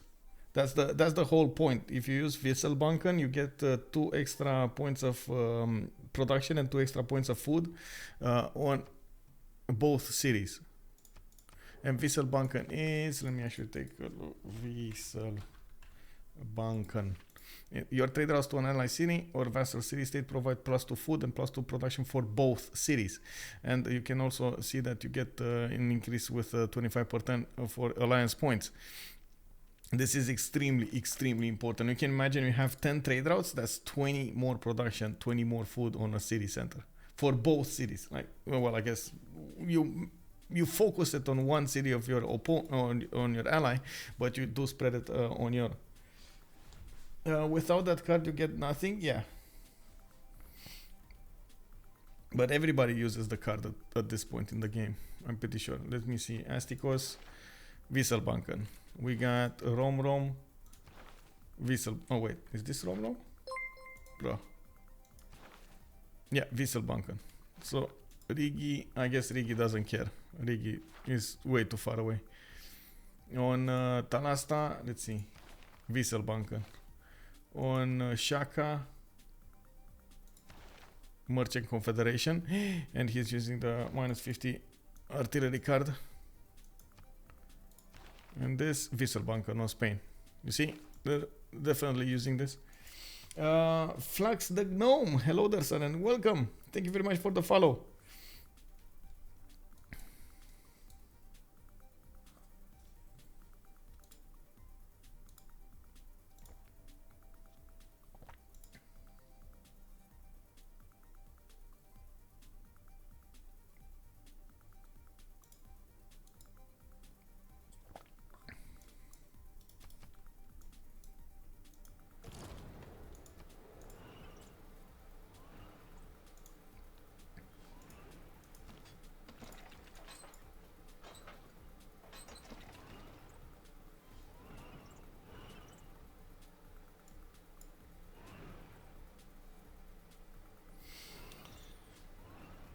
Monkey Wasaru. Hey, good evening, sir. I just saw your message. But for now, but how many turns need for all the projects? But yeah, Canada seem pretty safe at the moment. Oh yeah. I think he's actually gonna go through the projects quite fast. I would go as far as to say it's not about the projects anymore. It's more about his ability to go through the science tree fast enough, because it's only 521 science, and you gotta remember those last projects, and of course small battalions and so on. It's sometimes quite hard to discover. It does look like he's going to need to go through quite a few of these unrevealed technologies to see exactly where he is.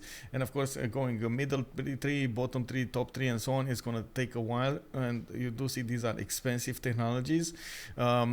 If he has, for example, the technology to send all of those, oh my God, he might actually look at this. This is so bad. The technology to send that spacecraft much faster in space to the last project, to the, what is it, Outworld something, whatever, the final project, I forgot how it's called. Let me see, Outworld Colony, Off-World Colony or something like that. Science, exoplanet expedition. This one, the exoplanet expedition. This one, oh my God, this is. You gotta get the Lagrange laser stations and or the other project.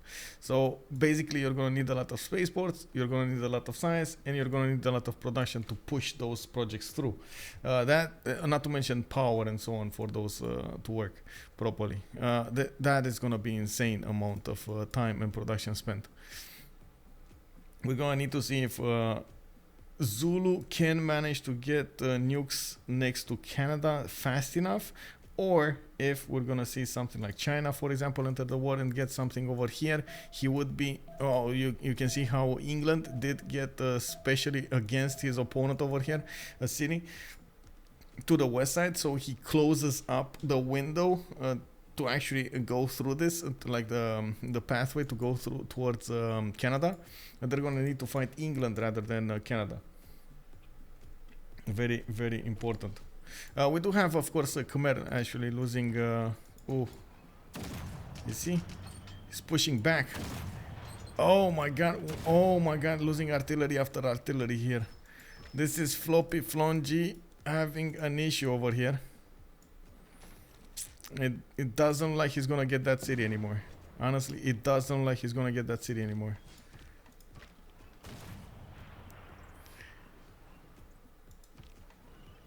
These artilleries are extremely susceptible to the damage of the tank army. As you can see, they're getting one shot. It's quite a problem if you do let the tanks run amok like this. And of course, that's one of the reasons that Lege did get so many tanks behind him, so he has the advantage of pushing back over here. He might actually even kill Zulu. Well, I mean, I think I'm going a bit too far ahead, but this is going to be an issue. It looks like one more city from Russia fell. It's from Rome fell, Aquilea. We do have Ravenna under attack here by the tanks, and probably next turn that city is gonna fall also. We do have also Russia going against Rome. He is converting his opponent's cities to. Oh, is he? He's not actually. Wait, he's not. Where is this? Where is? Oh, I guess he lost a few population points or something. And it's a tier. Oh, wait, isn't there a card or something that allows you to feed? Yes, it is. Royal Society, it's called. Let me see. Does he have it? That's a good question. That's a very good question, sir. It was here. He is on Audience Chamber and Foreign Ministry. He didn't get to the tier 3 buildings. I don't think he actually has a tier 3 government yet. Yeah, he doesn't. He's on ideology 3 turns. So he needs ideology, and then he needs one of the one of the governments. If he's going for fascism, if he's going for democracy or communism. Blind's Ice King, hello there, sir. We're actually watching 4 players go against 4 players. We're watching the game right now and seeing what they're doing. We're turn 95. We're playing also with quite a few mods, competitive mods, to actually balance out the game as much as possible. And if you do want to check them out, they're over here, exclamation mark mods. You can see them over there. These are 2 of the top teams of the French community going against each other. On the left side of the screen, we got Ulysse with Romrom, Astikos, Riggy, and Lege. On the left side of the screen, we do have Les Khmer Rangers, Floppyflong G, Talasta, Alexis K, and Batoudoo. Also, what science civs do you like for FFA? That's a hard one, actually. Science civs. You mean science? How to say? Science victory civs, or you mean civilizations that can do a lot of science? Because you know they don't always go hand in hand.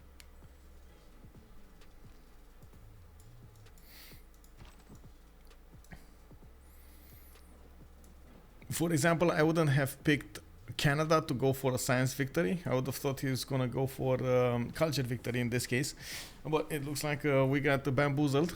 On the other side, I would have thought, for example, Rome, it's a good one. In most of the FFAs, it's extremely flexible and you can do whatever you need for yourself.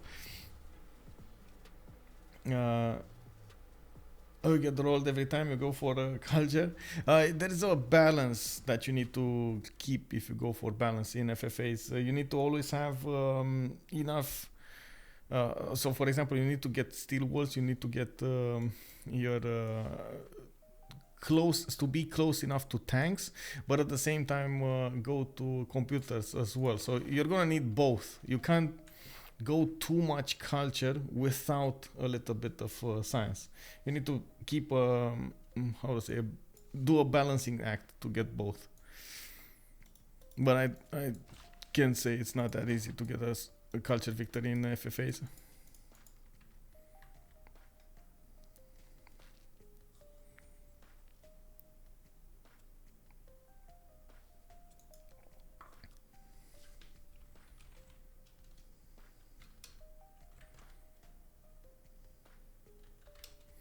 Oh, give me a second.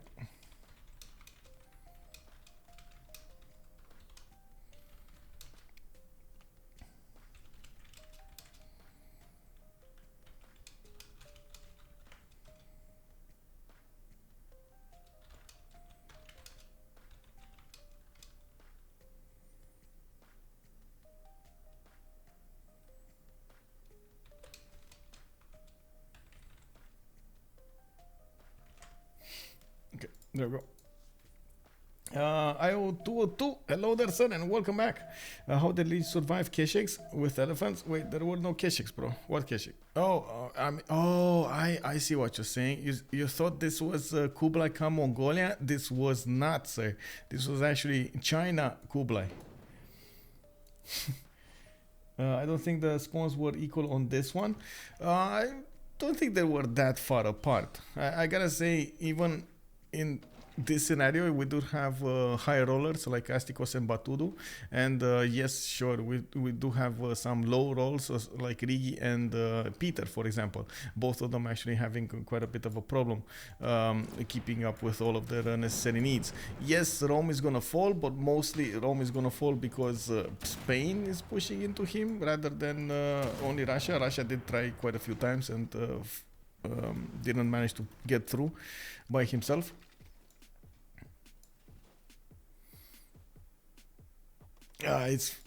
It's all good, man. It's all good. We do have Zulu managing to get well inside of his borders. He did get the observation balloons, but Khmer not only he saved his city from being taken over, but it looks like now he managed to push back and take down quite a few of these artillery armies that were gathering over here on Zulu's borders. You do see Spain is also getting his military engineers to build the railroads between his empire and his opponent's empire. We're gonna need to see exactly what he's gonna use. Oh, he's so far behind. Yes, he has a lot of science. Yes, he's going for everything that he needs to for his science victory, but it looks like I think he realized he's never gonna get enough nukes to go against his opponent, because I don't see him in the city of Madrid to get nukes. Looking at the army tab here, yes, he does have a decent amount of uranium. 32 actually. Now Peter is doing some uranium as well, and of course it does look like we do have a lot of science coming out from Batoudoo. Okay, there we go. Okay, nukes it is. He just said, you know what, I'm gonna be way too late on science victory, let's go nukes. I not gonna be fast enough, so yes, he can nuke Khmer. And that's probably gonna happen, right? We got the submarines coming out from Valladolid. He's going. He needs to be going top 3, by the way. Lasers is just not gonna cut it. Now, laser is what bottom is here, Beetle. So he's probably gonna go. He's gonna try to go nuclear fusion. He needs to go here. There are communications. And yes, he does need a few submarines to work underwater to get the attacks going against his opponent over here. Otherwise, if he's not going for them, he needs to get the military engineers on the front line and build the cities. Like get settlers, bro. Just get settlers to build the cities and get those missile silos. If he does get the missile silos in front of his enemy, bam! Oh my god, that is just such a big bada boom. Canada is doing the same thing. You can see he's getting a settler over here to the north of Bavapura. This is for nukes, 100% for nukes. That Khmer retaliation shows why Lege is a top player. Yes, 100%. We got the launch moon landing coming up from Ottawa in 2 times, and I'm pretty sure actually they managed to figure out the science victory is starting to creep up on them.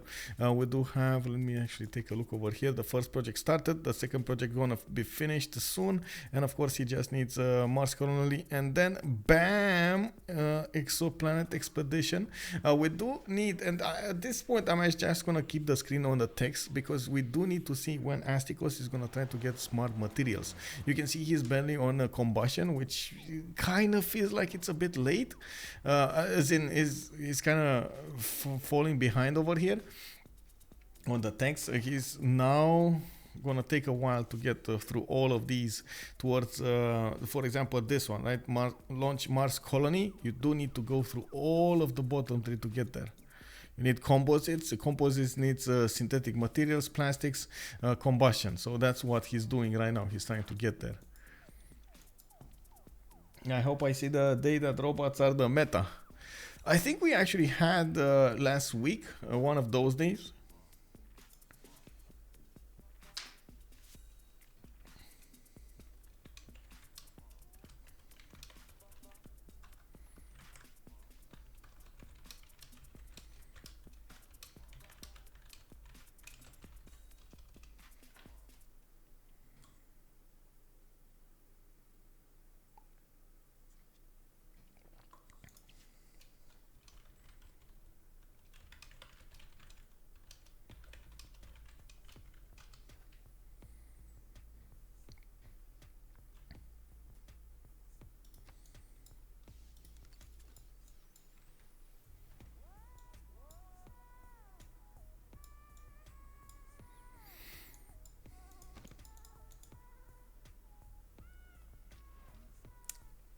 So, how many turns do we get the uranium?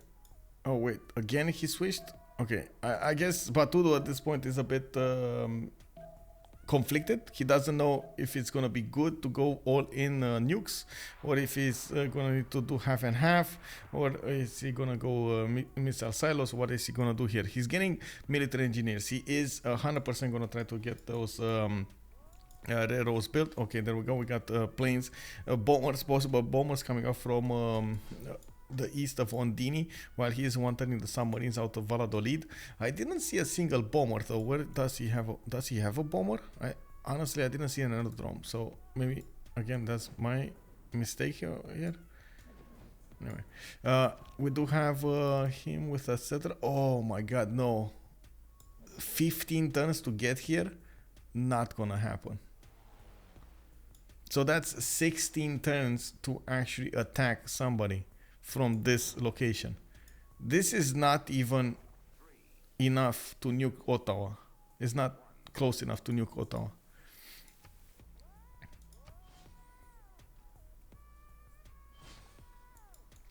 It looks like Spain it is in this game. We do have okay, Astikos 1 turn away from getting moon landing. We do see, yes, Khmer's army is probably gonna fall over here, but I'm pretty sure they're gonna nuke each other by the time we're gonna see this happening. We do have Astikos getting to the north of Paititi, and he is 100% gonna try to oh wait, is he actually gonna try? What? Wait, whoa. How is he gonna get a military engineer? Okay, there we go. He has military engineers here. I thought, oh my god, he doesn't have a military engineer there. It's gonna take a while to get there. You can see how many turns it takes. Oh no, that's a long time, bro.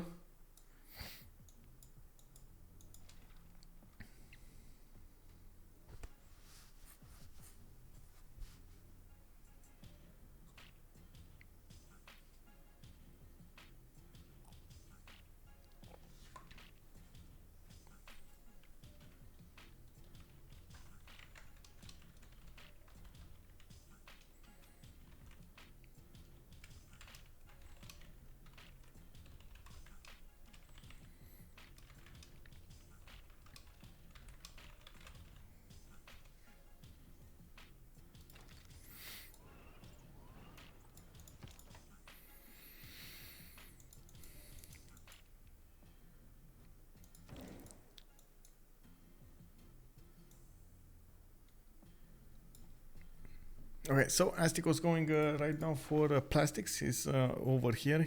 Gonna need synthetic materials. I do see he's also gonna need composites and nanotechnology. He should go through them quite fast over here, by the looks of it. With his 700 science per turn, he's gonna 1 turn, 2 turn all of those technologies, and that means he is gonna come up quite quickly on a Mars colony. In the meantime, I do believe in the Great People Screen we're gonna have a few very interesting engineers and scientists. Some of them do give a lot of production towards those projects, and I do think it's gonna be quite important if they do manage to get that going. None of the ones that I see over here did get recruited for that particular purpose, though.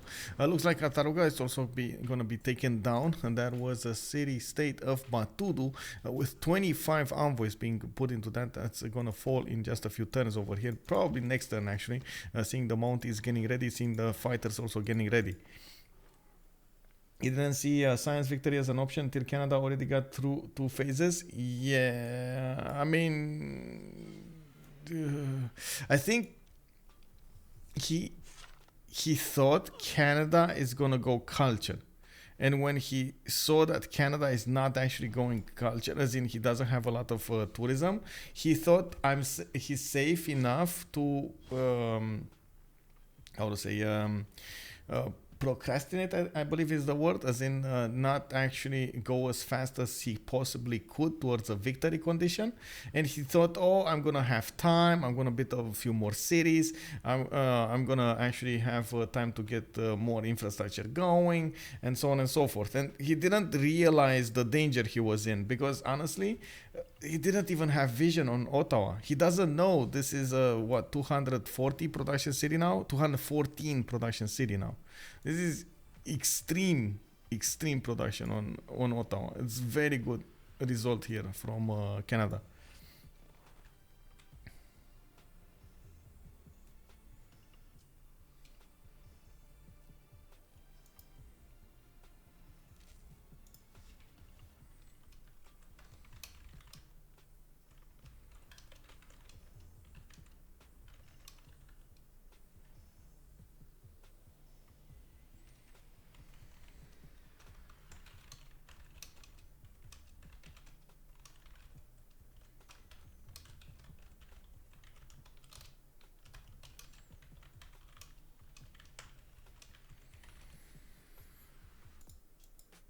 Any Rule Valley enjoyed? I think it's here. I think we saw it on Canada somewhere. Yeah, it's here. It's in Hamilton.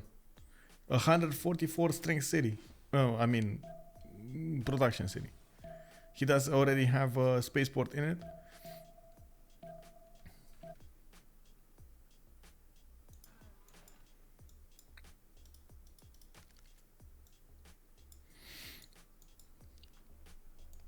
Okay, what's happening here? Whoa, quite a few units coming off from Zulu. Whoa. Is this gonna be enough though? It doesn't look like it, honestly. The thing is, Spain is kind of lucky. We don't have anti-aircraft at all from Khmer. So it doesn't need to care about... Okay, first bomb. Okay, well, that's one city down. What's this one? What's Victoria doing?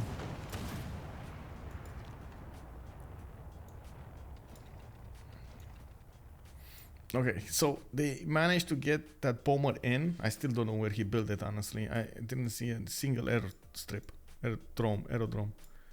Where the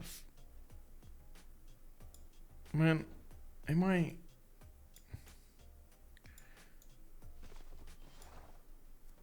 Oh, here. Oh, finally, I saw it. I'm sorry. Finally. I don't know, sometimes I just miss these things. I'm still learning to assign Spain and the domination backup, maybe Scotland or Germany.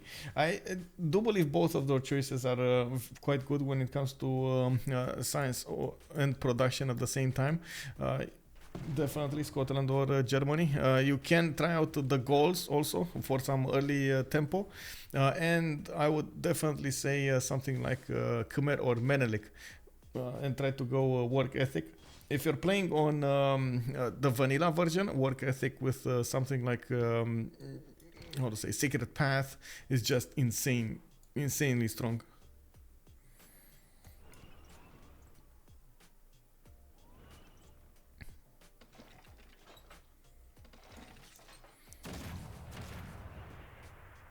Oh, also, if you're playing vanilla, don't try Khmer. No Khmer, please, no Khmer. Khmer vanilla is really bad. You're playing BBG? Ah, okay. Yeah, that's good. Does Astikos not have the tech to go to the next phase in science victory? No, he doesn't. That's the problem. He needs how to say? He needs nanotechnology. This one, launch Mars colony, and he's at composites, I believe. Oh no, not even composites. Combined arms. Oh my god, it's gonna take a while. So he needs combined arms. He needs nuclear fission. Oh wait, where did he change? He actually wants to go. I guess he wants to go nuclear fission. He got scared of, well, quote unquote got scared. He didn't really get scared, but his priorities changed when the first nuke was dropped over here on Khmer. So we now see him trying to get his own, how to say, his own nuclear devices over here in the city of Victoria. You see he's getting privateers from Victoria, trying to put nuclear submarines into water. He's still gonna go through the technologies faster, but it looks like Batoudoo is gonna be fast enough. Oh man, Batoudoo. Spaceport. No first project. He's just getting more nuclear devices. Okay. Did he finish? No, he didn't finish a single spaceport. He is trying to get one from Barcelona, but it's taking quite a bit of time over there. And you do see that this looks like it's another bomber, but it's not there. This is so weird. It shows me a bomber. You can clearly see it, but it's not there. So weird. Anyway, the bomber is here.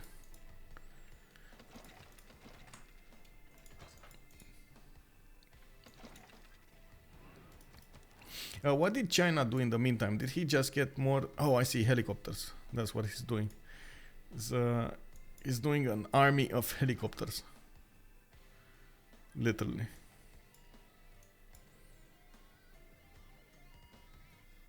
Wait, what are you uninstalling? No. BBG Khmer is good.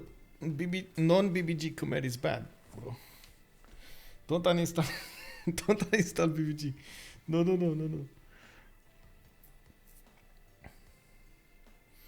You might want to try Tamar as well, also on if you really like the faith. But actually, vanilla Tamar is also bad. I wouldn't recommend it. No, I'm sorry. It was a time. There was a time. You know, there was a time in which Tamar was good. It was great, but not anymore.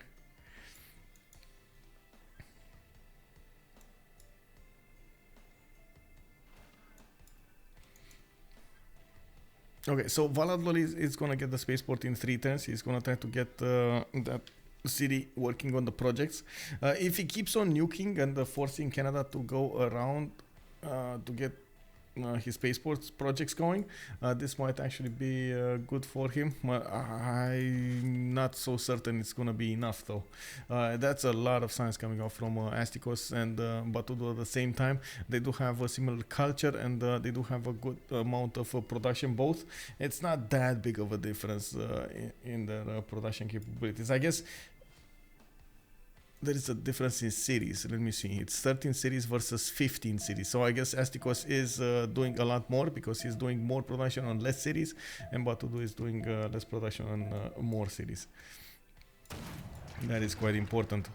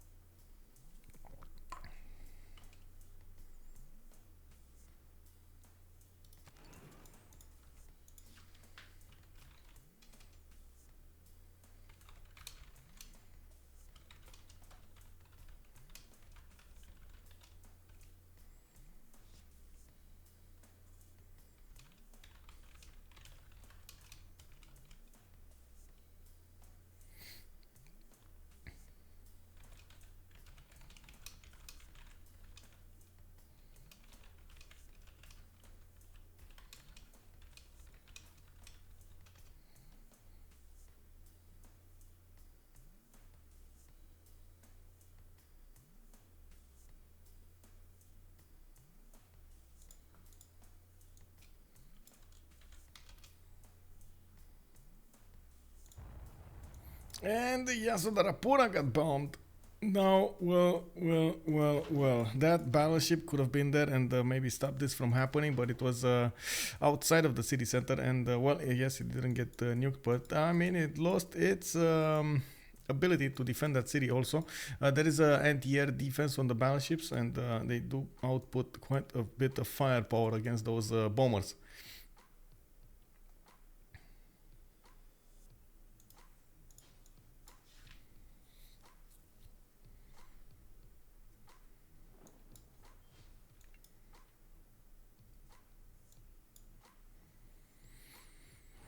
You can see how Zulu is trying to go around the green menace over here.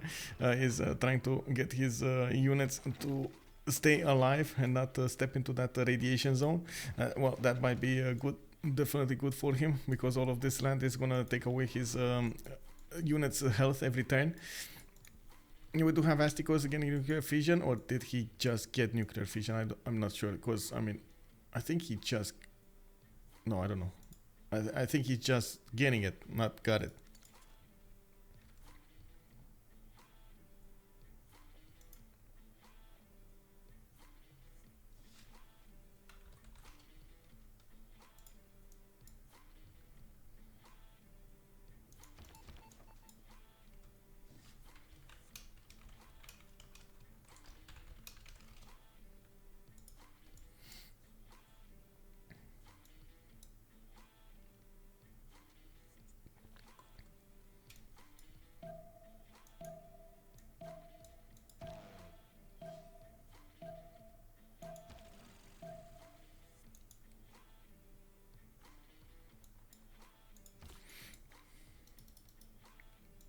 No, Rome is trying to get away. Where's that city from Spain? He was trying to get a city here. Where is that?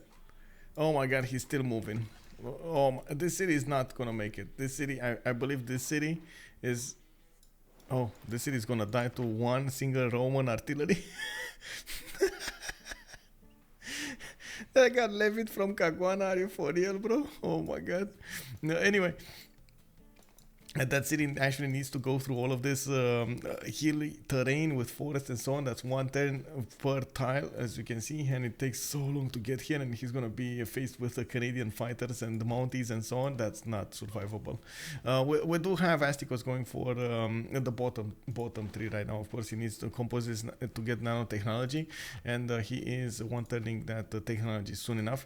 I think he's gonna also probably need to put the Manhattan Project into one of his cities. I'm not sure where, though. He did get a bomber in Hamilton, and he will probably gonna put it in Victoria.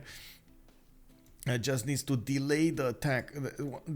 He's gonna play the delay game. He's gonna try to nuke back Zulu to stop him from getting to Khmer cities with enough units to take down those cities, and at the same time try to get his own try to get his own science victory. While in the meantime, of course, Batoudoo is also going to need to show us what he's going to do here. It doesn't look like he's ignoring that the science victory from his main cities and just building nuclear devices, which of course will allow him to keep on nuking his opponent. He still has one in the bag, and one of the things that is something that I personally don't really enjoy is the fact that bombers can only nuke once, and they lose the movement, just the same as the submarines after they nuke once.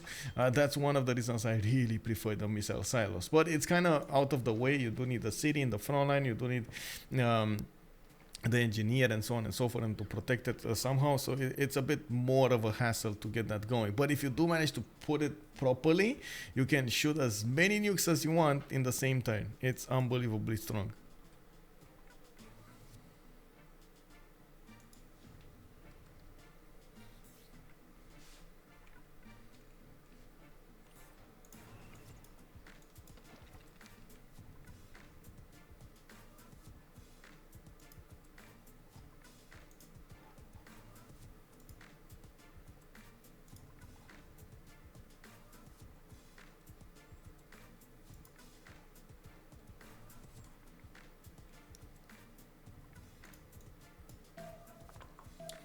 Uh, 86 versus 13 Holden.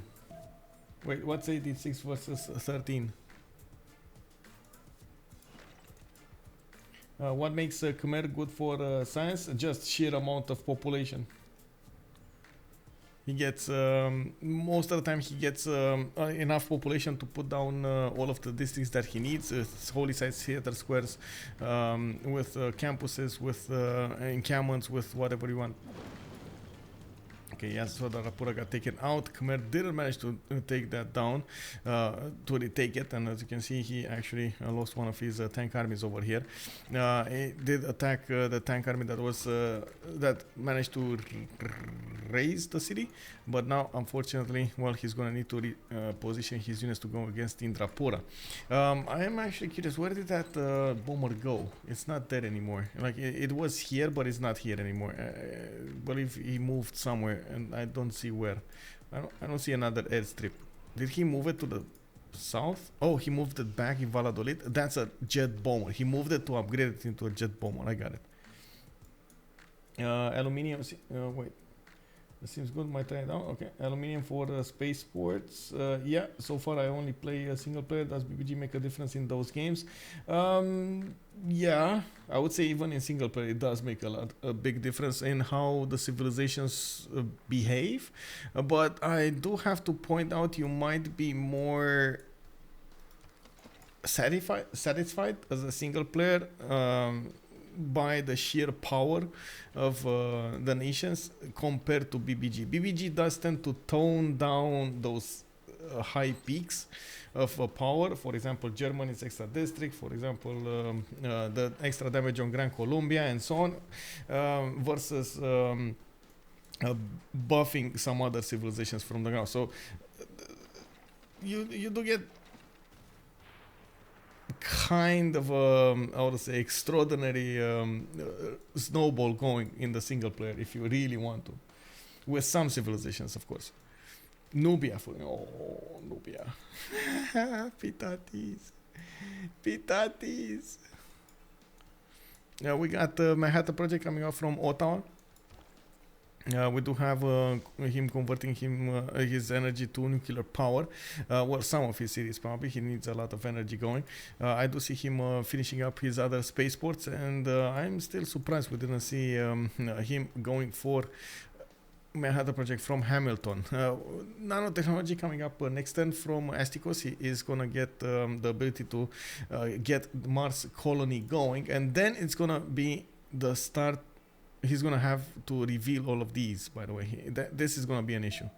Is him needing to go through all of this is gonna be such an issue. So yes, he needs nanotechnology. He's probably gonna need nuclear fission, robotics to go for this. We don't know exactly how it looks. Like honestly, I can't make heads or tails of what needs what over here. I do know robotics is not needed for this one, for the second one or the first one, but I'm not sure if it's needed for the third one or the fifth one. You can see how weirdly is spiked over here or spread. How many nukes does it take to till the world floods? It doesn't. If you're referring to the mechanic that was in CivFR, it doesn't anymore. You can just nuke and nuke and nuke and nuke, and that's it. It doesn't matter. It doesn't affect the game whatsoever. It just, you know, takes away cities and tiles that you cannot pass through and so on.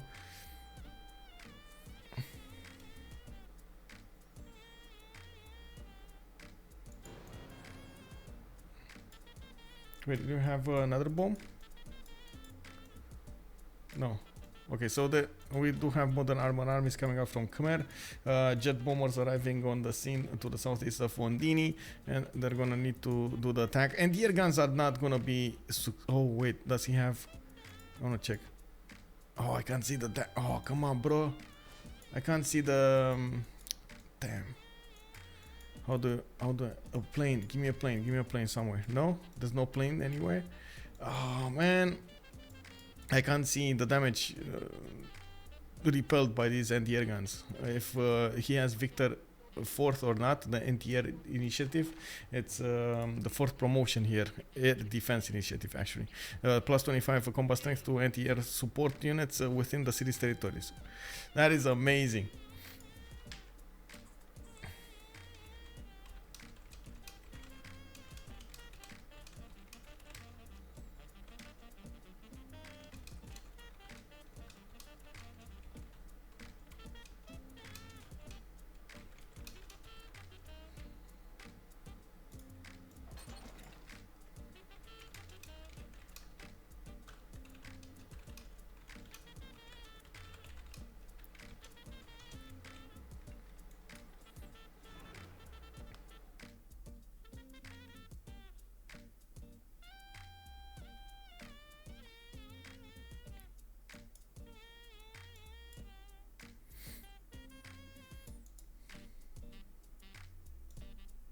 Well, Canada is gonna finally get his launch Mars colony. He's also building some of these helicopters and getting the nuclear devices going.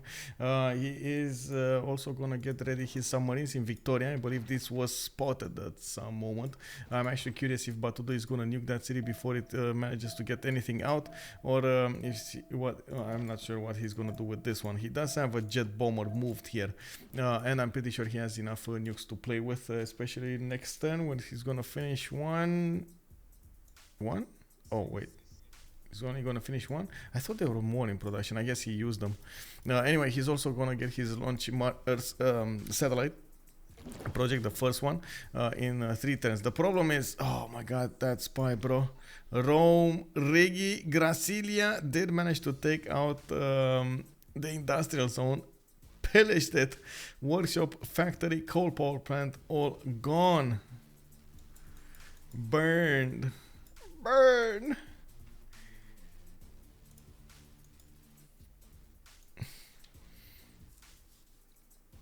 Was it there was a famous line in one movie, who knows it, it was, if we burn, you burn.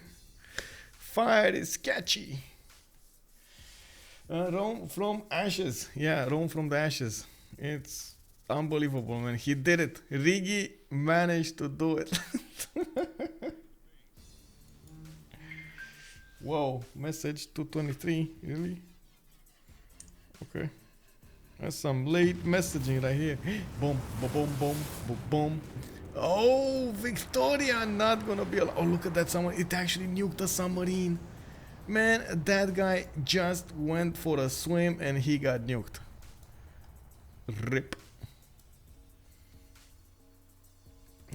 Victor of Khmer already survived 2 nukes, already equaled those unfortunate Japanese.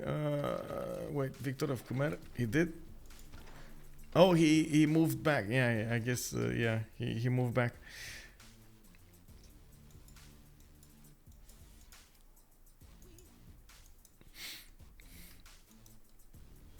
What are getting a launch Mars colony over here and in 2 turns. That's how it is going, by the way, Lizard. And so happy. Hey, so happy. How are you doing, bro? The problem with the victory condition for Astikos, the science victory, is he doesn't know where smart material is.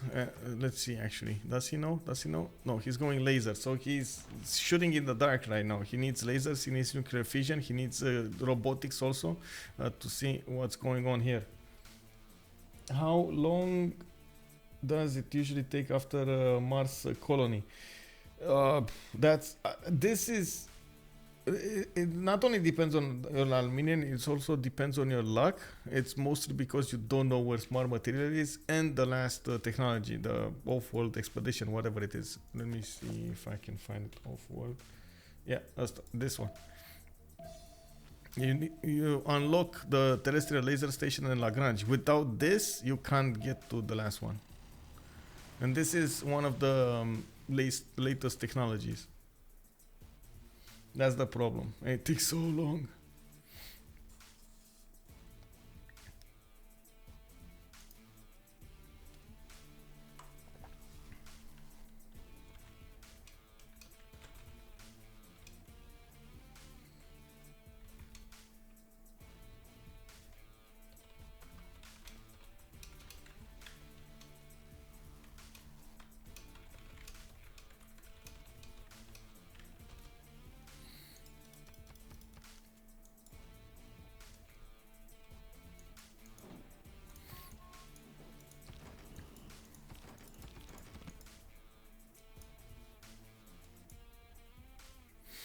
Okay, next launch Mars colony, and I do want to keep this open up, by the way. I'm pretty sure we're gonna need to see exactly who's gonna get what, and the nuke fest will start. We're definitely gonna see more nukes coming up on Khmer, and we're gonna see more nukes.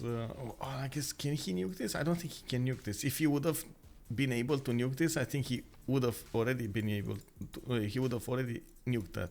So it's either gonna be him trying to get to nuclear submarine armadas to push that nuke through, or switch targets. So at the moment I don't actually see him pushing Indrapura successfully. Fascism in 4 for Zulu. Oh my god, that's so late, bro. As in, not late right now, it's 108, it's fine, but it's so late compared to Astikos, right? He's on computers next turn, globalization 1. We do see Romrom is also fascism. Well, I guess that's another card that we didn't take into account here. Russia has been pushing England from the south. He's also trying to get there, and by the looks of it, it does seem like he is gonna be successful into doing a lot of damage. Putting more pressure on Canada to well, give up. We do need to see if, oh my god, this is actually quite impactful. All of that army that was pushing Rome did get repositioned. We got Canadian helicopters going to defend the mountains over here between his cities and Torres del Paine. And of course Spain. In Spanish land, we do have him going for War Department, and nuclear devices are starting to come out from him. Spain did go for democracy, while Astikos did go for democracy. Okay, so both of them are going to benefit from that. Did he get his building? No, he didn't. Okay. Can you show stats? Oh, for a second. Yes, Sissy Pyro, bonsoir. Comment ça va?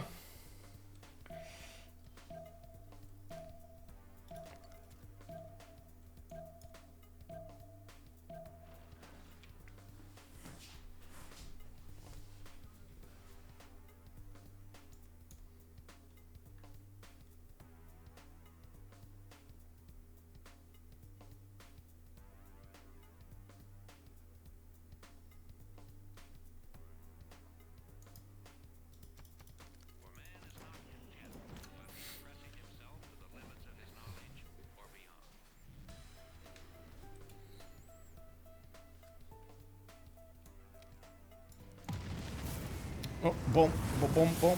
Where's the bomb? Oh, what the bro, the plane is underwater. That, oh my god, that one tile with the airstrip, it just went underwater. Really? Oh my god, where's the bomb? Where's the bomb? Oh, we got Russia's army nuked to smithereens.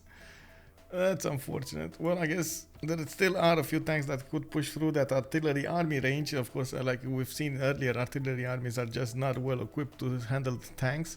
But man, oh man, the nuclear devices are coming out to deal the pain.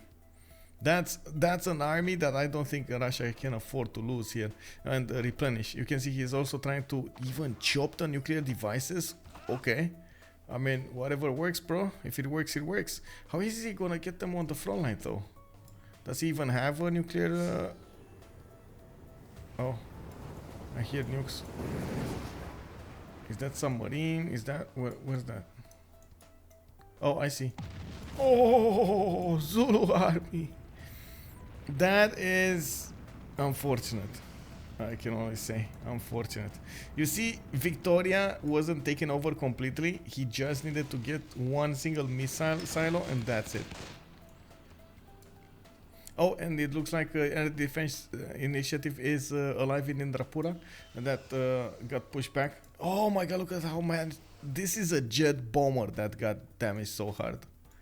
Amazing, very good move by the way by Lege over here to get that promotion in. What's Diplo looking like? 9 out of 20. Not really close enough to a win. It's very far actually. I think space victory is space race is the way to go here. Batoudoo just finished the first. Oh my god, 6 turns to get the next one. That's not gonna happen, bro. That's really not gonna happen. 6 turns to get the next one, and by the time he's scanning that, we're gonna have Ottawa get to the next text robotics in 1, totalitarianism in 2. Unfortunately, that's one of the bugs, I guess. Bugs, well, quote unquote bugs, because it's not really a bug. Unfortunate stuff of the BSM, the better spectator mode. We can't see what's going on behind, and I guess I can take a look at the streams here. Let me see if I can catch a sneak peek of the text from Astikos. Astikos is streaming, by the way. Big shout out. Let me see. Shout out Astikos. There we go.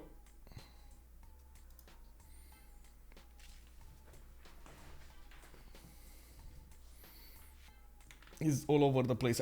I'm waiting, by the way, to see what the text screen looks like. If he and what did he manage to discover? I'm pretty sure going for nuclear nanotechnology, for example, open up a few of them. He's gonna need to go top 3 for robotics and of course nuclear fusion. I just need to see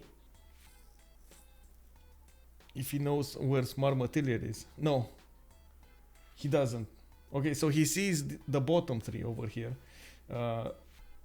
He doesn't see the top 3. He didn't go robotics, so he doesn't see that. Or nuclear. I don't know which one he didn't go, honestly. It's still confusing how it looks.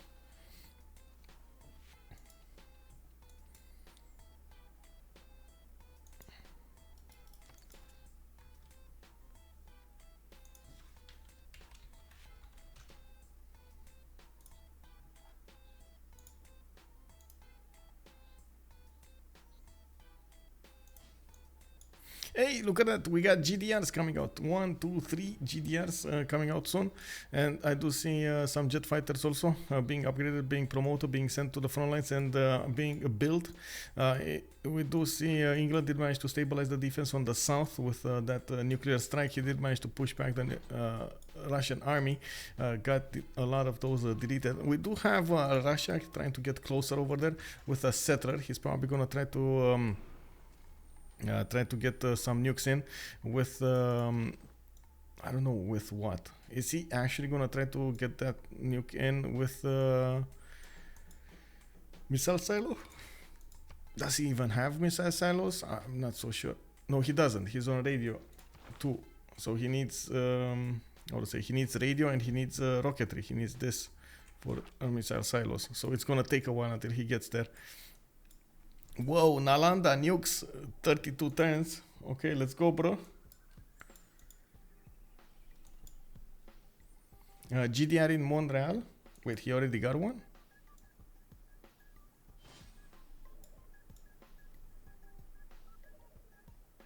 No. Oh, you mean being built? Yeah, that's what I said. Montreal, Halifax, Quebec City. All three of them are building GDRs. Oh, okay. I got my heart jumped a little bit. It was quite fast. Oh, two turning GDS from Hamilton, bro. Like really, 2 turns. What is this, by the way? 178 production city. And he's gonna get advanced cells, fuel cells, whatever it is. Easy peasy. Oh, okay, got it. Sorry, man. Sometimes I can't keep up with the chat and the game at the same time. My bad. We do have Russia over here trying to get... not Russia, Kublai in China trying to get a helicopter army in to see the territory of Canada, but unfortunately, well, that got shut down pretty quickly. Khmer is trying to get a safety settler in Canadian land, and from what I can see, Khmer did also push back a considerable distance the Zulu army.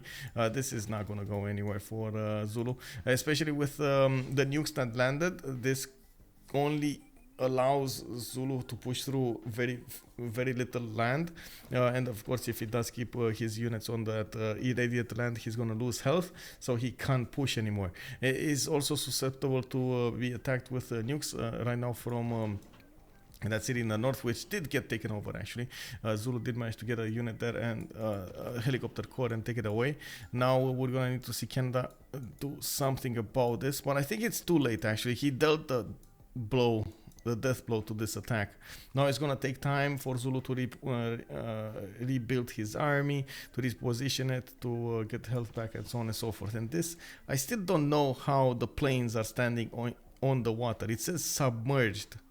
Is this some of those planes / submarines hybrids or something?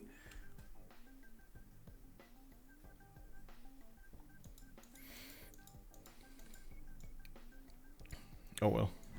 We got nukes coming out from England. He is also going to try to defend against his opponents, and it does look like he's going to probably nuke the first, do the first strikes against Russia. By the looks of it, Voronezh, by the looks of it, the army to the south over here is all in danger. Oh, Batoudoo found smart materials. Where is he on the projects? He's not doing, oh my god, he's not doing them fast enough. Look at that, launch moon landing in 4. Oh no, that was crippling. That one industrial zone that got burned to the ground, that was so crippling. Yes, the airstrip tile get flooded. Yes. Oh, thank you. That preserve in Hamilton is a very sad one. There's a preserve in Hamilton. Oh yeah, there is a preserve in Hamilton. I don't know why he did it. Maybe misclick. You know, sometimes it happens. You're trying to play quickly and yeah, you just misclick.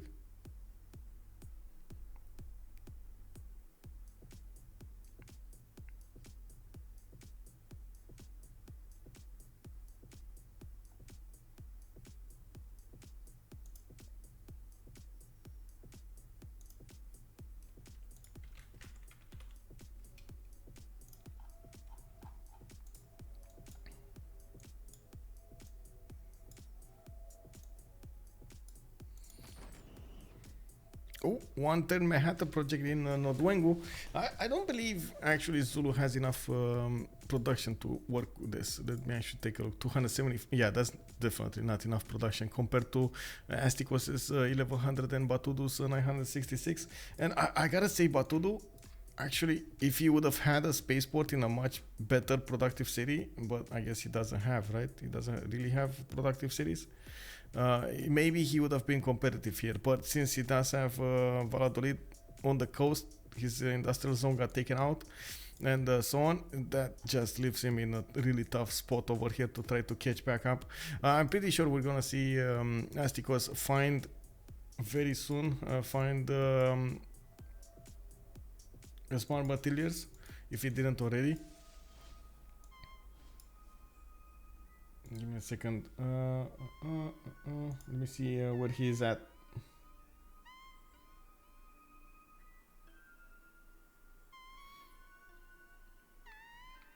I'm trying to figure out where he is on what he sees on the screen.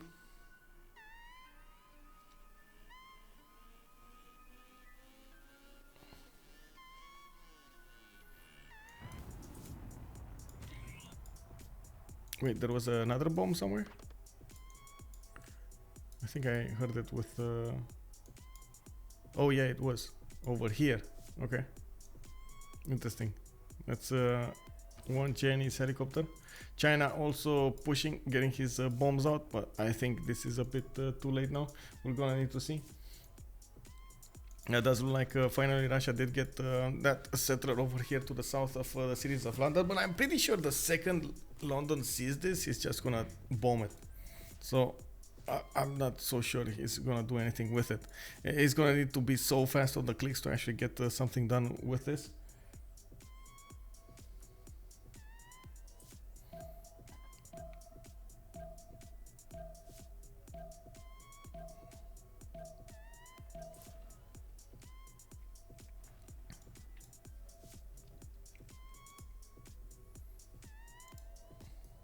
What win condition are they going for? Hello there, thanks Psycho.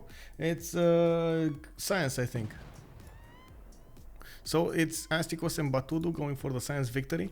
Batoudoo did figure out where, and that's one question that I didn't answer yet. Actually, yeah, there we go. Astikos did not get the smart materials yet, but Batoudoo did. So he probably... Oh, I know. So Batoudoo did discover telecommunications on the top 3, and that's what gave him the thing. Oh. Wait, really? Who's nuking who here? It's England nuking Jiao Dong. Whoa. Yeah, there we go. That's where it started from the missile silo. Lol. Okay.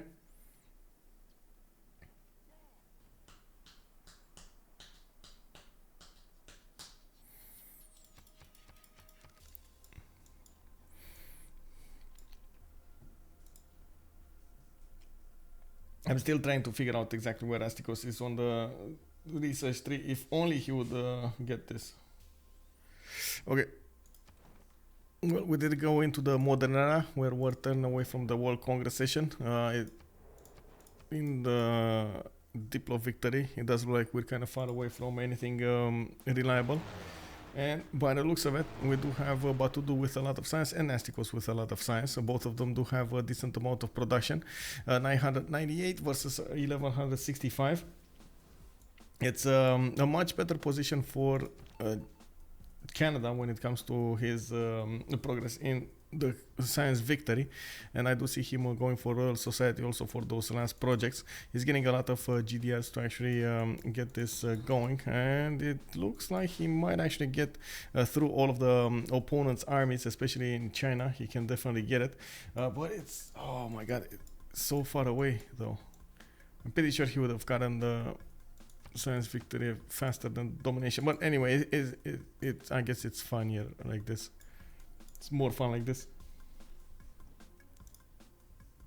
Canada needs to have Royal Society and builders for the Lagranges. Yes, I agree. Plus. He's doing it. 110. Montreal, I see. In Ottawa, though, he's not doing the projects. This is... I mean... He's going seasteads. I don't know why he's going seasteads. Why are you going seasteads? Bro, come back to light. He needs... No. Wait, he didn't get the GDR. So what is he not seeing over here that he should be seeing? That he's going seasteads. Because Batoudoo did get already small materials while Canada didn't. So I'm a bit confused about his science. Anyway, let's see. Preserves.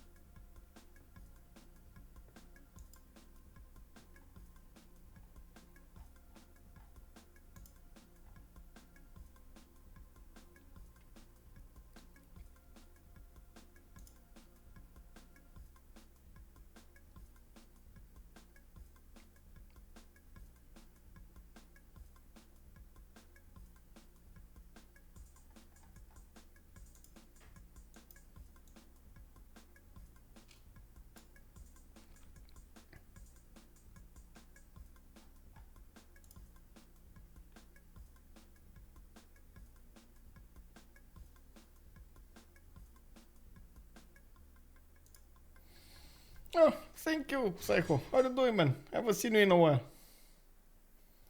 Getting ready for the 4v4 league? Yeah. Give me a second so I can get something to drink. Did I click the button? Yeah, I did.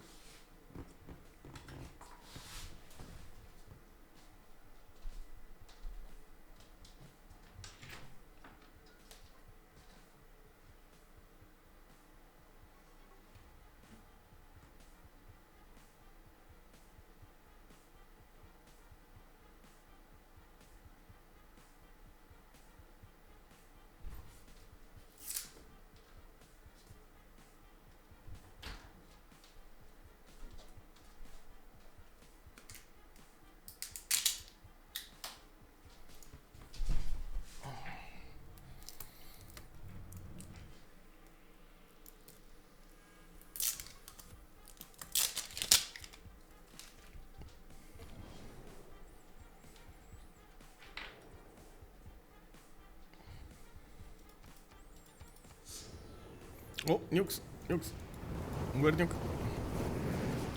Oh man, right on time. Okay, so England is definitely trying to nuke Jiaodong and taking out the city. Khmer using Khmer's helicopters. What's the next one? Where's the next one? Oh, another one. Russia this time nuking in Preston.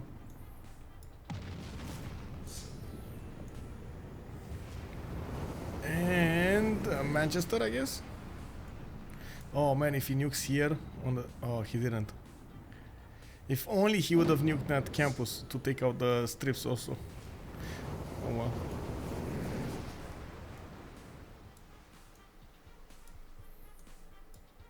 Ooh, battleships and submarines. Well, battleship. The battleship did all of the work over there, intercepting the nuke. Oh my god, how many nukes do you have, bro? He still has one. That's still gonna be intercepted. Like, nuke the east, bro. Nuke this. I don't know why he's not nuking the east. Anyway, he's not getting nuked in return here.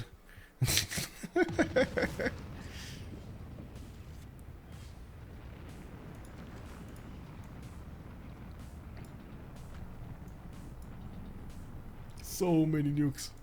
So many nukes. We do have 4 nukes also from Philip II. He kept on building them but never attacked back. And we still have Astikos with 3 nukes.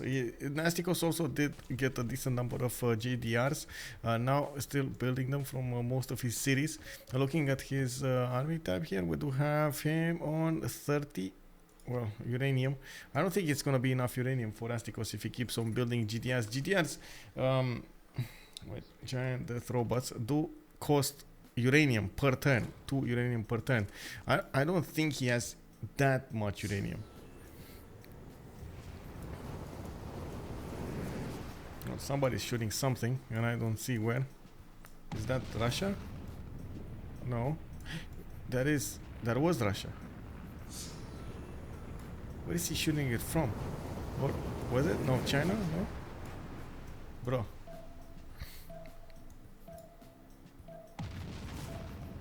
Wait, was that? No, I don't think it was England attacking himself, right?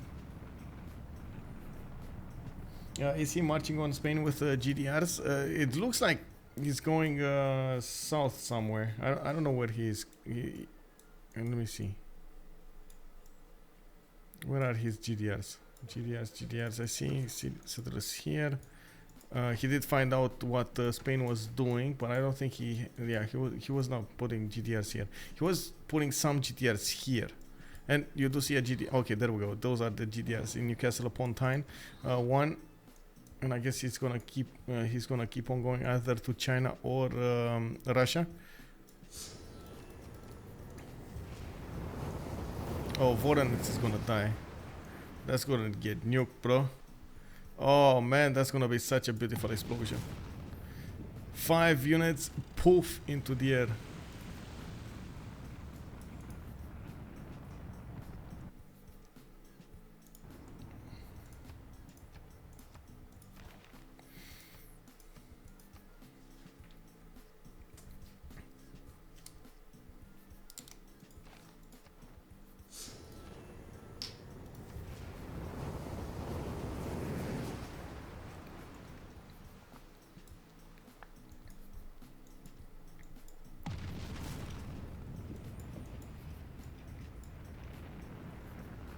Well, this is basically like when in doubt, just throw a nuke.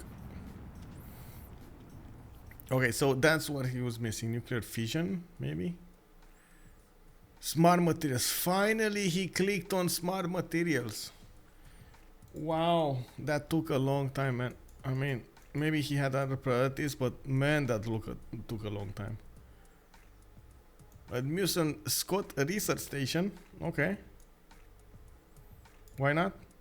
If it works, it works.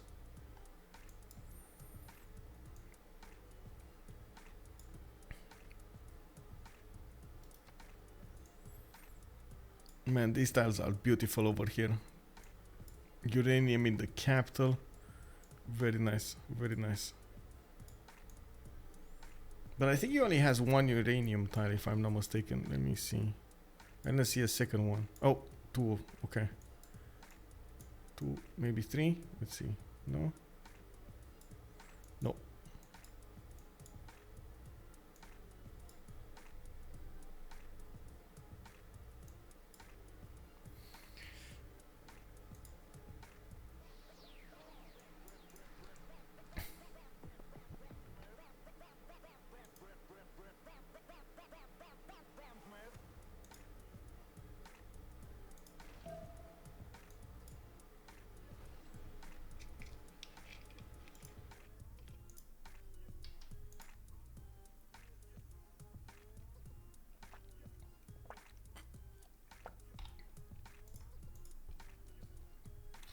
What does it look in terms of text?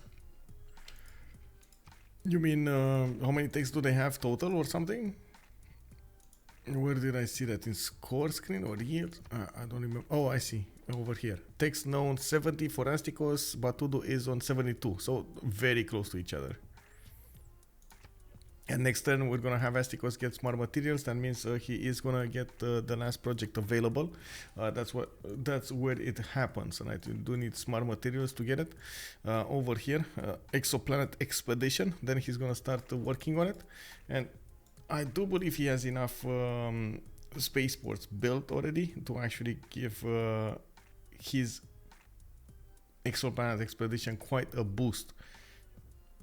Maybe I do want to say that maybe Astikos didn't find where the last project was, the Offworld expedition one that I was telling you about. So maybe he just waited until he revealed that so he could go for smart materials. Probably didn't. Maybe he didn't want to give up his sand or something.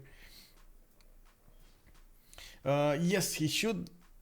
I mean, there's the moment it doesn't look like they're going through the opponent series fast enough, as in Khmer is still alive. That would have been a front that could have been pushed towards him. But again, look at the distance. It's so much land to cover. Spain is quite far away from his opponent. He is trying to build the infrastructure, but got caught in the middle and got nuked. Now, of course, Spain is gonna need to get new units in. Get more of these military engineers and so on. It's not going to be easy. It's not going to be easy. Yes, he's getting some jet bombers over there, but I don't think with the jet bombers he can get fast enough to Canada and take him out, especially with the sheer number of GDS that I see coming out from the Canadian cities. That's so much production. Many shook oblique. So then the Spain versus Canada sounds like my life choices. Where would you live, in Spain or Canada? Oh man, that's a tough one. That is a tough one indeed. I would still, I gotta say, man, I just for the heat, I really like the heat. I would still pick Spain for the weather. That's it.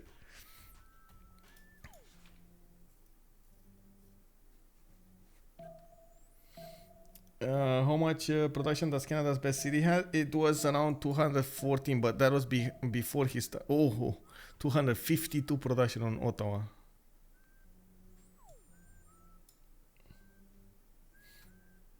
Yeah, he's been like this for quite some time now. He's man. This is. I mean, he's gonna probably 310, 410 that exoplanet expedition. Not maybe even 210. I don't know. We'll see. But that's an expensive one. In the Great People screen, oh my god, it's even Sergei Korolev. I mean, nobody's gonna get that. Or Carl Sagan, 1600 points for one, with 620 for the other one. Canada is doing 106 points. He's trying to get it. He's doing the industrial zone logistics projects for it. We might see him getting it. Oh, 3 times. I mean, does he even need that one anymore? I don't think he needs that one anymore. It's just to deny it from his opponent. He just needs builders. He needs to buy builders and get them on the exoplanet to get more production in. That's it.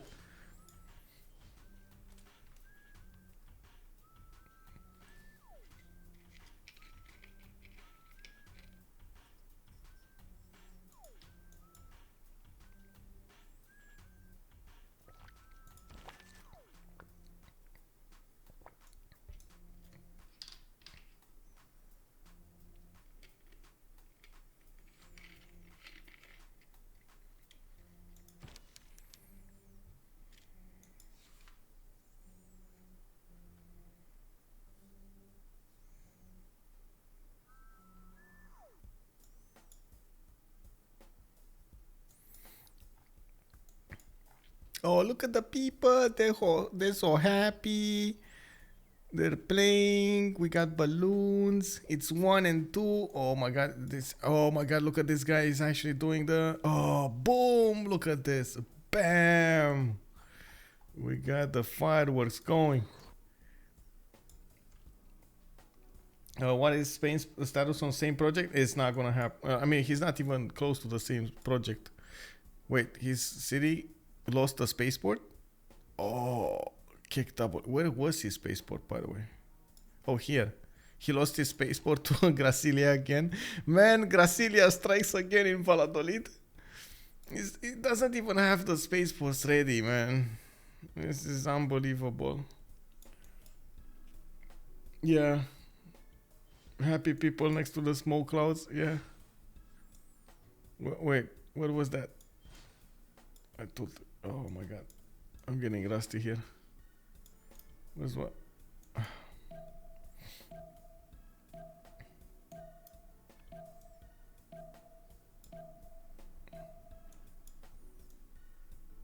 Oh, here. Yeah. Here.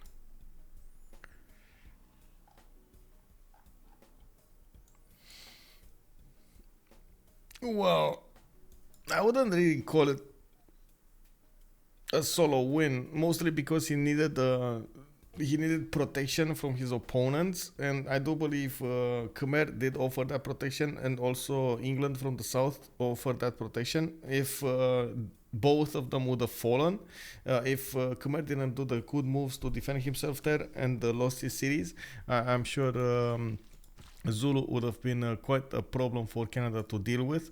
Yes, he had the production. Yes, it would have been let's say a death blow, but it would have been an extreme problem over here for him. Where was that nuke? China? No. Oh no, this one fell earlier. I don't know where the nuke went. Oh, I see, this one. Okay, so we got one city taken away from England. Okay.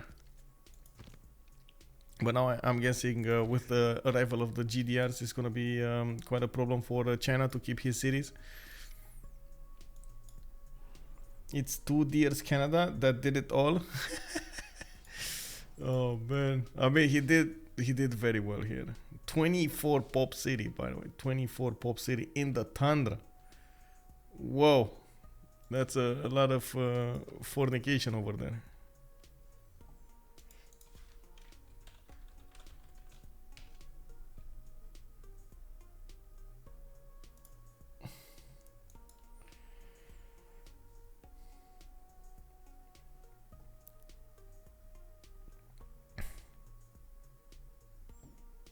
So Astikos did get smart materials. He needs to rebuild. Oh, I see the spies. Oh my god. Okay, the spies, man. The spies. Pavel is trying to delete that spaceport, and you can see he's need to rebuild it. But he did switch exoplanet expedition to work it in Hamilton, where there is a Chinese spy over there also. Admission Scott in Brantford. Never seen that in multiplayer either. Yeah, it's 2 turns away from happening.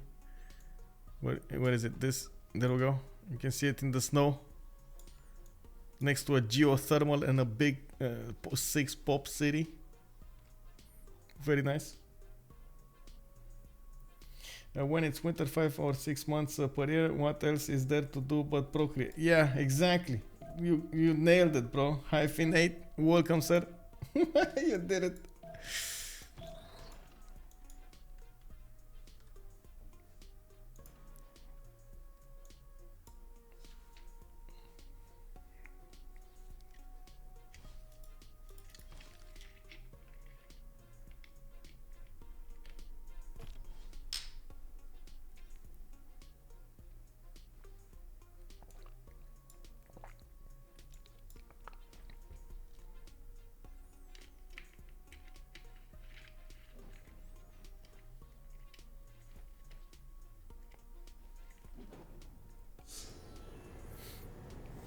Okay, nukes. Okay, now England strikes back with a surgical strike on the city of Shanghai.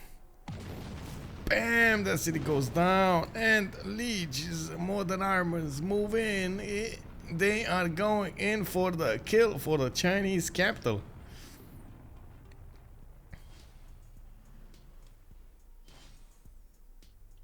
North Pole, best option to selfie. To settle? Oh, to settle. I don't know why I thought selfie over there. Roman Khmer can't be wrong. Yeah. You see how fast those builders are trying to get the exoplanet expedition project. Oh my god, Hamilton might actually lose the disrupt rocketry project.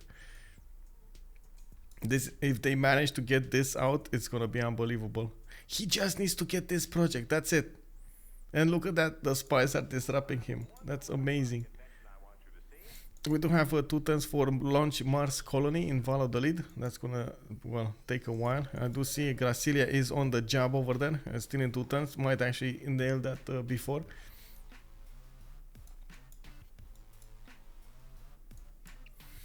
When I say nail that, I mean not allow it to finish. I think the spy goes in and finishes the mission between the turns, right? It's before the production goes in for the last project. Why doesn't Canada have defending spies? You know what? That's a good question. I thought of that. I have no answer to that. I think he's using them for extra diplomatic visibility in his opponent's empires rather than using them defensively. Let's see. We got. Wait. Yeah. One here. We got one here. So 2. Do we have any here? No. Oh my god, stop pinning, bro.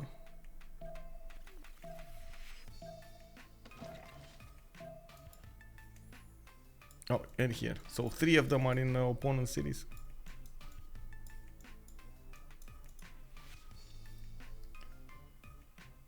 Oh, not now. I did check it already, bro. I didn't react yet. But yeah, some amazing food over there, bro. Good. Congratulations. Man, I'm gonna finish the stream and I don't know what to eat. Oh, I know. I got some spaghettis. I got some fusillis.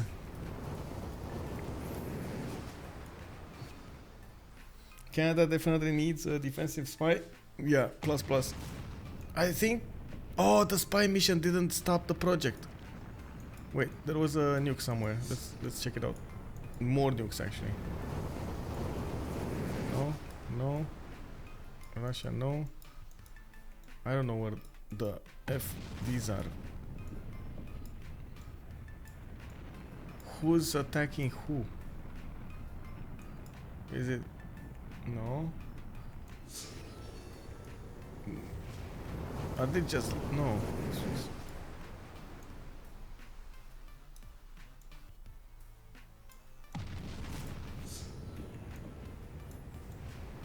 Are they just attacking a tile nowhere? Because honestly, I went through all of the important cities and I didn't see anything.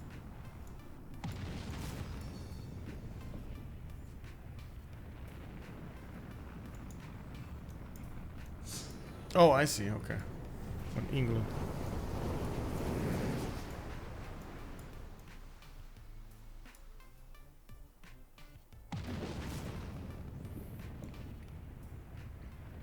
So all of that noise for one city center? No, that can't be right. Maybe here? No. Oh, there is a level 4 GDR going towards Canada. That's not gonna stop it though. We do have Hamilton finished. Did it finish it? Let's see. Science. Yeah, he did. Okay, so now we do have the exoplanet expedition traveling 1 light year per turn. We just need the Lagrange done, and I think he should be well over it, right? He should have finished. Yeah, there we go. Lagrange laser stations. Tick tock. One turning them from a few cities. Canada bombers in Spain. I don't know, man. I don't know. That was quite a space race, I gotta say. Quite a space race. I'm a bit surprised we didn't see Batoudoo also focus it a lot more. And also how much time it took them to kill Rome. Yes, I know Rome wasn't that important in the game and so on and so forth, but it's, you know, it's good to clean them up when you have the chance. Fast, I mean.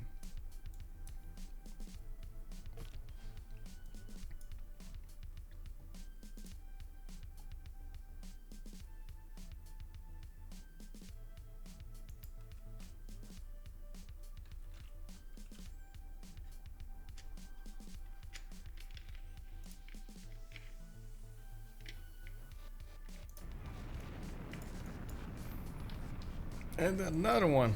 Oh, this time he actually managed to take the city with the help of a helicopter. Okay, finally he took the city. That got nuked like so many times. Okay, so let's check it out. He's moving 2 light years a turn. He just finished a project. I do see another project coming out next turn. He just needs to switch all of his cities now that he could do projects. Ottawa, Montreal. Montreal does it. Oh, he doesn't have a spaceport in Montreal. Never mind. Hamilton. Yeah, there we go. 111. Turning projects. Projects. Charlottetown is also gonna get a spaceport. Just wherever you have spaceport, plug in the laser on the terrestrial laser station. Just do it. Rome wasn't that important. Rome single-handedly killed Spain. I know, Salty. I know it was amazing, but that's the mistake, right? He let Rome get one city away. He let him live. How much is the production in those cities? Okay, Ottawa is. It was 240 or something earlier. Let me actually take a look here. It's 310 production. Well, we got Windsor on 113. We got Hamilton on 193. And Charlottetown is 91. Oh, there we go. He called it GG. They saw no way out of this. No time to actually stop that project from happening. They couldn't get the space race going. And, of course, the nukes were just not close enough. Pam, pam, pam, pam. That was quite something over here. A big space race on the Highlands map. We had an impressive defense and attack coming out from Khmer, managing to stay alive versus Zulu and China Kublai. Next to him, with of course, he was Khmer.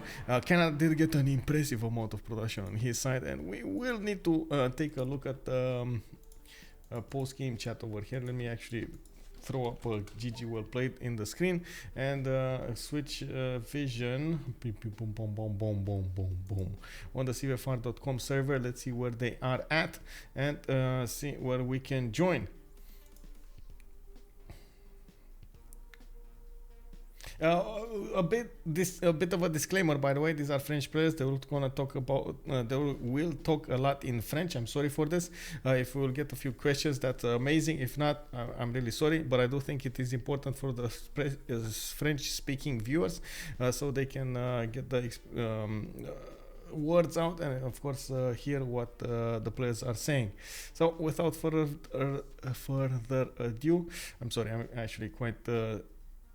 How to say, tired right now. I do want to join the channel and see what's going on. Qui n'avait pas d'électricité et que du coup ça servait à rien. Moi j'étais trop fier. J'avais réussi à faire quand même 3 projets dans le même tour avec les Chop Magnus. Apparemment c'était inutile. GG well played. GG. Bien joué. Game 300 incroyable. production city, bro. Yeah. Moi je nous voyais win jusqu'à temps qu'il y ait les Cossacks dans le land de Romrom. Et là quand j'ai vu Romrom se faire combo ce IRL, play était incroyable de la part d'Alexis. j'ai cru qu'on allait lose. Ah bah ça t'a turbo IRL mec, ça t'a mis à genoux. Tes stats ont chuté par 2 et tout. Ouais, ce play, display from Cossack was insane. Le problème c'est que pour réparer, même si t'as 152 prod, c'est un tour. C'est un tour, ouais. Du coup bah ouais, ça prend du temps. Ah non, on va pas débrief directement en parler, hein, les casters. Let's talk for the caster, even in English or in French for HK, but. Moi, je pense qu'on met un joueur qui est plus expérimenté sur le late game à ma place. La game est terminée depuis 15 tours. Je pense, Batoudoo, que ouais, t'as manqué de connaissances. Parce que clairement, j'ai le meilleur land de tout le monde. J'ai un high roll oufissime sur mon ouais, spawn. Il y a juste un problème, c'est que t'as aucune ville qui dépasse les 200 de prod. Et c'est ce qui fait que tes projets... Ah ouais, mais j'ai pas un setup de prod, mais en même temps... Ouais, mais regarde, Astikos, il a une ville à 300 de prod, non, tu vois. mais Valadoïde avec la zone Indus, elle dépassait les 200 de prod. Mais bon, c'est que ouais. Quoi. Mais Astikos a qu'une seule ville qui a beaucoup de prod aussi, hein. Ça travaille. Mais elle a 300. Non, elle a 310, mais j'en ai une autre qui a 200. Mec, j'allais nuke Vitré et Québec là dans 2 tours. Là. Bon. Ça va à rien. Mais... Voilà. T'as les nuke Québec là? T'étais passé par où? Nalanda, libre passage. La carte de libre passage. Dans 2 tours, je peux. Ah. Dans 2 tours, je peux nuke là. J'avais pas vérifié là-bas évidemment. Ok. Ah oh, bien vu, ouais. J'ai arrivé. Alors, il faut que tu sois rapide parce que j'ai aussi un silo quand même dans le coin. Hein. Ouais, t'inquiète, bah on a vu, hein. Je suis assez rapide. Hein. Ouais, vous êtes rapide. Ouais. Moi, c'était un truc que je voulais qu'on regarde au moment du regarder. En fait, je me disais, si nous, on n'a pas trop de split, il y a plus de chances que l'Espagne en ait un. Bah, il Je a sais un pas giga si split c'est- hein, avec une B2 Angxi. Hein. Ah ouais, on a même pas vu le Zangzi. Et avant de poser sa ville Zangxi, il le voit pas. Ah, mais c'est pour ça qu'il a disparu, le marchand. Je me disais, parce que j'avais vu le marchand à 52 fois. Et derrière, je suis bah putain, c'est le marchand des routes. J'ai vu le Zangzi parce qu'il avait un général déjà. Très tôt dans la partie. Moi, j'ai noté 2-3 trucs. Il s'est passé quoi au niveau des premiers généraux, Riggy? J'ai vu qu'il avait un Zangzi, j'en ai vu un par-tiers, j'ai fait merde. Et j'étais parti sur un BO campus, sauf que je me suis fait irréel par 3 scouts et un guerrier qui sont venus de toutes Ouais. parts. Sauf que là j'étais dans la sauce aussi, qu'à un moment donné il fallait acheter aussi une unité ailleurs, j'aurais dû plus demander. Et là j'ai pas pu, je pouvais pas gérer, j'étais obligé de chop des archers. Ok. C'était un peu catastrophique pour moi et puis Ouais, ça pas marché, moi. Eh mec, ça m'a dégoûté hein. Quand j'avais vu que t'avais cassé. Derrière, t'as fait genre 6K, tu vas foncer dessus. Attends. Tu voulais pas faire des villes là? Bon, Alexis, ça va pas manquer d'engins de siège, enfin, de petites catapultes, trébuchets, Mais dans Alex, ton poche. ce n'est pas. Je suis pour tuer. C'est un Mhm. Romain, il a les chevaliers, je vais pas le tuer avec des coursiers. C'était pas le but du tout en fait. ouais, il m'a tout pillé cet enfoiré. Le putain. but c'était juste de tout piller et qu'il soit gratuit Ok. en fait. Ce qui a été le Ok, cas. ok. Après, Si je peux prendre une ville, je snipe une ville, tu vois, mais c'est pas tant pis. Genre. Quand tu vois des push avec genre 15 coursiers, c'est pas pour tuer. Hein. Je pensais que t'avais split, moi. Je pensais que t'avais aussi envoyé sur Romrom. Bah en fait, je voulais pas envoyer sur un homme des coursiers parce que ça allait se voir de trop loin. Je savais qu'il avait des unités à scout et que les coursiers prennent trop de temps à se déplacer. Donc j'ai pas du tout. J'ai dit j'irai au Cosaque. Je vais juste chasser les éventuelles unités avec un trébuchet en mode ça fait pas peur et puis il s'y attendra peut-être pas comme ça. Je vais le faire le plus près possible et le plus près possible pour faire plus de dégâts se passer. Quoi. Puis une fois arrivé tes scouts, là, après il y a eu la sécheresse et là, Ah ouais, c'était trop pour moi. Ah, c'était trop. C'est- Et je savais que ma game était niquée, donc et je me rappelais d'une phrase de Lege qui disait dans le doute, fais 1 milliard d'unités. C'est ce que j'ai fait. Après bon. Normalement, c'est un milliard de cava, pas de lancier. Ouais, mais, putain, avec j'avais la pas la chatte aussi, carte c'est- et Non, je sais non, pas. non, c'est pas une Astikos, question de t'as carte, une c'est un unité, milliard de t'as cava, une c'est unité. tout. Astikos, t'as une unité à 10 deux fois, on est d'accord, espèce de petit chatard là. C'est pas Ouais. impossible que j'ai eu 10 deux fois. Espèce de petit chatard. J'allais prendre Et des- que 2 cervidés sur la cap, et j'en ai pas sur la B2, j'en ai pas sur la B3, Ok, t'as pris ou quoi la sinon, B4, ou la des B5, villes, ou la des B6, militaires il n'y a pas de grosses sources de luxe qui sont Ok, des ok, camps, donc c'était pas si fort il y a que ça, en juste vrai. 2 cervidés. Ouais, Ah. donc ça va, c'était pas si fort que ça. J'avais du coup, l'impression je te- d'être IRL un bon moment. En plus, j'étais Ouais, un peu énervé sur pas le faux, regate ouais. parce que du coup, je suis par route externe. Et on discute de quand est-ce que je vais pouvoir avoir des routes externes. Moi, je pensais vers le tour 40, en fait, c'était vers le tour 50. Alors ça, je me suis senti un peu. Ah, ça m'a mis mal. Hein. C'est pour ça qu'on n'a pas de goal sur l'early. Hein. J'étais genre à 1 route sur 5 en train d'attendre.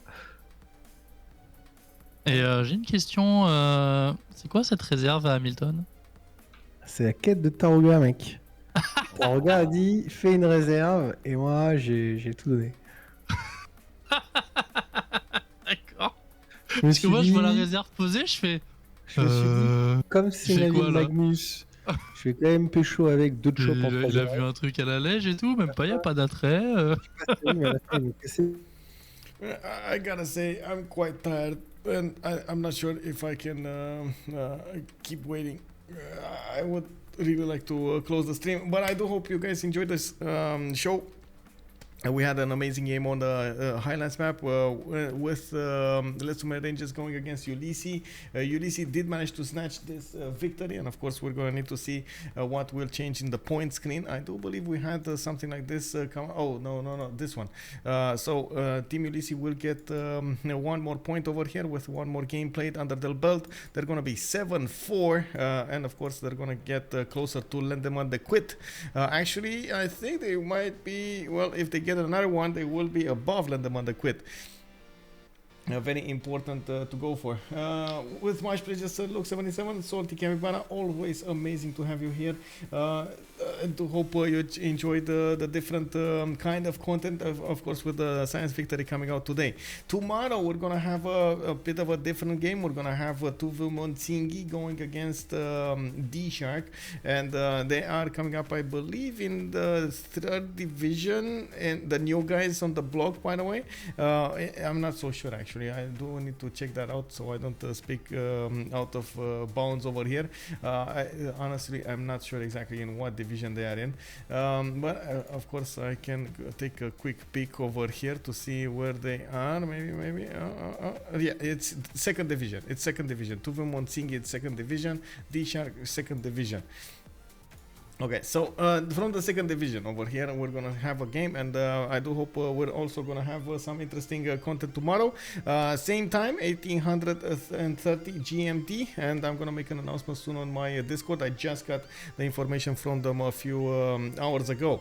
Also, I understand we're gonna catch back up on the coverage of the CPL 4v4 League, the Premier League, on Thursday, with a game starting up at 1600. CivFR going against Leson the Shark. Actually, we're gonna get a sneak peek into the players that are gonna play against the Russian team in the CPL 4v4 League. We're gonna need to wait for the scheduling on Friday, on Saturday, and Sunday. I'm definitely gonna try to check that out and see what's going on there. So, without further ado, oh, wait, I do need to say something else. If you're seeing this from YouTube, thank you very much for joining us. Throw this a thumbs up if you like the content. If you didn't, it's okay. It's all fine. Throw it a thumbs down. I totally understand it.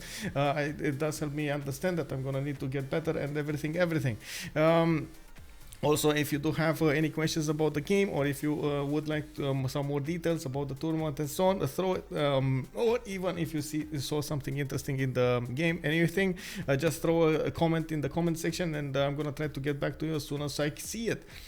At the same time, if you do want to pay attention to the upcoming streams, you can definitely check out my Discord, !Discord, and you do get an invite over here. I do have an updated channel, a weekly channel actually, for with weekly post. I mean, that I keep updated with all of the games that are going to be played during the week, and I'm going to get to stream them. And also on this channel, you get always the next stream, always the next stream.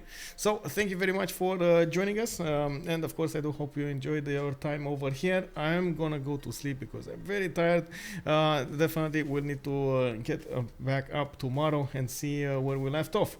Good evening, guys. Thank you very much, ma'am, for joining me, and of course, have a good night's sleep with some Civilization 6 content. Bye.